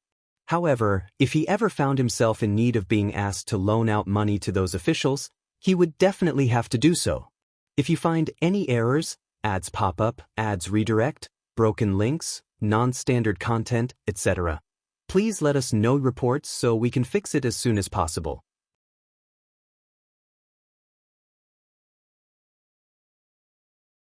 Chapter 1003, Offence. She couldn't help but lend out the second and third, considering she had already lent out one. Even if they had borrowed the money, their reluctance to return it was evident. They continuously postponed repayment. Could they audaciously demand someone else to return it? Such actions would undoubtedly offend numerous individuals. The Tian family had deliberately targeted them, seeking opportunities to find fault. It was an effective strategy. Mrs. Lin's worries had dissipated. She engaged in a conversation with the maid on how to spread Qiao Xian's reputation. Meanwhile, Qiao Xian couldn't stop thinking about the peony ever since she returned home. After dinner, she inquired with Xiao Yunduan if he had any information about it. After pondering for a moment, Xiao Yunduan nodded with a smile. "A few days ago, I heard some news about it." Qiao Xian's face lit up and she asked eagerly, "What is happening? Please enlighten me, husband." Xiao Yunduan felt somewhat helpless. He attempted to recall the details and conveyed them in simple terms. Just as Qiao Xian had mentioned, the peony held great spiritual significance for the late Empress Dowager, which made it incredibly valuable to the emperor. No one within the palace dared to make even the slightest noise about this matter. Everyone understood that failure to safeguard the peony would result in someone within the palace facing dire consequences. It was uncertain whether it would implicate the consorts, princes, and princesses. After all, the emperor's wrath was not an exaggerated claim but a harsh reality. Xiao Yunduan's heart skipped a beat, and he instantly became alert when the thought of Qiao Xian saving the orchid given by Xie Jingrong crossed his mind.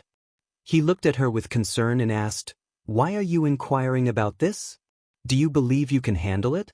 It's too risky." Qiao Xian knew he wouldn't agree, so she had planned to proceed secretly without informing him. To her surprise, he had already contemplated the matter after gathering some information. Deciding not to conceal her intentions, she took hold of his sleeve and gently shook it. "Darling, sometimes you have to take risks to achieve something great. I don't want you to take such a risk. Don't talk like that." Xiao Yunduan was torn between amusement and frustration. Did he really have to rely on her to venture into the lion's den? Nevertheless, while this task might be extremely challenging for others, I am 80% confident in my abilities. It's worth giving it a try. Xiana, no. If it were any other family, you could go ahead if you wanted. Even if it failed, it wouldn't have grave consequences. But this involves the royal family. The emperor is infuriated by this matter. All the court officials, princes, and consorts are on edge, fearing that the emperor will unleash his anger upon them for no apparent reason.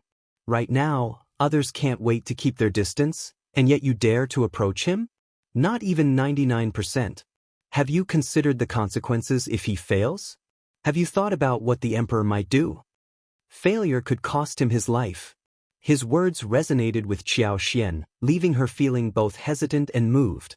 However, she couldn't bring herself to give up. "My love, this opportunity is like a rare gift bestowed upon us. If we let it slip away, we will surely regret it. Can't you trust me just this once? If I didn't have confidence, why would I be willing to take such a risk? I must go. Help me find a way to achieve a compromise, but please don't outright reject me.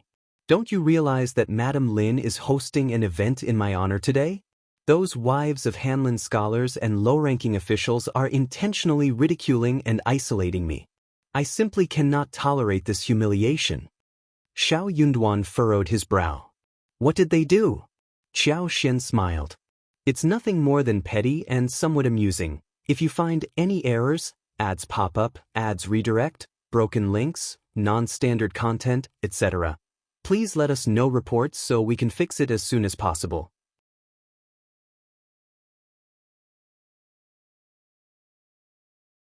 Chapter 1004 A Way. There will be numerous future gatherings, both large and small. I can't simply avoid attending them. I have to take action. Can you truly bear to let me miss out on such a wonderful opportunity? My love, please help me. Xiao Yunduan remained silent, contemplating his options. What was he going to do? He regarded Qiao Xian with suspicion, questioning whether her claims of being bullied were true. Why hadn't he realized it earlier? Nevertheless, when he heard her plea, he couldn't find the strength to refute her or bear to do so. Xiao Yunduan let out a sigh. Qiao Xian understood that he had agreed. She immediately brightened up. My love, you're the best. I knew you would assist me. Xiao Yunduan. Tell me honestly, how confident are you? He asked. Qiao Xian's smile faded, and she responded earnestly, I can't say for certain, but am at least 80% confident. An 80% chance was almost as good as a guarantee. Xiao Yunduan found himself torn between amusement and frustration. After a brief pause, he suggested, let's visit the Crown Prince at the East Palace tomorrow. The Crown Prince is known for his benevolence. Let's hear his thoughts first. All right, let's go and seek the Crown Prince's support. Qiao Xian's remaining worries vanished. Qiao Xian harbored no concerns about her ability to save the peony. As long as the flower remained alive, she believed she had the power to revive it and enhance its vibrancy. It was Xiao Yunduan who felt breathless with anxiety. After all, the events had unfolded within the palace walls. How could they possibly know what was happening? However, if the Crown Prince was willing to provide insight, then there was hope. The Crown Prince would surely be aware if the peony bush was still alive. Qiao Xian had heard of the prince's benevolent nature and hoped that he would grant Xiao Yunduan, a mere Primus, some face. With the Crown Prince's assistance, Qiao Xian would be secure. But if the Crown Prince declined, Qiao Xian would relinquish her pursuit. The following day, Xiao Yunduan sought leave from the Hanlin Academy, and together they made their way to the East Palace to meet the prince. Although referred to as the East Palace of the Great Qin Empire, it was, in fact, a separate mansion adjacent to the palace, not within its confines. Not just anyone could enter the Crown Prince's Eastern Palace. However, Xiao Yunduan's reputation was too prominent. Despite being only a 7th-grade editor at the Hanlin Academy, he was the top scorer. He had even confronted the Tian family head-on, and the emperor had intervened on his behalf. It wasn't just the Eastern Palace. The more influential a residence, the more meticulous they were in selecting their gatekeepers. The position of a gatekeeper was not one that could be entrusted to a mere servant.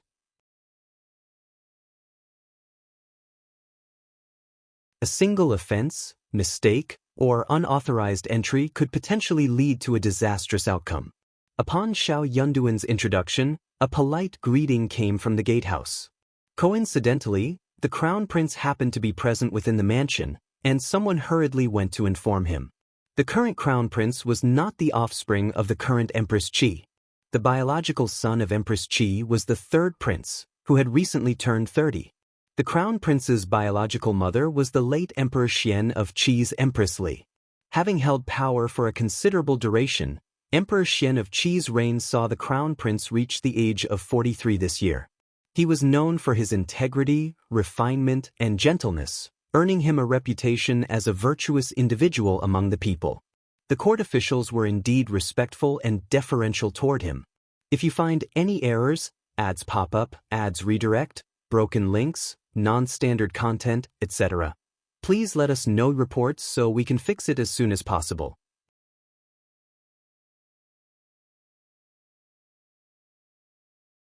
Chapter 1005 at the East Palace. Upon learning that the renowned editor Xiao from the Hanlin Academy had arrived with his wife, the Crown Prince was taken aback. After a moment of contemplation, he instructed them to be brought in. During an imperial court session, his father had mentioned that if editor Xiao encountered any difficulties, he could seek assistance from him or the princes. Since they were here, it would be inappropriate not to meet them. Qiao Xian and Xiao Yunduan followed a young eunuch through a long corridor and several courtyards, finally arriving at a small, exquisitely adorned parlor.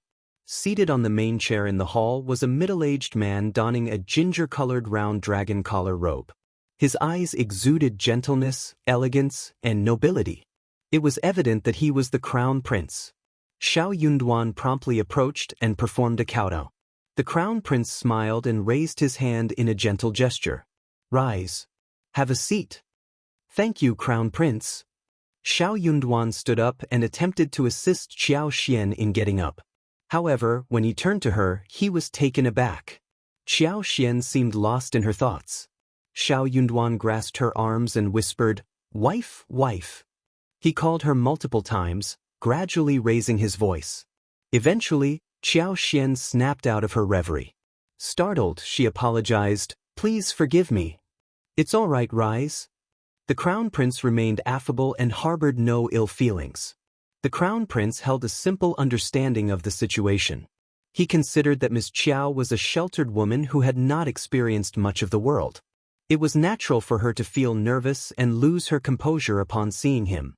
Being a magnanimous and benevolent individual, the Crown Prince harbored no blame for such a minor incident. Qiao Xian expressed her gratitude, yet her legs remained weak. Xiao Yunduan, filled with suspicion, believed that her unease was due to nervousness, much like what the Crown Prince had assumed.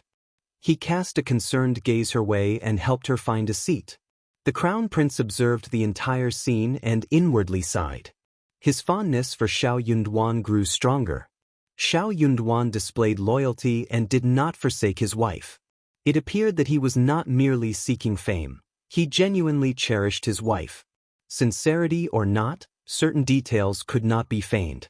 Unbeknownst to both of them, as Qiao Xian knelt to greet the crown prince, her mind buzzed with fleeting images of him. Perhaps due to the prince's esteemed status, those images were not as distinct as the other two, but Qiao Xian was certain they depicted the crown prince. Furthermore, if all of this was indeed true, the crown prince did not ascend to the throne in the end. It appeared that his fate had taken a turn for the worse. Qiao Xian felt a pang of regret. Her heart skipped a beat upon witnessing that scene, and then the images swiftly vanished.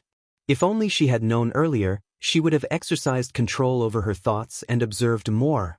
However, what she had glimpsed was sufficient to shock Qiao Xian and weaken her legs. She compelled herself to push those thoughts aside and regain her focus. Fortunately, the crown prince did not hold them accountable for the momentary lapse.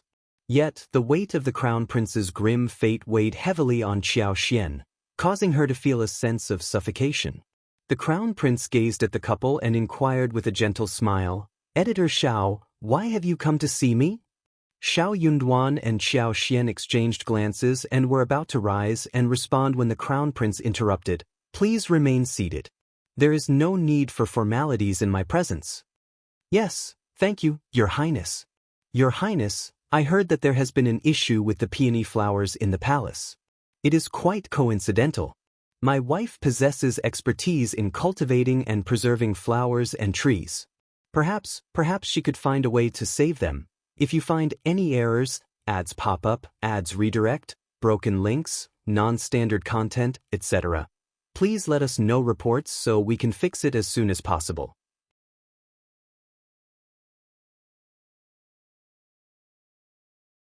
Chapter 1006, I'm Willing to Try. Qiao Xian bowed respectfully and stated, "Your Highness, I am willing to make an attempt." Upon hearing Xiao Yunduan mention the peony flowers in the palace, a shadow crossed the crown prince's eyes.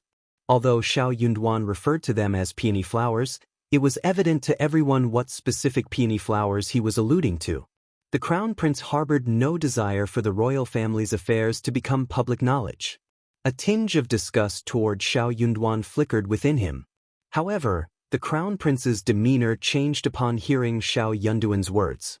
"What did you just say?" His brows furrowed, a mix of anger and amusement dancing in his eyes. "It's all right if you say such things in front of me, but let's pretend I didn't hear it. Remember not to utter a word about this outside. Matters concerning the royal family should not be taken lightly, understood?"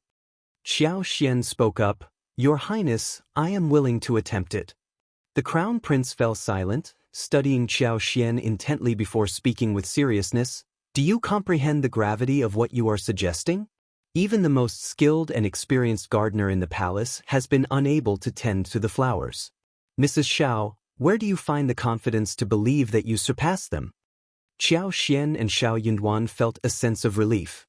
The crown prince possessed a benevolent heart, as evidenced by his persuasive words. "If I may be so bold, may I inquire, Your Highness, whether the peony flower is completely lifeless?" Qiao Xian asked. The crown prince furrowed his brow, giving her a brief glance before responding, "Not yet, but the situation is far from favorable." "That is good," Qiao Xian responded. "As long as it has not completely withered, I am willing to give it a try.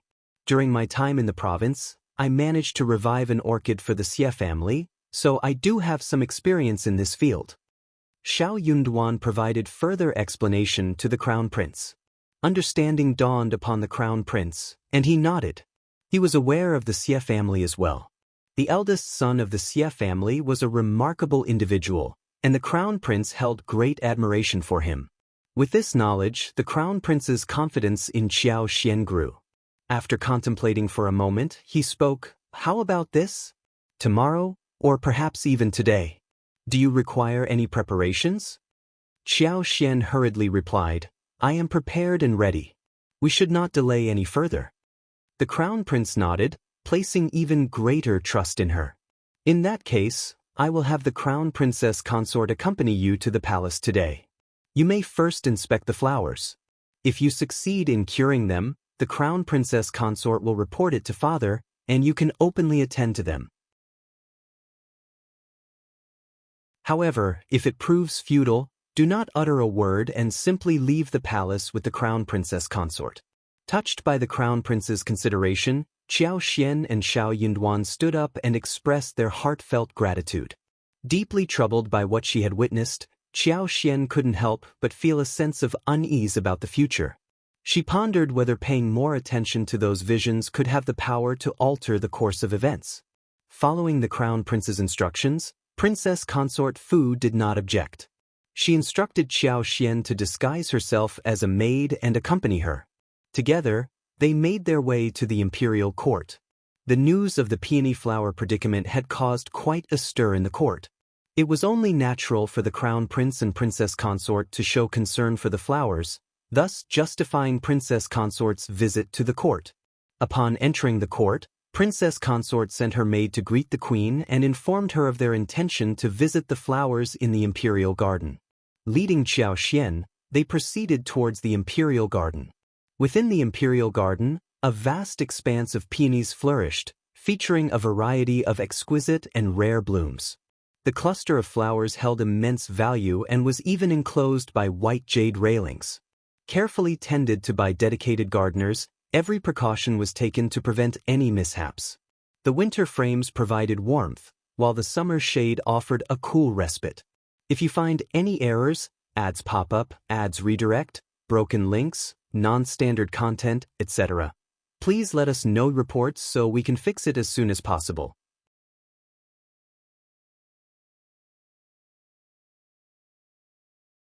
Chapter 1007, She Trusts Princess Consort. Unexpectedly, an unforeseen incident occurred, adding to the already tense situation. At this moment, not only was the entire peony garden off-limits, but the entire imperial garden was deemed a forbidden area. The emperor was seething with anger. Who would dare to venture into the imperial garden at such a time? Did they have a death wish?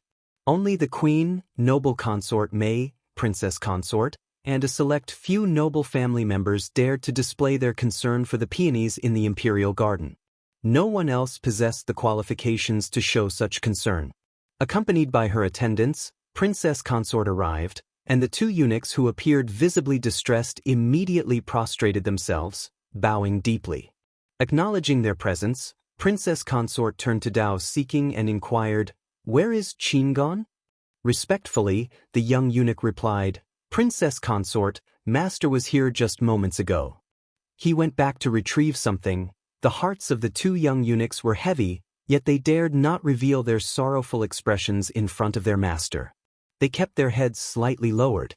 The gardeners responsible for tending to the flowers and trees in the imperial garden had exhausted every possible method, but the flowers continued to wither day by day. They were unsure how much longer they could persevere. Within the Qianqing Palace, a group of individuals arrived each day to apply pressure and conduct interrogations. However, it was a flower, a living entity incapable of speech. How could it convey discomfort? What could a flower do? If it couldn't be healed, then it couldn't. However, the stakes were high. If they couldn't find a solution, none of them would be able to escape the consequences.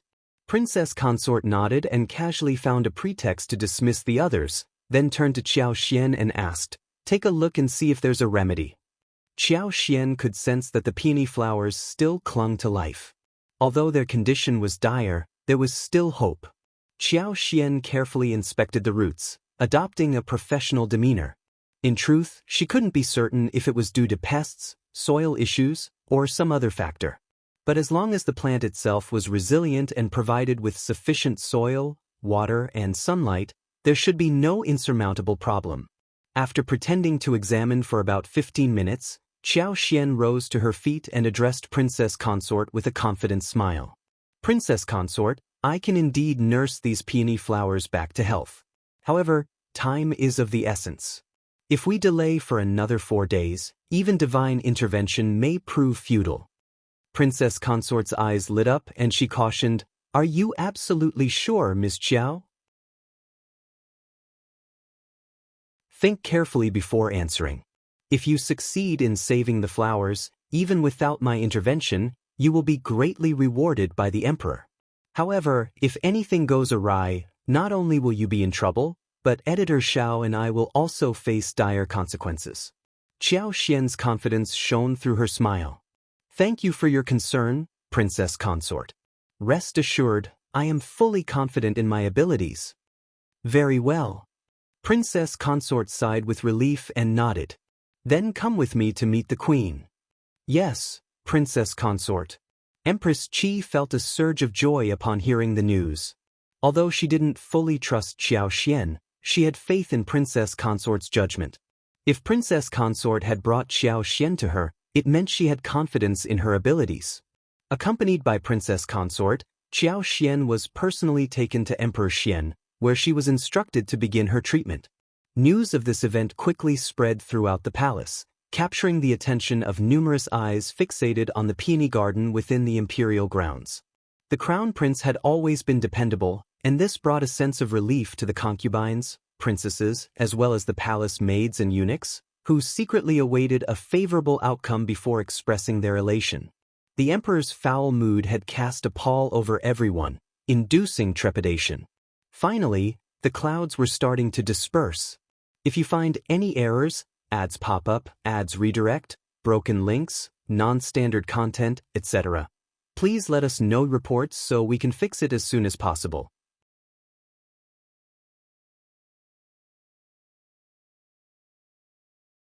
Chapter 1008, Treatment.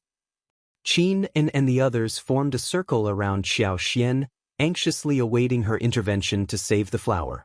Aware that they might be attempting to steal her knowledge, Qiao Xian made it clear that she would only share the maintenance method without guaranteeing its long-term effectiveness. Flower nurturing, like any other craft, required personal exploration and cultivation. It couldn't be easily taught. Each individual had to rely on their own efforts to comprehend it. Qiao Xian possessed limited knowledge herself, so she refrained from providing extensive instruction. They wouldn't be able to replicate it on their own. It wasn't that she wanted to withhold information, but rather, she had to do so. Sooner or later, the queen and princess consort would issue the order. After all, who could assure that the flowers would remain in good health in the future? What if something unfortunate happened again? Qiao Xian couldn't be expected to attend to them within the court indefinitely.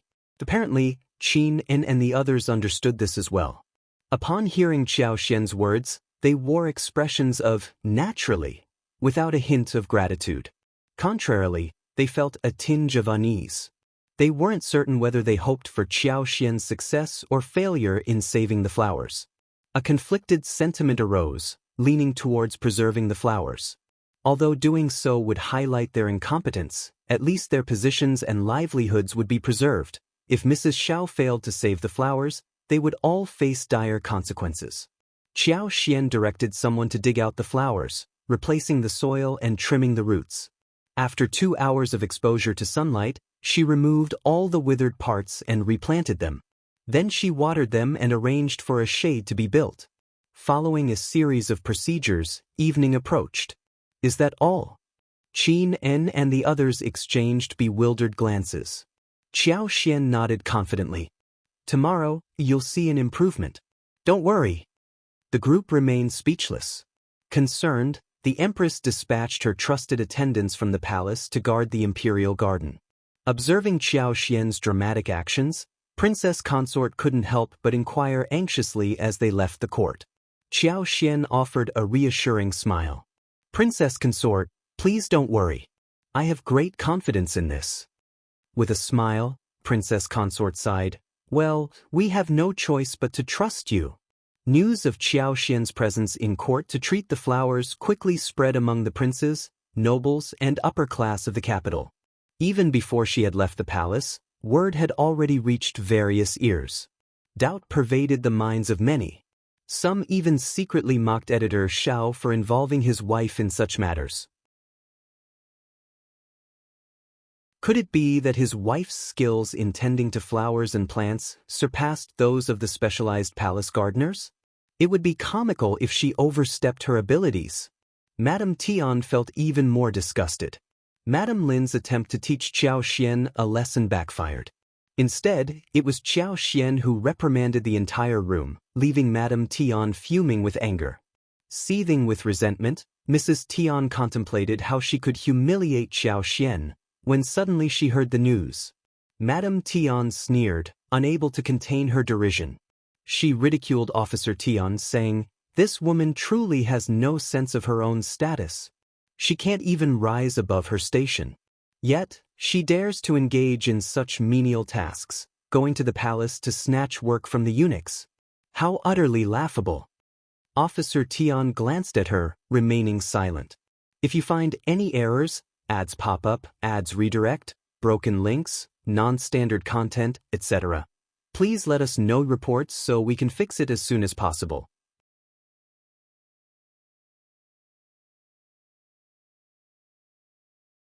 Chapter 1009, Easy. Aware of his wife's anger and complaints, Officer Tian couldn't help but caution her, "Don't speak such nonsense in public." Madame Tian's expression darkened at his words. After a brief pause, she snorted and sneered, "There are so many inept individuals out there. I refuse to believe she can handle it well. If she messes up, it will be quite the spectacle." Once Qiao Xian finally emerged from the court, Xiao Yunduan, who had been waiting outside, heaved a sigh of relief. They exchanged glances, and Qiao Xian nodded with a smile, instantly relieving Xiao Yunduan's anxiety. "Is it a success?" he asked incredulously. Xiao Yunduan couldn't help but question the sheer magical turn of events. Many had been at a loss when faced with the same problem, and even the crown prince had treated it as a major issue. Yet, his wife had resolved it effortlessly without uttering a word. Too easy. He couldn't flaunt it so arrogantly, knowing how much others would struggle. Qiao Xian smiled. Different professions exist in different worlds. While others might not understand, you know me. Their eyes met, and Xiao Yunduan burst into laughter. Indeed, how could he not know? His wife had a green thumb. Back at home, crops, fruit trees, and even the vegetables in their garden thrived under her care. She had made significant contributions. The peony flowers in the palace were merely another type of plant. What couldn't she achieve? He had to believe in her. "You must be exhausted from your time in the palace today. Let's go back and rest early." "All right." 2 days later, the rewards from the palace arrived. The Empress attendants immediately noticed the rejuvenation of the flowers. The once yellowing leaves were no longer deteriorating. Instead, fresh new foliage sprouted forth, and the stems exhibited a healthy fading of color. Furthermore, the flowers emitted a different aura than before. Standing before them, one could sense the dense vitality pulsating within. Though it hadn't fully regained its former splendor, a unanimous thought echoed in everyone's hearts. This peony bush is on the road to recovery. Emperor Xian of Qi was overjoyed. He commended the accomplishment several times over. This peony bush held the deepest connection and yearning between him and his late mother. Even after all these years, he never ceased to think of her. It was his mother's most beloved peony flower, which she had personally nurtured. Each year, he would accompany her in admiring its blossoms. If it were to perish just like that, the void in his heart would never be filled. Officer Xiao is truly the exceptional individual I believed him to be. I did not misjudge him. I never anticipated his wife to possess such remarkable talent. I must bestow upon them generous rewards. Empress Qi's smile widened. When Princess Consort brought Ms. Qiao to see me that day, I noticed her elegance and grace. She displayed no trace of fear and possessed a temperament that rivals that of a true noblewoman. Who could have imagined her remarkable capabilities? Women often indulge in cosmetics, pets, and flowers, but finding someone like Ms. Qiao is rare indeed. The emperor recollected his encounter with Qiao Xian the other day. While he hadn't paid much attention to her at the time, he was not one to shy away from recognizing merit. With a nod and a smile, he remarked, "Editor Xiao, you have good taste." Empress Qi's smile grew even brighter. Ms. Qiao healed the flowers, bringing joy to the emperor's heart and mine. I wish to reward her as well. Emperor Xian of Qi burst into laughter. You should give the rewards as well. It is a reflection of your filial piety. If you find any errors, ads pop up, ads redirect, broken links, non-standard content, etc., please let us know reports so we can fix it as soon as possible.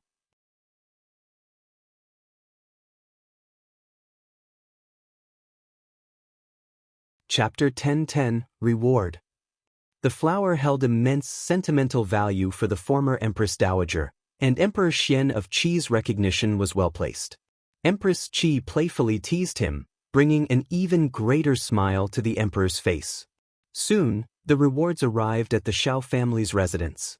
They received 20 bolts of exquisite brocade, 300 liang of gold, and a pair of rui scepters adorned with gold and jade. The emperor's rewards were typically modest, making it quite exceptional for him to bestow such lavish gifts upon foreign ministers. Xiao Yunduan and Qiao Xian expressed their gratitude with kowtows and accepted the gifts humbly. Shortly after, rewards from the empress, noble consort Mei, consorta, and concubine One also arrived. The empress presented them with a complete set of magnolia-patterned clothing embellished with pearls, along with 2 handcrafted palace fans. Noble consort Mei gifted them a pair of jade bracelets and pearl earrings. The other concubines contributed with various pieces of jewelry or playful trinkets. As the empress and the imperial consort had given their rewards, the other concubines naturally followed suit. Qiao Xian and Xiao Yunduan received a multitude of valuable rewards. With these precious pearls and vibrant embroideries, they were set for a lifetime. In any future banquets or gatherings, Qiao Xian would surely be the envy of all. Even the residences of many marquises and earls, who were already in decline, paled in comparison to the splendor and dignity they now possessed. Initially, the knowledge about the flowers was limited, but now the news had truly spread far and wide. Upon seeing Xiao Yunduan, the Hanlin Academy workers approached him, offering their congratulations with folded hands and beaming smiles. Regardless of their personal thoughts, they all wore expressions of joy and camaraderie. Xiao Yunduan's emotions were not complex. Comparing his wife to theirs, the difference was stark. Was it because he held the esteemed position of Primus that his wife possessed such remarkable abilities? TSK, now they understood why editor Qiao would rather face the Tian family's wrath than divorce his wife. His wife had made such a monumental contribution. Who would dare to provoke her? With the emperor's generous rewards, as well as those from the empress, other princesses, and the crown prince, the 300 taels of gold alone would allow editor Qiao and his wife to live a luxurious life in the capital for several years. The scholars from the Hanlin Academy were known for their modest means.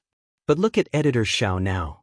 Madame Lin and the others who had gathered that day were feeling dejected, envious, and resentful. Qiao Xian was an audacious woman who seemed to disregard the rules. How could she be so fortunate?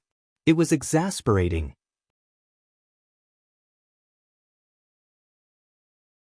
Particularly the lady who had shared the information about the 8 trigrams of peony flowers in the court. Qiao Xian must have heard the news from her when she went to the court the next day. And there she was, reaping all the credit without saying a word. The more she dwelled on it, the more she seethed with indignation. She believed she deserved a portion of the credit no matter what. Unable to contain herself, she confided in her husband. He too felt envious and furious. He couldn't help but admonish her, "Don't speak of this matter outside anymore. The ancients were right when they said the more you talk, the more mistakes you make." If that weren't the case, he wouldn't allow others to benefit unjustly. That editor Qiao had grown so well respected that even the chancellor regarded him in a different light. Who among the officers would dare to provoke him? Especially Qiao Hongxi, who would actively avoid him whenever they crossed paths. The lady was also filled with frustration, so she couldn't resist the temptation to visit the Qiao family's mansion and direct some biting remarks at Qiao Xian. If you find any errors, ads pop up, ads redirect, broken links, non-standard content, etc., please let us know reports so we can fix it as soon as possible.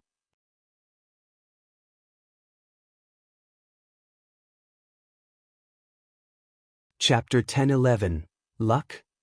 She was insinuating that without her, Qiao Xian would have been unaware of this information and wouldn't have made any contribution. Qiao Xian found himself both irritated and entertained. He hadn't intentionally sought this information from her, nor had she purposely shared it with him. She was merely flaunting her knowledge and treating it as gossip. The reason he paid attention was that the person who uttered those words didn't mean them, but the person who overheard them did. Furthermore, she would have to rely on her own abilities to make significant contributions. Moreover, she would be taking a substantial risk. If he succeeded, she would receive recognition for her valuable assistance. However, if she failed, Xiao Yunduan's future would be destroyed, and she might even lose her life. She couldn't simply assume it was a stroke of luck. Ultimately, in this person's eyes, it was all because of her help that he succeeded. Of course, Qiao Xian didn't deny that he received the information from her. Since she had approached him, he could offer her some benefits. However, she shouldn't feel indebted to him. Qiao Xian smiled and remarked, "I was merely fortunate. In truth, I wasn't certain before entering the court.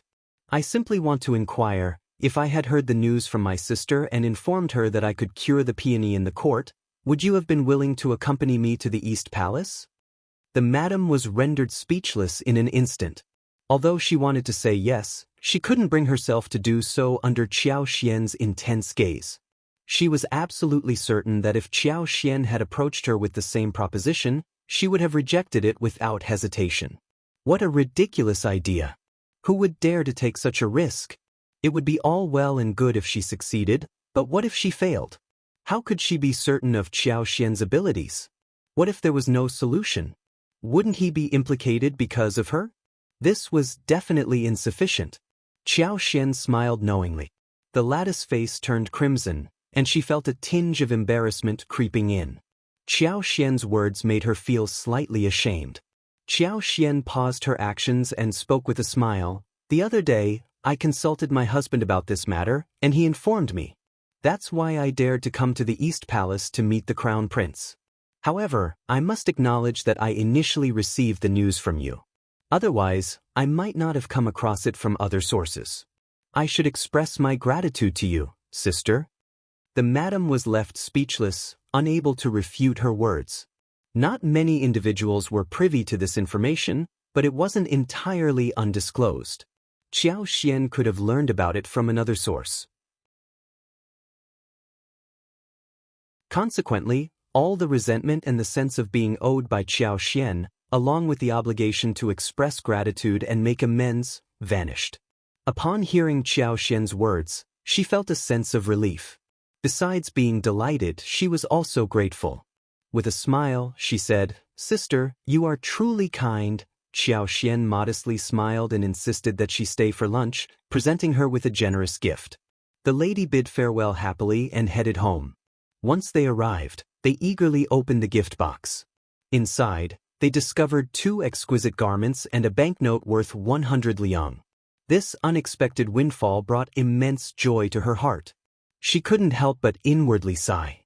Miss Qiao was no ordinary woman.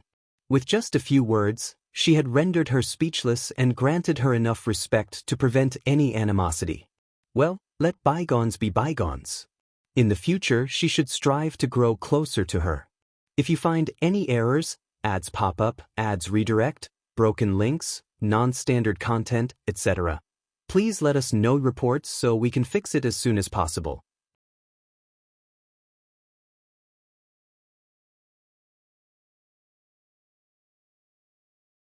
Chapter 10-12. It's all for me. She had a strong intuition that getting closer to Qiao Xian would be beneficial, not a loss. As for the Qiao family and the Tian family? Definitely not. Qiao Xian didn't need to ponder over it to realize that. They weren't the only ones. Even noble Consort Mei, residing in the palace, felt a sense of ennui. Tian Shanshan was her own niece, and witnessing her endure such grievances pained her deeply. Initially, she believed that Qiao Xian had taken the initiative to marry Xiao Yunduan, resulting in Tian Shanshan losing her opportunity. In her eyes, Qiao Xian wasn't worthy enough to even lace her shoes. However, she never anticipated that Qiao Xian would be praised and rewarded by the emperor and the queen. Listening to the empress' words, claiming that Qiao Xian possessed dignity and magnanimity, and was in no way inferior to a legitimate daughter. What did she mean by that? Wasn't she openly and covertly targeting Shanshan? To put it bluntly, they were indirectly talking about her. Nevertheless, since the Empress had rewarded Qiao Xian, noble consort Mei had no choice but to begrudgingly follow suit. The mere thought of it left her feeling incredibly stifled. Noble consort Mei couldn't let it slide. She urged her son, the fourth prince, to teach Ms. Qiao a lesson, no matter what. Xiao Yunduan didn't have to lift a finger, but Ms. Qiao couldn't escape so easily. Otherwise, Shanshan would be left in utter misery. Moreover, by dealing with Qiao Xian, it would be a way to slap the queen's face. Contemplating the queen's remarks about Qiao Xian, noble consort Mei couldn't help but feel a surge of anger. The fourth prince was also growing restless. Editor Xiao had escorted Ms. Qiao to meet the crown prince. Over the past couple of days, his father had been heaping praises upon the crown prince, emphasizing his kindness and filial piety, which had left an impression on the fourth prince. He had clearly sent someone to establish a connection with Editor Xiao and extend goodwill, but Editor Xiao feigned ignorance and rejected his father's kind intentions. Instead, he turned around and sought favor with the crown prince. It was truly despicable. Given the circumstances, the fourth prince didn't mind teaching Editor Xiao a lesson. Weren't they on the verge of leaving the capital to return to their hometown for ancestral rites? Once they departed, there would be ample opportunities. Soon enough, Hanlin Academy withdrew Xiao Yunduan from his position and instructed him to return to his hometown for the ancestral rites. That was precisely what Xiao Yunduan desired, so he departed from the capital alongside Qiao Xian. As the Primus, he was returning to his hometown to pay respects to his ancestors. Following the established protocol, the Ministry of Rites arranged for an escort of honor, horses, and guards. A grand procession of over 30 individuals embarked on their journey. The Ministry of Rites had provided for the expenses of the trip, relieving Qiao Xian and Xiao Yunduan of any concerns. However, the allocation provided by the Ministry of Rites was just sufficient, leaving no room for surplus. On the day of their departure from the capital, Qiao Xian handed 500 liang to the manager responsible for the logistics, instructing him to enhance the quality of everyone's meals and accommodations throughout the journey. Additionally, each individual received a red packet containing 10 liang. Initially, the members of the escort team had reservations about undertaking such a demanding task. However, now they expressed their gratitude wholeheartedly. They took great pride in escorting the Primus back to his hometown for ancestral rites. Although the imperial court had dispatched personnel to accompany them, it was unlikely that any bandits or troublemakers would dare to rob or cause trouble along the way, unless they had a death wish. Everyone had absolute confidence in their safety. Any individual foolish enough to lay a hand on the Primus or the officials from the imperial court was effectively signing their own death warrant. However, Qiao Xian remained vigilant and cautious. Whenever they traversed through remote regions, she would employ her heightened senses to scan the surroundings within a radius of 500 or 600 meters. She also conducted periodic checks of their surroundings. For Qiao Xian, it was merely a reflex that occurred whenever the thought crossed her mind. It was not a futile effort. Developing such a subconscious habit proved beneficial and provided a sense of security. If you find any errors, ads pop up, ads redirect, broken links, non-standard content, etc., please let us know reports so we can fix it as soon as possible.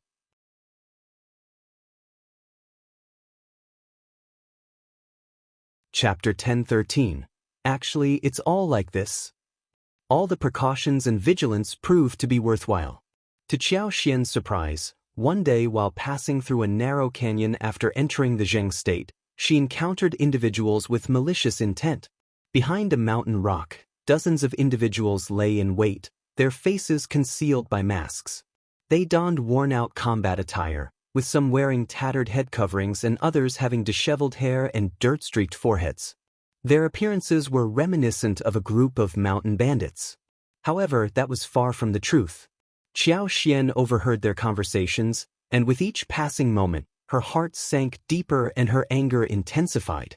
They weren't genuine bandits. Instead, they were trusted guards dispatched by the fourth prince. Their purpose was to exact revenge for Tian Shanshan. At that moment, Qiao Xian recollected that the fourth prince was elder Miss Tian's cousin. It was only natural for a cousin to stand up for their kin. Yet, it was the Tian family who had initiated the conflict. And now, they sought to engage in further violence, bloodshed, and injustice.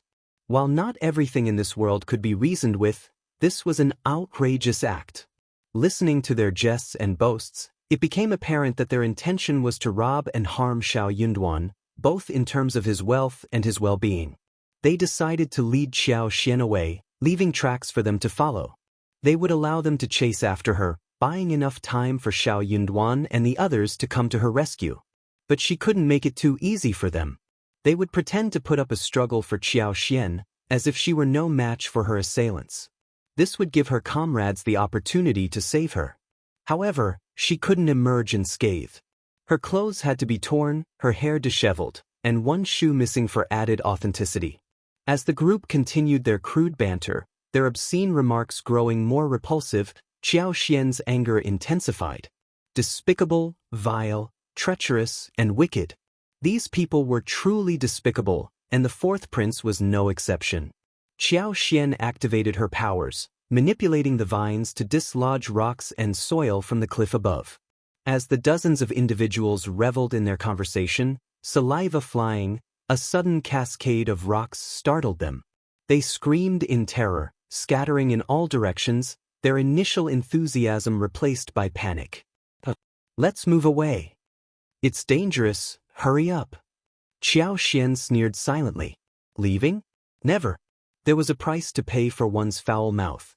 Qiao Xian activated her superpower again, and the vines around them moved nimbly, tripping all of them and making them scream. Some ran too fast and fell heavily, some sprained their legs, some were hit by rocks that rolled down the cliff, or some fell on the thorny bushes. In short, there were screams and wails everywhere. It was not easy for this group of people to return to the nearby village and town safely, let alone stop somewhere and rob them. Only then did Qiao Xian withdraw her superpower. Her group passed through the canyon unscathed. But that was not the end of it. When she went to the capital again, she would definitely find an opportunity to get back at him. That fourth prince seemed so free, right? She was going to get him busy. They would spend the night in Lingzhou and travel before dawn the next day. If they hurried along the way, they would be able to return to the province before sunset tomorrow afternoon. When they returned to the province, they would be able to return home the day after tomorrow. The two of them could not conceal their excitement. Xiao Yunduan looked at Qiao Xian with a very bright and deep look. He had even offended the Tian family for her sake. She should be able to see clearly how he treated her and never feel any worries. If you find any errors, ads pop up, ads redirect, broken links, non-standard content, etc., please let us know reports so we can fix it as soon as possible.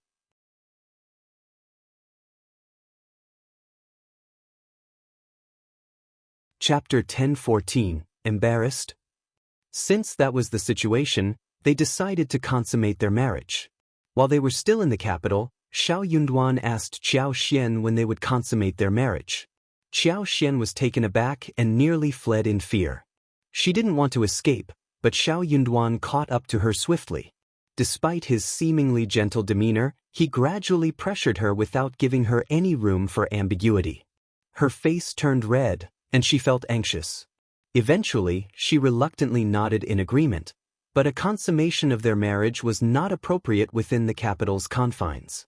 The bustling city demanded their attention with numerous responsibilities. Xiao Yunduan had to remain vigilant every day, unable to find peace. It was better to postpone such a matter. Moreover, she wasn't truly prepared for it. Xiao Yunduan was well aware of this, but if he didn't push her, he might have remained single for the rest of his life. After returning to Shaoding village, he would wait. He had waited patiently for so long.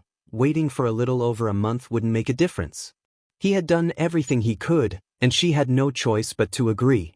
Setting aside everything else, how could she be so shameless?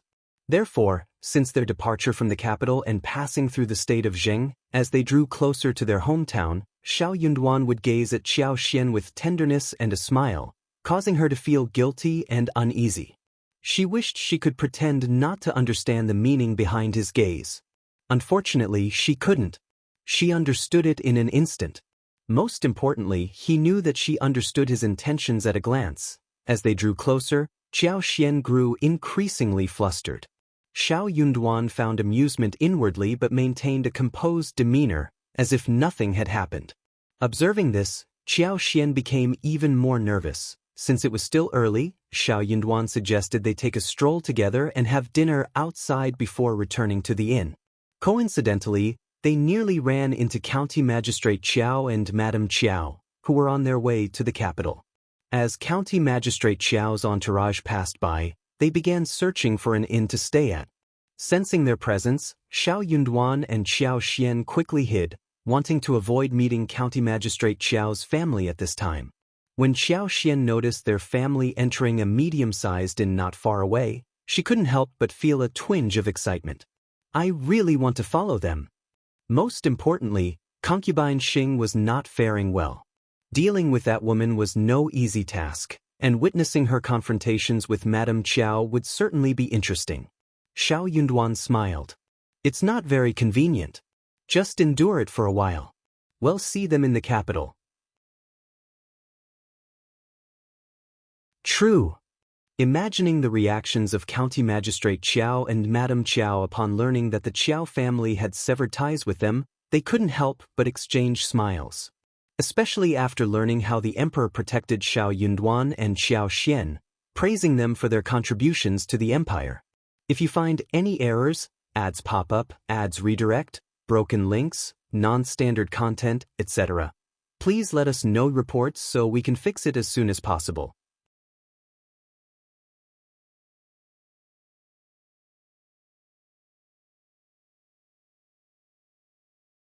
Chapter 10:15, So Angry.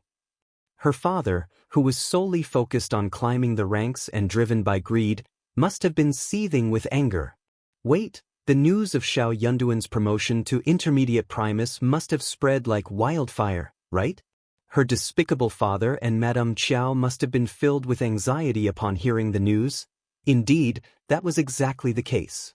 County Magistrate Qiao had no knowledge of the misdeeds committed by his mother and two brothers. However, when news of Xiao Yunduan's promotion reached the county, he couldn't contain his excitement, sporting a constant smile.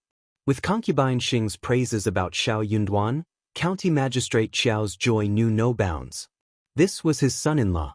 If his son-in-law became an intermediate Primus, he would feel immense pride. Moreover, the timing was perfect for his return to the capital. As the father of an esteemed Primus, he could seize this opportunity to gain more attention, forge valuable connections, and perhaps even stumble upon unexpected benefits. Fueled by concubine Xing's persuasion, County Magistrate Qiao made up his mind to return to the capital, paying little heed to Madame Qiao's condition. Madame Qiao was infuriated. The news of Xiao Yunduan's promotion stirred a storm of anger within Madame Qiao. So, what had she accomplished? Qiao Xian's former fiancé had passed the examination, while her true husband had ascended to the position of intermediate Primus. What had Madame Qiao achieved by attempting to ruin Qiao Xian's marriage? That despicable concubine Xing even had the audacity to praise Qiao Xian as a fortunate woman, and the old master seemed to agree. Madame Qiao loathed her even more, and her health, which had been improving, took a turn for the worse. Qiao Wei's anger only fueled Madame Qiao's growing irritation, leaving her with a profound ache in her heart. Auntie Ling offered comforting words to Madame Qiao. So what if Xiao Yunduan is the Primus and second Miss is the wife of the Primus? They will still have to show you respect. I hold filial piety in high regard, so let's see if they dare to be unfilial.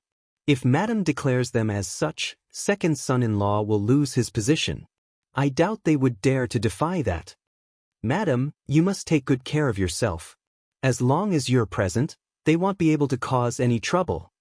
Madame Qiao felt slightly reassured. That's right.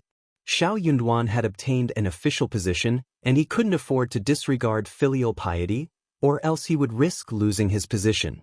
Qiao Xian would be taught a lesson if she dared to challenge Madame Qiao. Surprisingly, Madame Qiao let out a sigh of relief and resolved to regain her health. She wanted to live a long life and make trouble for Qiao Xian and Xiao Yunduan. However, before she could act, concubine Xing and Officer Qiao caused her further trouble. Officer Qiao suggested leaving Madame Qiao and Qiao Wei behind to recuperate while they returned to the capital first.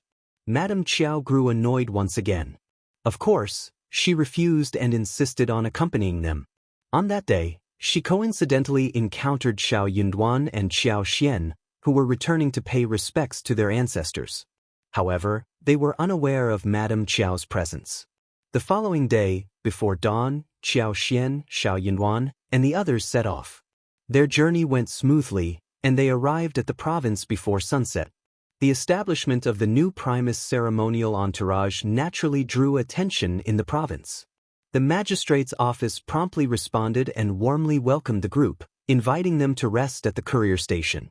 While Xiao Yunduan entrusted Songshe with delivering greetings to the Xie family, he himself went to meet the magistrate. He displayed politeness and good manners, greatly pleasing the magistrate.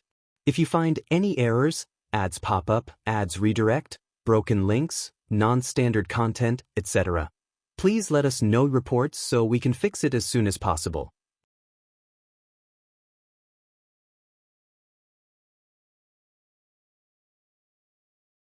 Chapter 10:16, Province.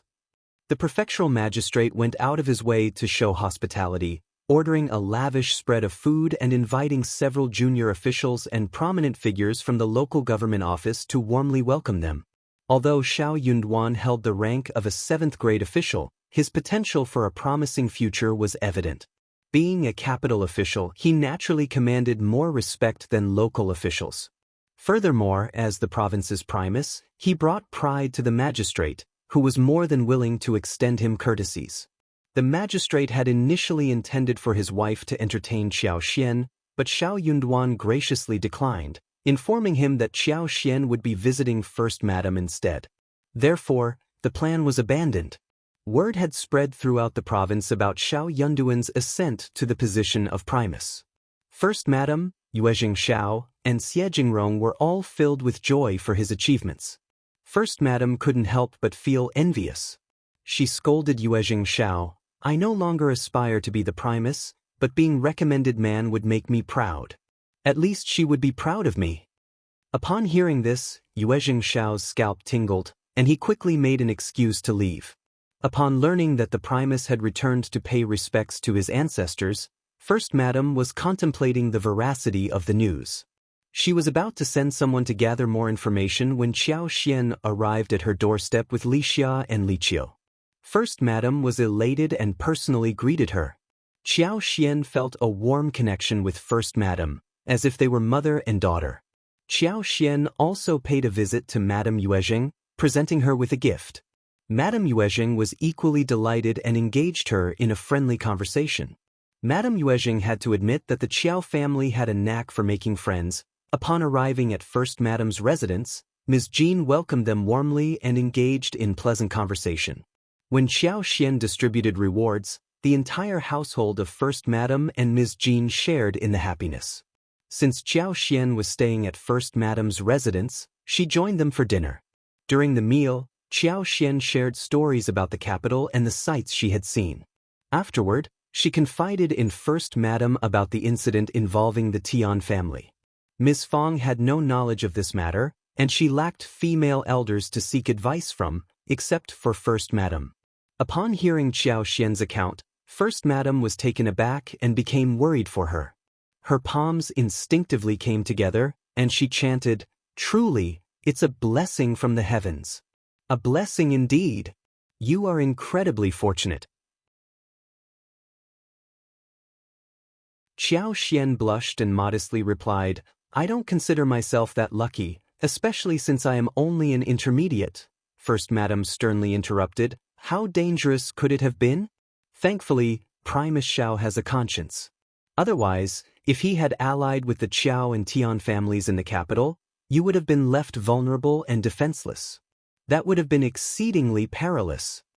Qiao Xian was startled, realizing the gravity of the situation. Initially, she hadn't given it much thought, but now, she couldn't help but break into a cold sweat. Forced to smile, she said, "It appears I am indeed fortunate. I didn't misjudge my husband." First Madam smiled and affirmed, "Absolutely. I dare say there are very few men like Primus Qiao in the entire country. That's why I say you're lucky. However, the two of you don't have a solid foundation. Your father and mother have already entered the capital. When you return, trouble is bound to arise. Additionally, the Tian family may not be willing to let the matter rest. You must make plans in advance and remain vigilant.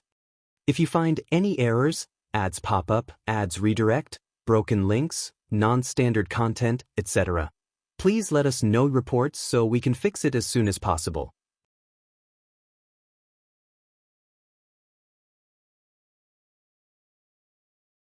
Chapter 10:17, Shame. Our family may not have a business in the capital, but we do have good friends there. I will send you a letter later with their information. If you encounter any difficulties, you can seek their help. Do you need more money?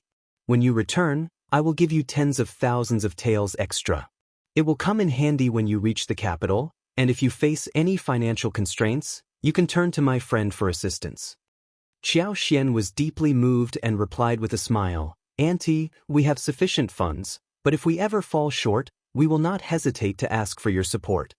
First Madam smiled warmly and said, "That's wonderful. There's no need to be formal with me.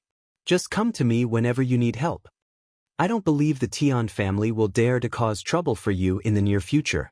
However, we cannot guarantee that they won't secretly instigate your parents to cause trouble. Primus Xiao's reputation is crucial. If by any chance things take a turn for the worse, remember to plan carefully and avoid impulsive actions. If the Tian family discovers any leverage against you, they will undoubtedly exploit it to cause trouble. Primus Xiao's career might be affected. Since the Emperor holds Primus Xiao in high regard and you have made significant contributions, you should not have to rely on anyone. It's important to maintain your integrity. If you find yourself backed into a corner, you must be reasonable. And if there's no other choice, you can seek assistance from the Crown Prince. In short, we must be cautious and tactful. We need to have clever strategies and adaptability. Money should not be a major concern." First Madam was deeply concerned for Qiao Xian and kept reiterating her advice. Qiao Xian nodded earnestly, taking it all to heart.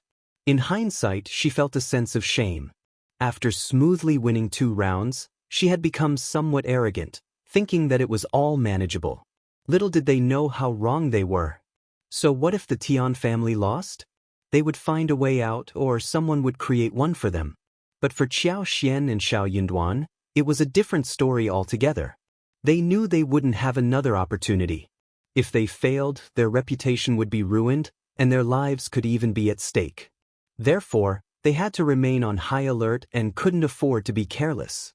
It was already late at night when Qiao Xian finally left First Madam's residence and returned to the station. She promised to come back and stay for a few more days once they returned to the capital. The following day, Xiao Yunduan set off for home, so he didn't drink much during the evening gathering. He arrived back after Qiao Xian had returned home. They chatted for a while, and as they were about to go to bed, Xiao Yunduan suddenly smiled at Qiao Xian. "Wife, in 4 days, it will be an auspicious day." Yawning, Qiao Xian opened her eyes in confusion. "What? Are you planning to host a feast for the villagers on that day?" "Sure, we can do that." Xiao Yunduan chuckled and shook his head.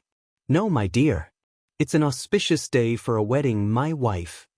Qiao Xian was taken aback, and her face instantly flushed. She instinctively touched her face and turned inward without saying a word. Xiao Yunduan didn't know whether to laugh or cry. He couldn't help but hold her shoulders and give her a gentle squeeze. "Darling, did you hear me?" Qiao Xian couldn't help but smile, her lips curling up involuntarily. She replied softly, "Yes, good." Xiao Yunduan chuckled and released her, taking a step back with a silent smile. He couldn't wait any longer. Since they were leaving the next day, they needed to meet Yuezheng Xiao and Xie Jingrong and return home first. During this time, the days felt long and the nights were short. The group didn't stay in the county city and instead headed back to Xiaoding village. They had already sent people back to the village to tell the news. When they arrived, they saw that the entrance of the village was filled with villagers welcoming them. If you find any errors, ads pop up, ads redirect, broken links, non-standard content, etc., please let us know reports so we can fix it as soon as possible.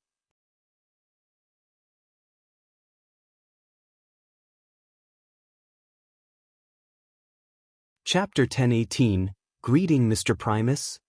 Xiao Xian and Xiao Yunduan were taken aback by the overwhelming enthusiasm of the villagers. They had expected a warm welcome from their family, but they were surprised to see the entire village mobilized in such a grand manner. While they were not individuals driven by fame or fortune, the sight before them ignited a spark of excitement in their hearts. They exchanged glances, their smiles reflecting the joy they felt. Xiao Xian playfully teased Xiao Yunduan, "Look at you, Mr. Primus, commanding such admiration. No wonder scholars aspire for glory. Such acclaim is truly something to behold." Xiao Yunduan smiled in response, his eyes filled with pride. "It is your deserved honor as well." Xiao Xian's heart fluttered at his words, their love and support for each other shining through their smiles.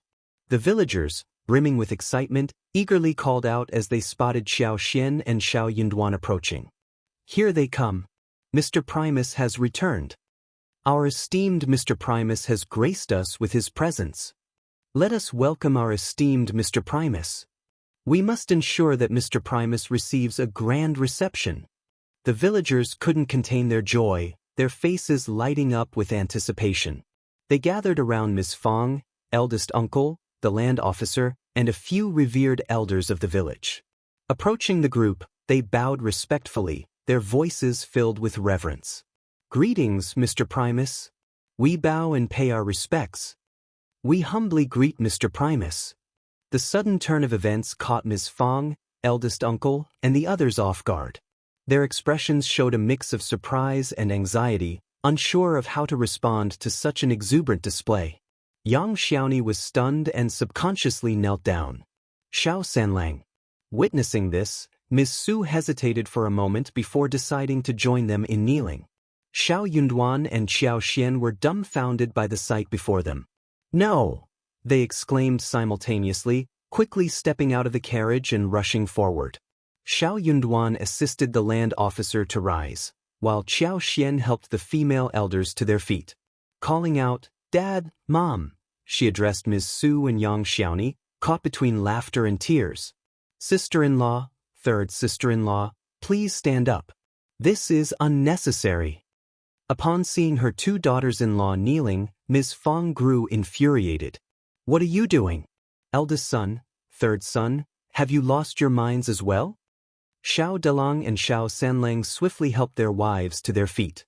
Yang Xiaoni chuckled in embarrassment. "Oh, my legs simply gave out. I saw everyone else kneeling, so I followed suit." Laughter filled the air as the tension dissipated.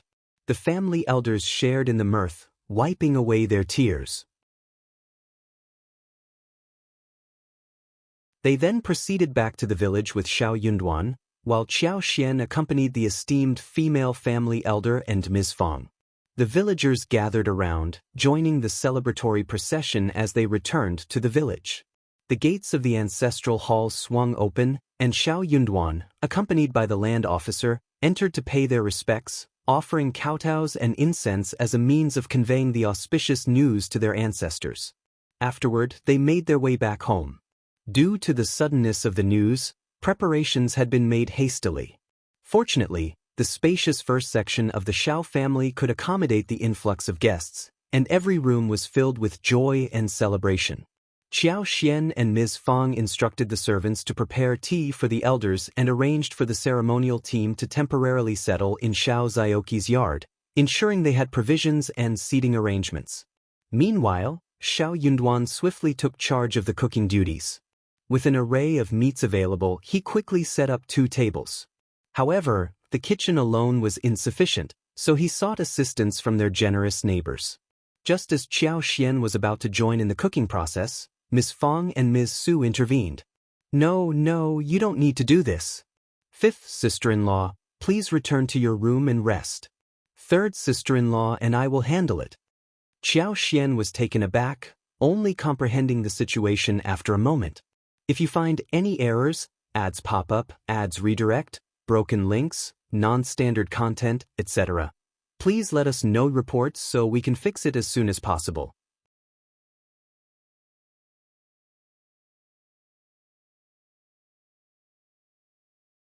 Chapter 1019. Still a Family. Ms. Fong said with a smile, "You are the wife of the Primus and the official's wife now, so you are not allowed to do such menial work. You are making them lose their lifespan. Go and rest." Qiao Xian. However, she couldn't help but find it amusing. Bursting into laughter, she replied, "Don't worry, Mom, I will cook 2 dishes for my husband and 2 dishes for my parents. Besides, I need to eat too." What? Ms. Fong was delighted to hear Qiao Xian's response. She thought her daughter-in-law was sensible and filial, and with her by her son's side, she had nothing to worry about.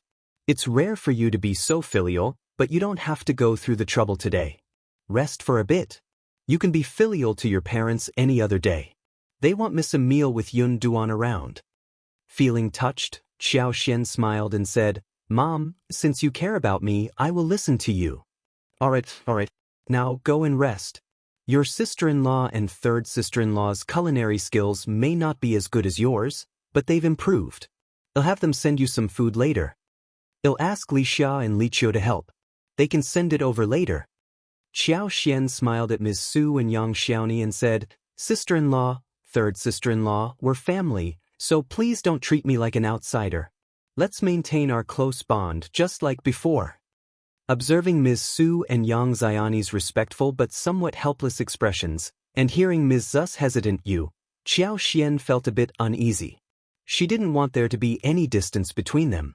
Since arriving in this world, she had acquired superpowers, wealth, a husband, and her relationship with her in-laws was also good. All she wanted was for everyone to remain close and continue living happily. That, to her, would be the ultimate perfection and happiness. She was not that petty. They were not arrogant just because they had obtained the power. Ms. Su and Yang Xiaoni were startled. Yang Xiaoni smiled embarrassedly. Can this work? Fifth sister-in-law, you're now the wife of the Primus and the wife of an official. Qiao Xian burst into laughter. Am I still the fifth sister-in-law? Yang Xiaoni nodded dumbly. Qiao Xian tried not to laugh. Well, as long as I am still your fifth sister-in-law, we will be the same as before. This really works? Sure. All right, let's listen to fifth sister-in-law. Yang Xiaoni chuckled and looked much more relaxed. Ms. Su nodded with a smile, looking relaxed. Qiao Xian was still resting in her own yard when Ms. Su, Yang Xiaoni, Tao Tao, Li Xia, Li Qiao, Ms. Yen and a few other women helped her to make a meal. Xiao Yunduan and eldest uncle were eating with the land officer and the elders, and 3 tables were set up at the ceremonial team. Xiao Delong and Xiao Sanlang greeted them.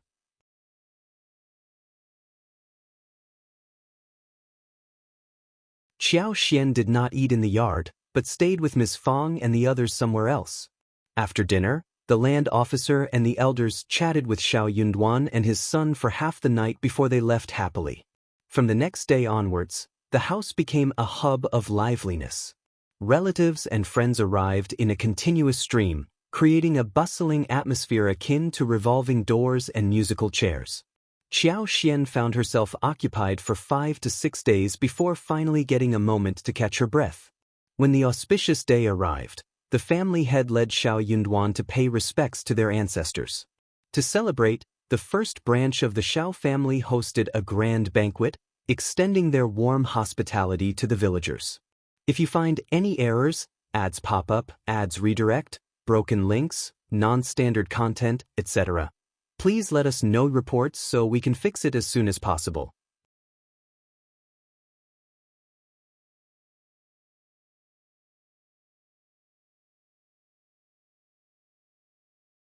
Chapter 1020, Home Party.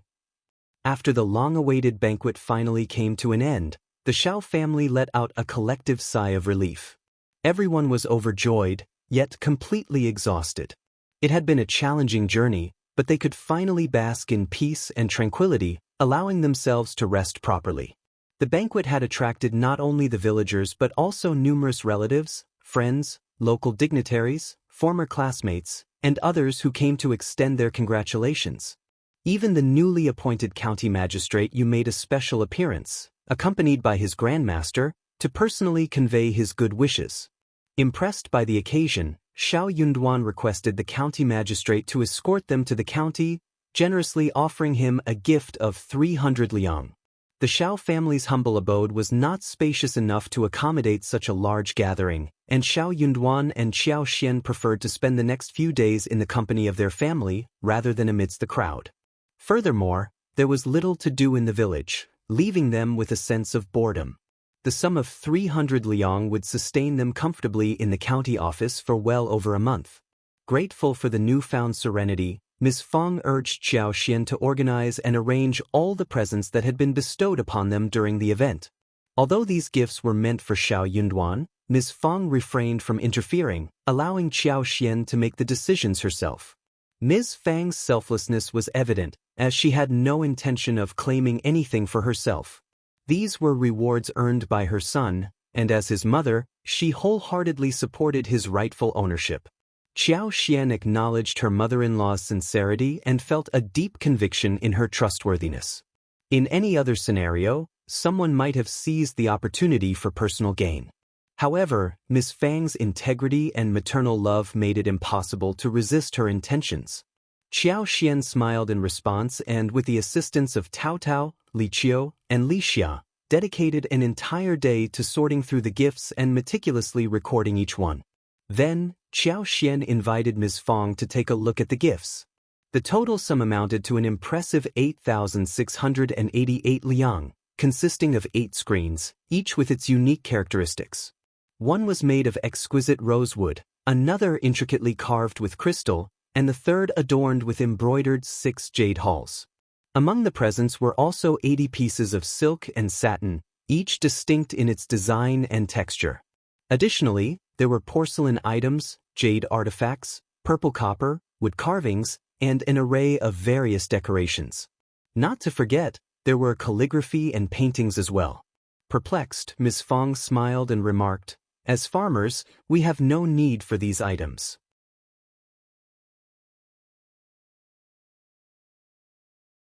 Even if we were to select the most suitable ones, we couldn't possibly make full use of them. Choose some valuable ones from the province and bring them along to the capital. They may come in handy there. Give a portion of the remaining silver as taxes to the government, and keep the 8,000 taels. You'll find plenty of use for the silver when we reach the capital." Qiao Xian nodded in agreement and proceeded to enlighten Ms. Feng about the value of the various items, ensuring she wouldn't make any mistakes when presenting gifts in the future. Afterwards, Qiao Xian requested 6,000 liang from Xiao Yunduan. Xiao Delong, San Lang, Tao Tao, and the others also received their share. Although Qi wasn't present, his portion was set aside, while the rest was added to their shared savings. Following a discussion with Ms. Feng, Qiao Xian carefully selected some clothes, packed them up, and distributed them to Xiao Dalong, Xiao Sanlang, Qi, Tao Tao, and others. Tao Tao's gift was particularly valuable and exquisitely crafted, making it suitable to be preserved as a future dowry. The servants had worked hard these few days, so they were rewarded heavily as well. This time, everyone was happy. It was a family dinner tonight, and Qiao Xian was going to cook a good meal for everyone. That made everyone so happy that they took the initiative to help Qiao Xian as if it were the new year. While they were happy, everyone could not help but think of Qi and sigh sadly. If you find any errors, ads pop up, ads redirect, broken links, non-standard content, etc., please let us know reports so we can fix it as soon as possible.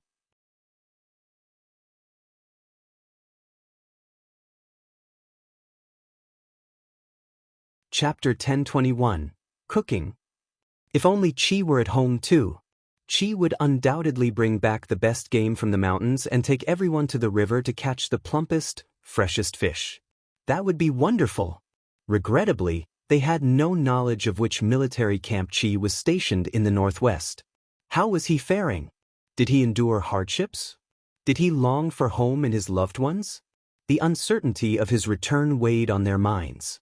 Despite missing him dearly, they were all mature individuals who understood that while Qi served in the army, Xiao Yunduan was flourishing with the assistance of the Xie family. Qi himself was capable and resourceful, so they refrained from dampening the festive atmosphere with worries.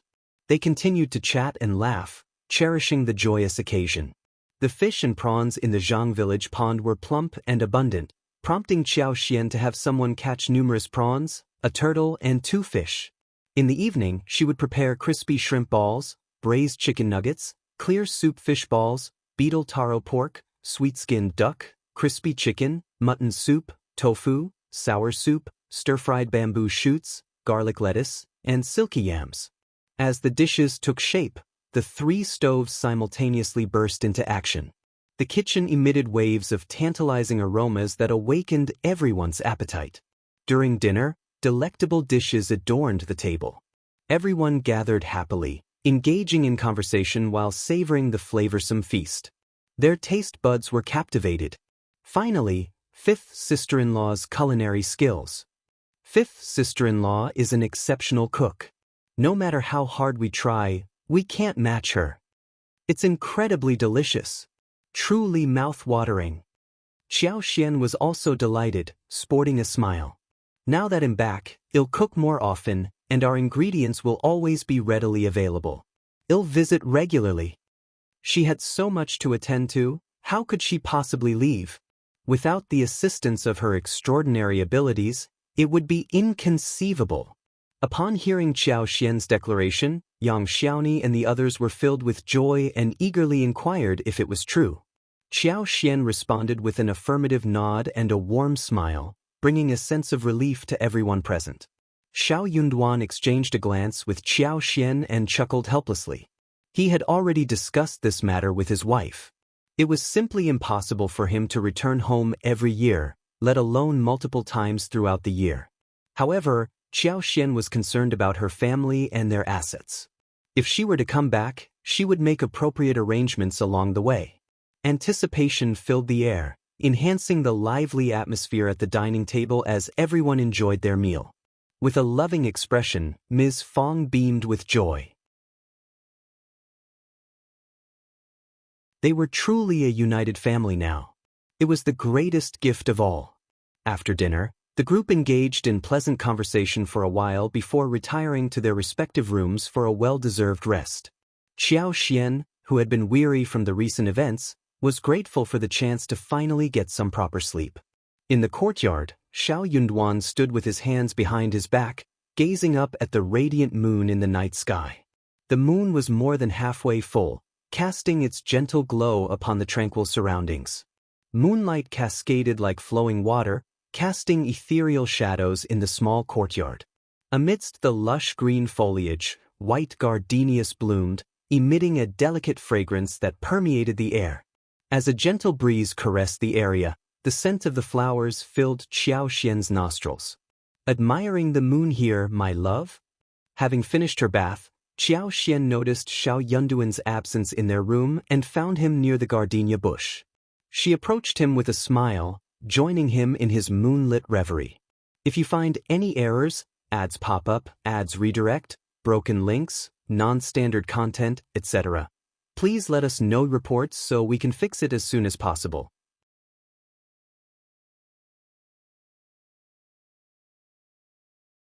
Chapter 1022, Moonlit Night. Xiao Yunduan affectionately embraced Qiao Xian as she got startled, attempting to break free.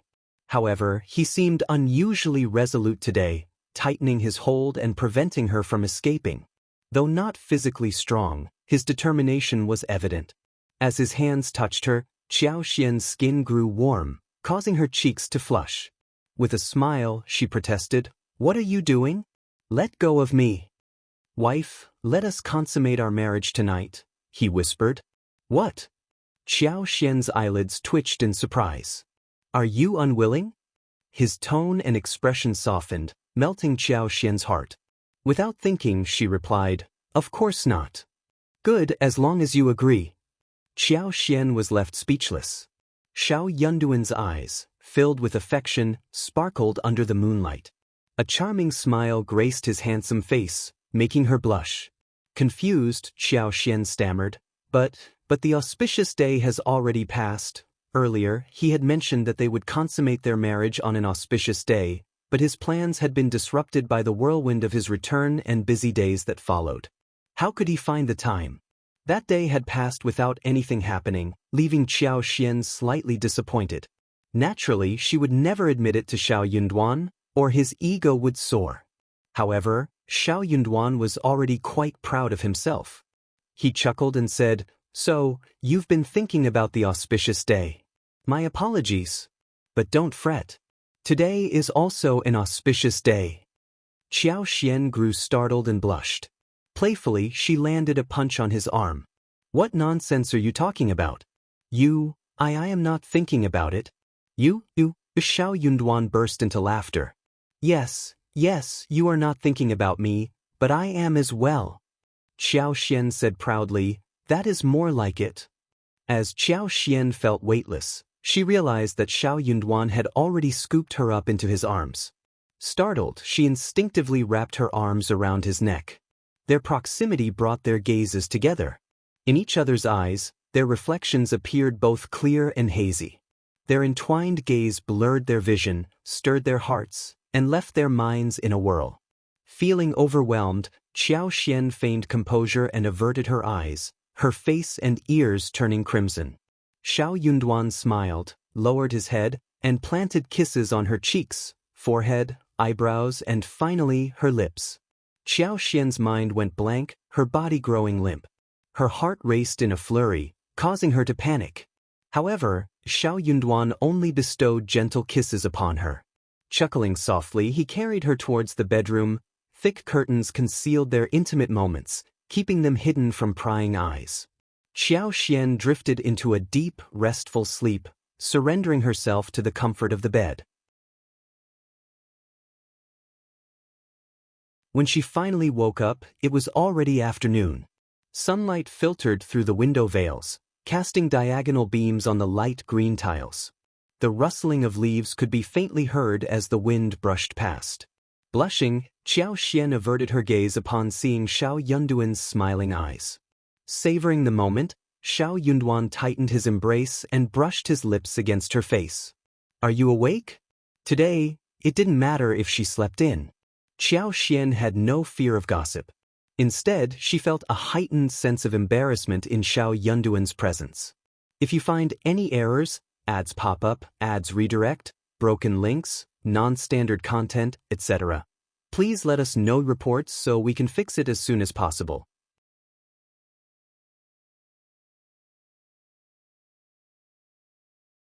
Chapter 1023, Finally Perfect. Why aren't you up yet? Xiao Yunduan playfully exclaimed. Qiao Xian wished he would vanish instantly. With a tender smile, Xiao Yunduan continued to nuzzle against her. I can't bear to be away from my wife. You, Qiao Xian blushed, feeling utterly powerless. Her embarrassment intensified, and she weakly punched Xiao Yunduan.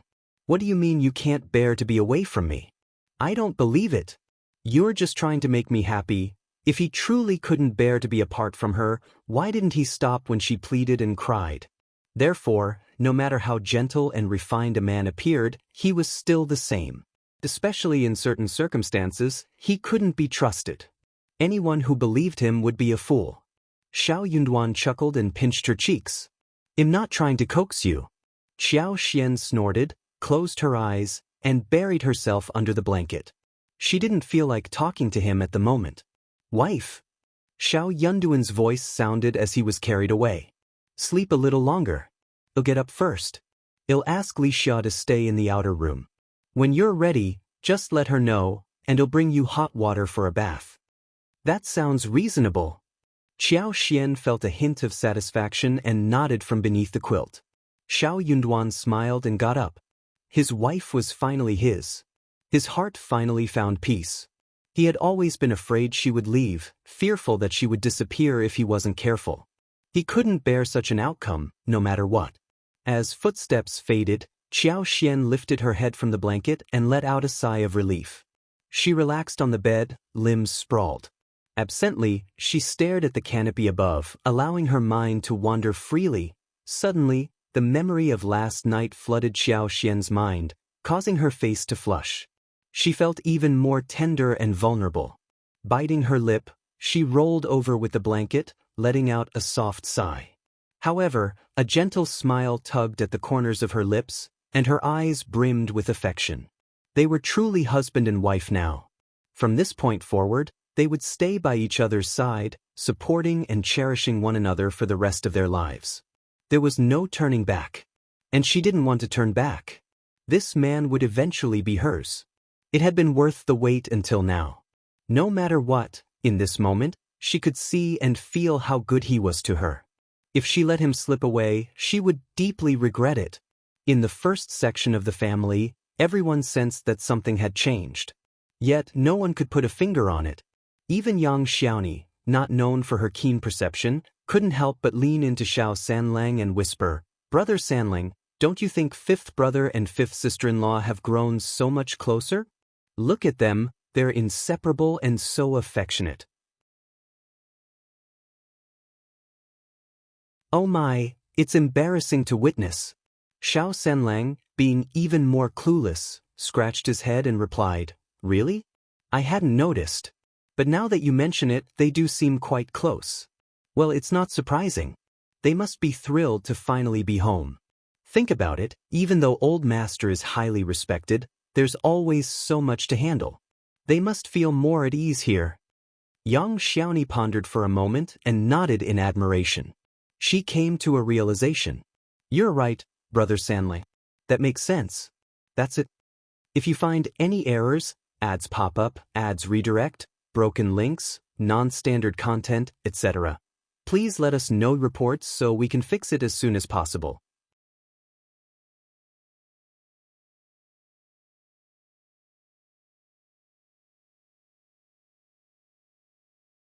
Chapter 1024, Inspecting the Industry. Qiao Xian and Xiao Yunduan were oblivious to this amusing situation. Otherwise, they would have burst into laughter. However, ever since the couple tied the knot, an unspoken closeness developed between them. Their shared understanding and the sweet aura of exchanging smiles couldn't be concealed.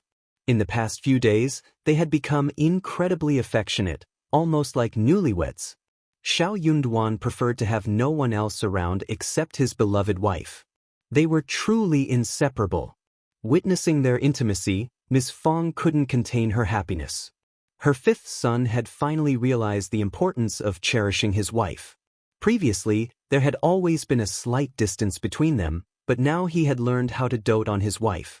Ms. Fong attributed this change to her son's newfound official position, as if his long-cherished wish had finally been fulfilled. After taking a few days of rest, Qiao Xian began organizing their belongings. Of course, lipstick held the highest priority. As planned, the flower field was expanding this year. As expected, the newly planted flowers weren't thriving as well without the assistance of superpowers. However, it didn't matter. After all, she was back now. With a few more applications of superpowers, she would be able to catch up in no time. Thankfully, the dozens of acres were still flourishing. The flowers were large, vibrant, and in pristine condition, producing the same excellent quality lipstick. This year, they had distributed a total of 80 beehives. Though they would require feeding sugar during the winter to ensure the bees had enough food, it was a worthwhile investment.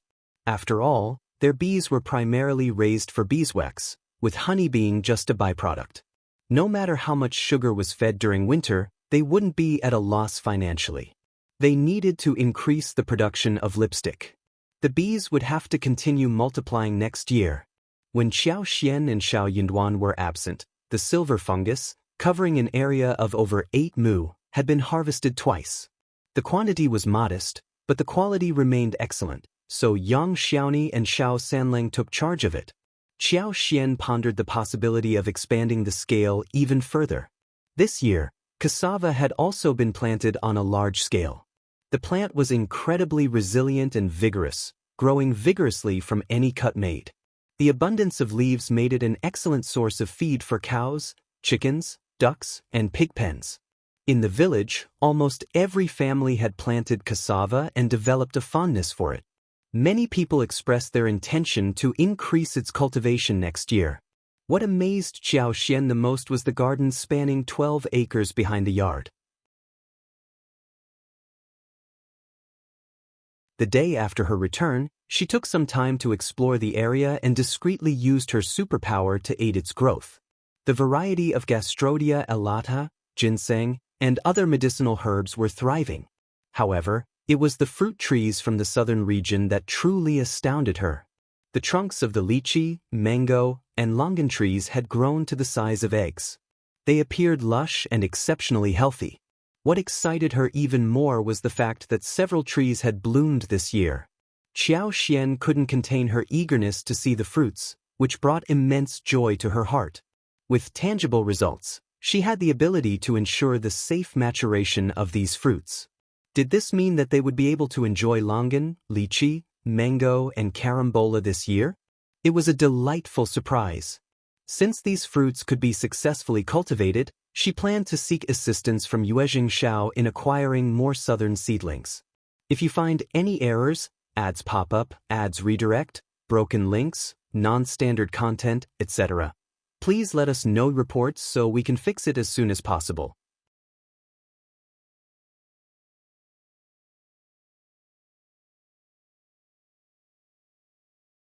Chapter 1025, Fruits. The 1,200 mu of land on the outskirts of the provincial city remained unplanted. Qiao Xian couldn't help but imagine the wonderful possibilities of opening a fruit garden and raising chickens in the meantime, while waiting for the fruit trees to grow. With the ability to cultivate plants in the space, Qiao Xian had no intentions of holding back.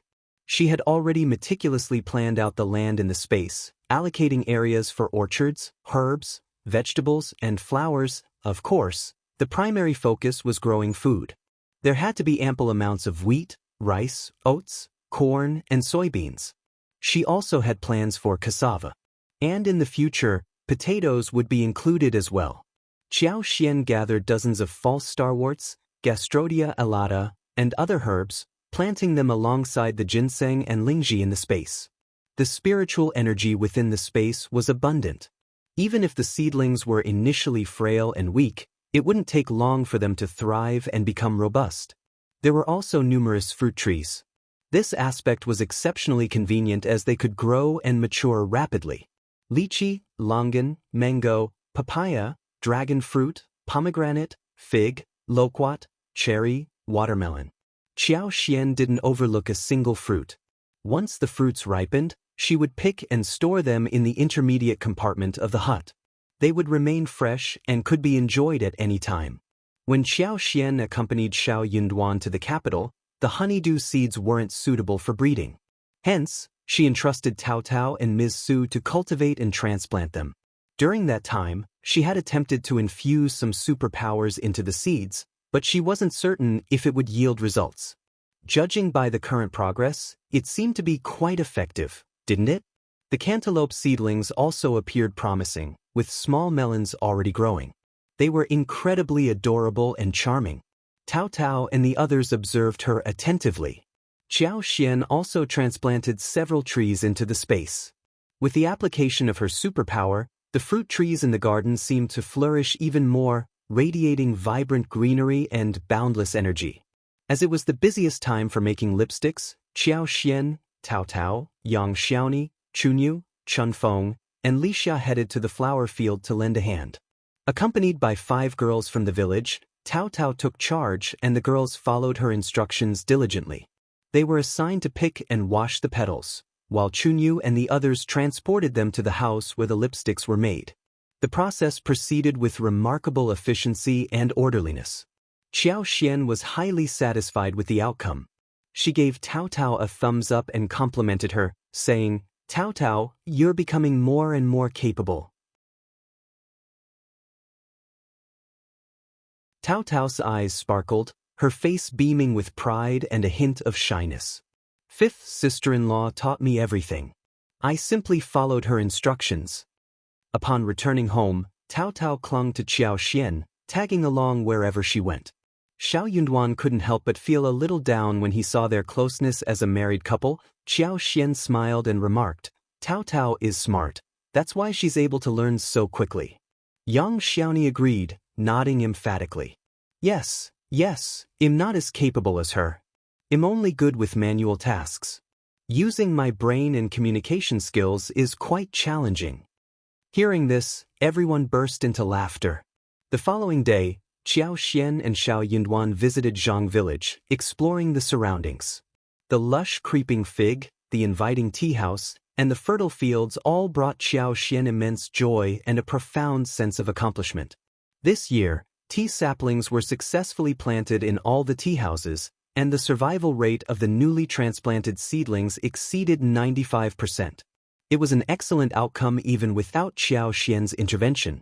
If you find any errors, ads pop up, ads redirect, broken links, non-standard content, etc., please let us know reports so we can fix it as soon as possible. You're tuning in to the Passion Pages YouTube channel. We're so grateful for your support, and don't forget to subscribe to join us on this incredible journey through captivating stories. Your generosity through donations truly makes a world of difference, as it's the primary source of revenue that allows me to expand and enhance this channel for you. Thank you from the bottom of my heart for being a part of this adventure.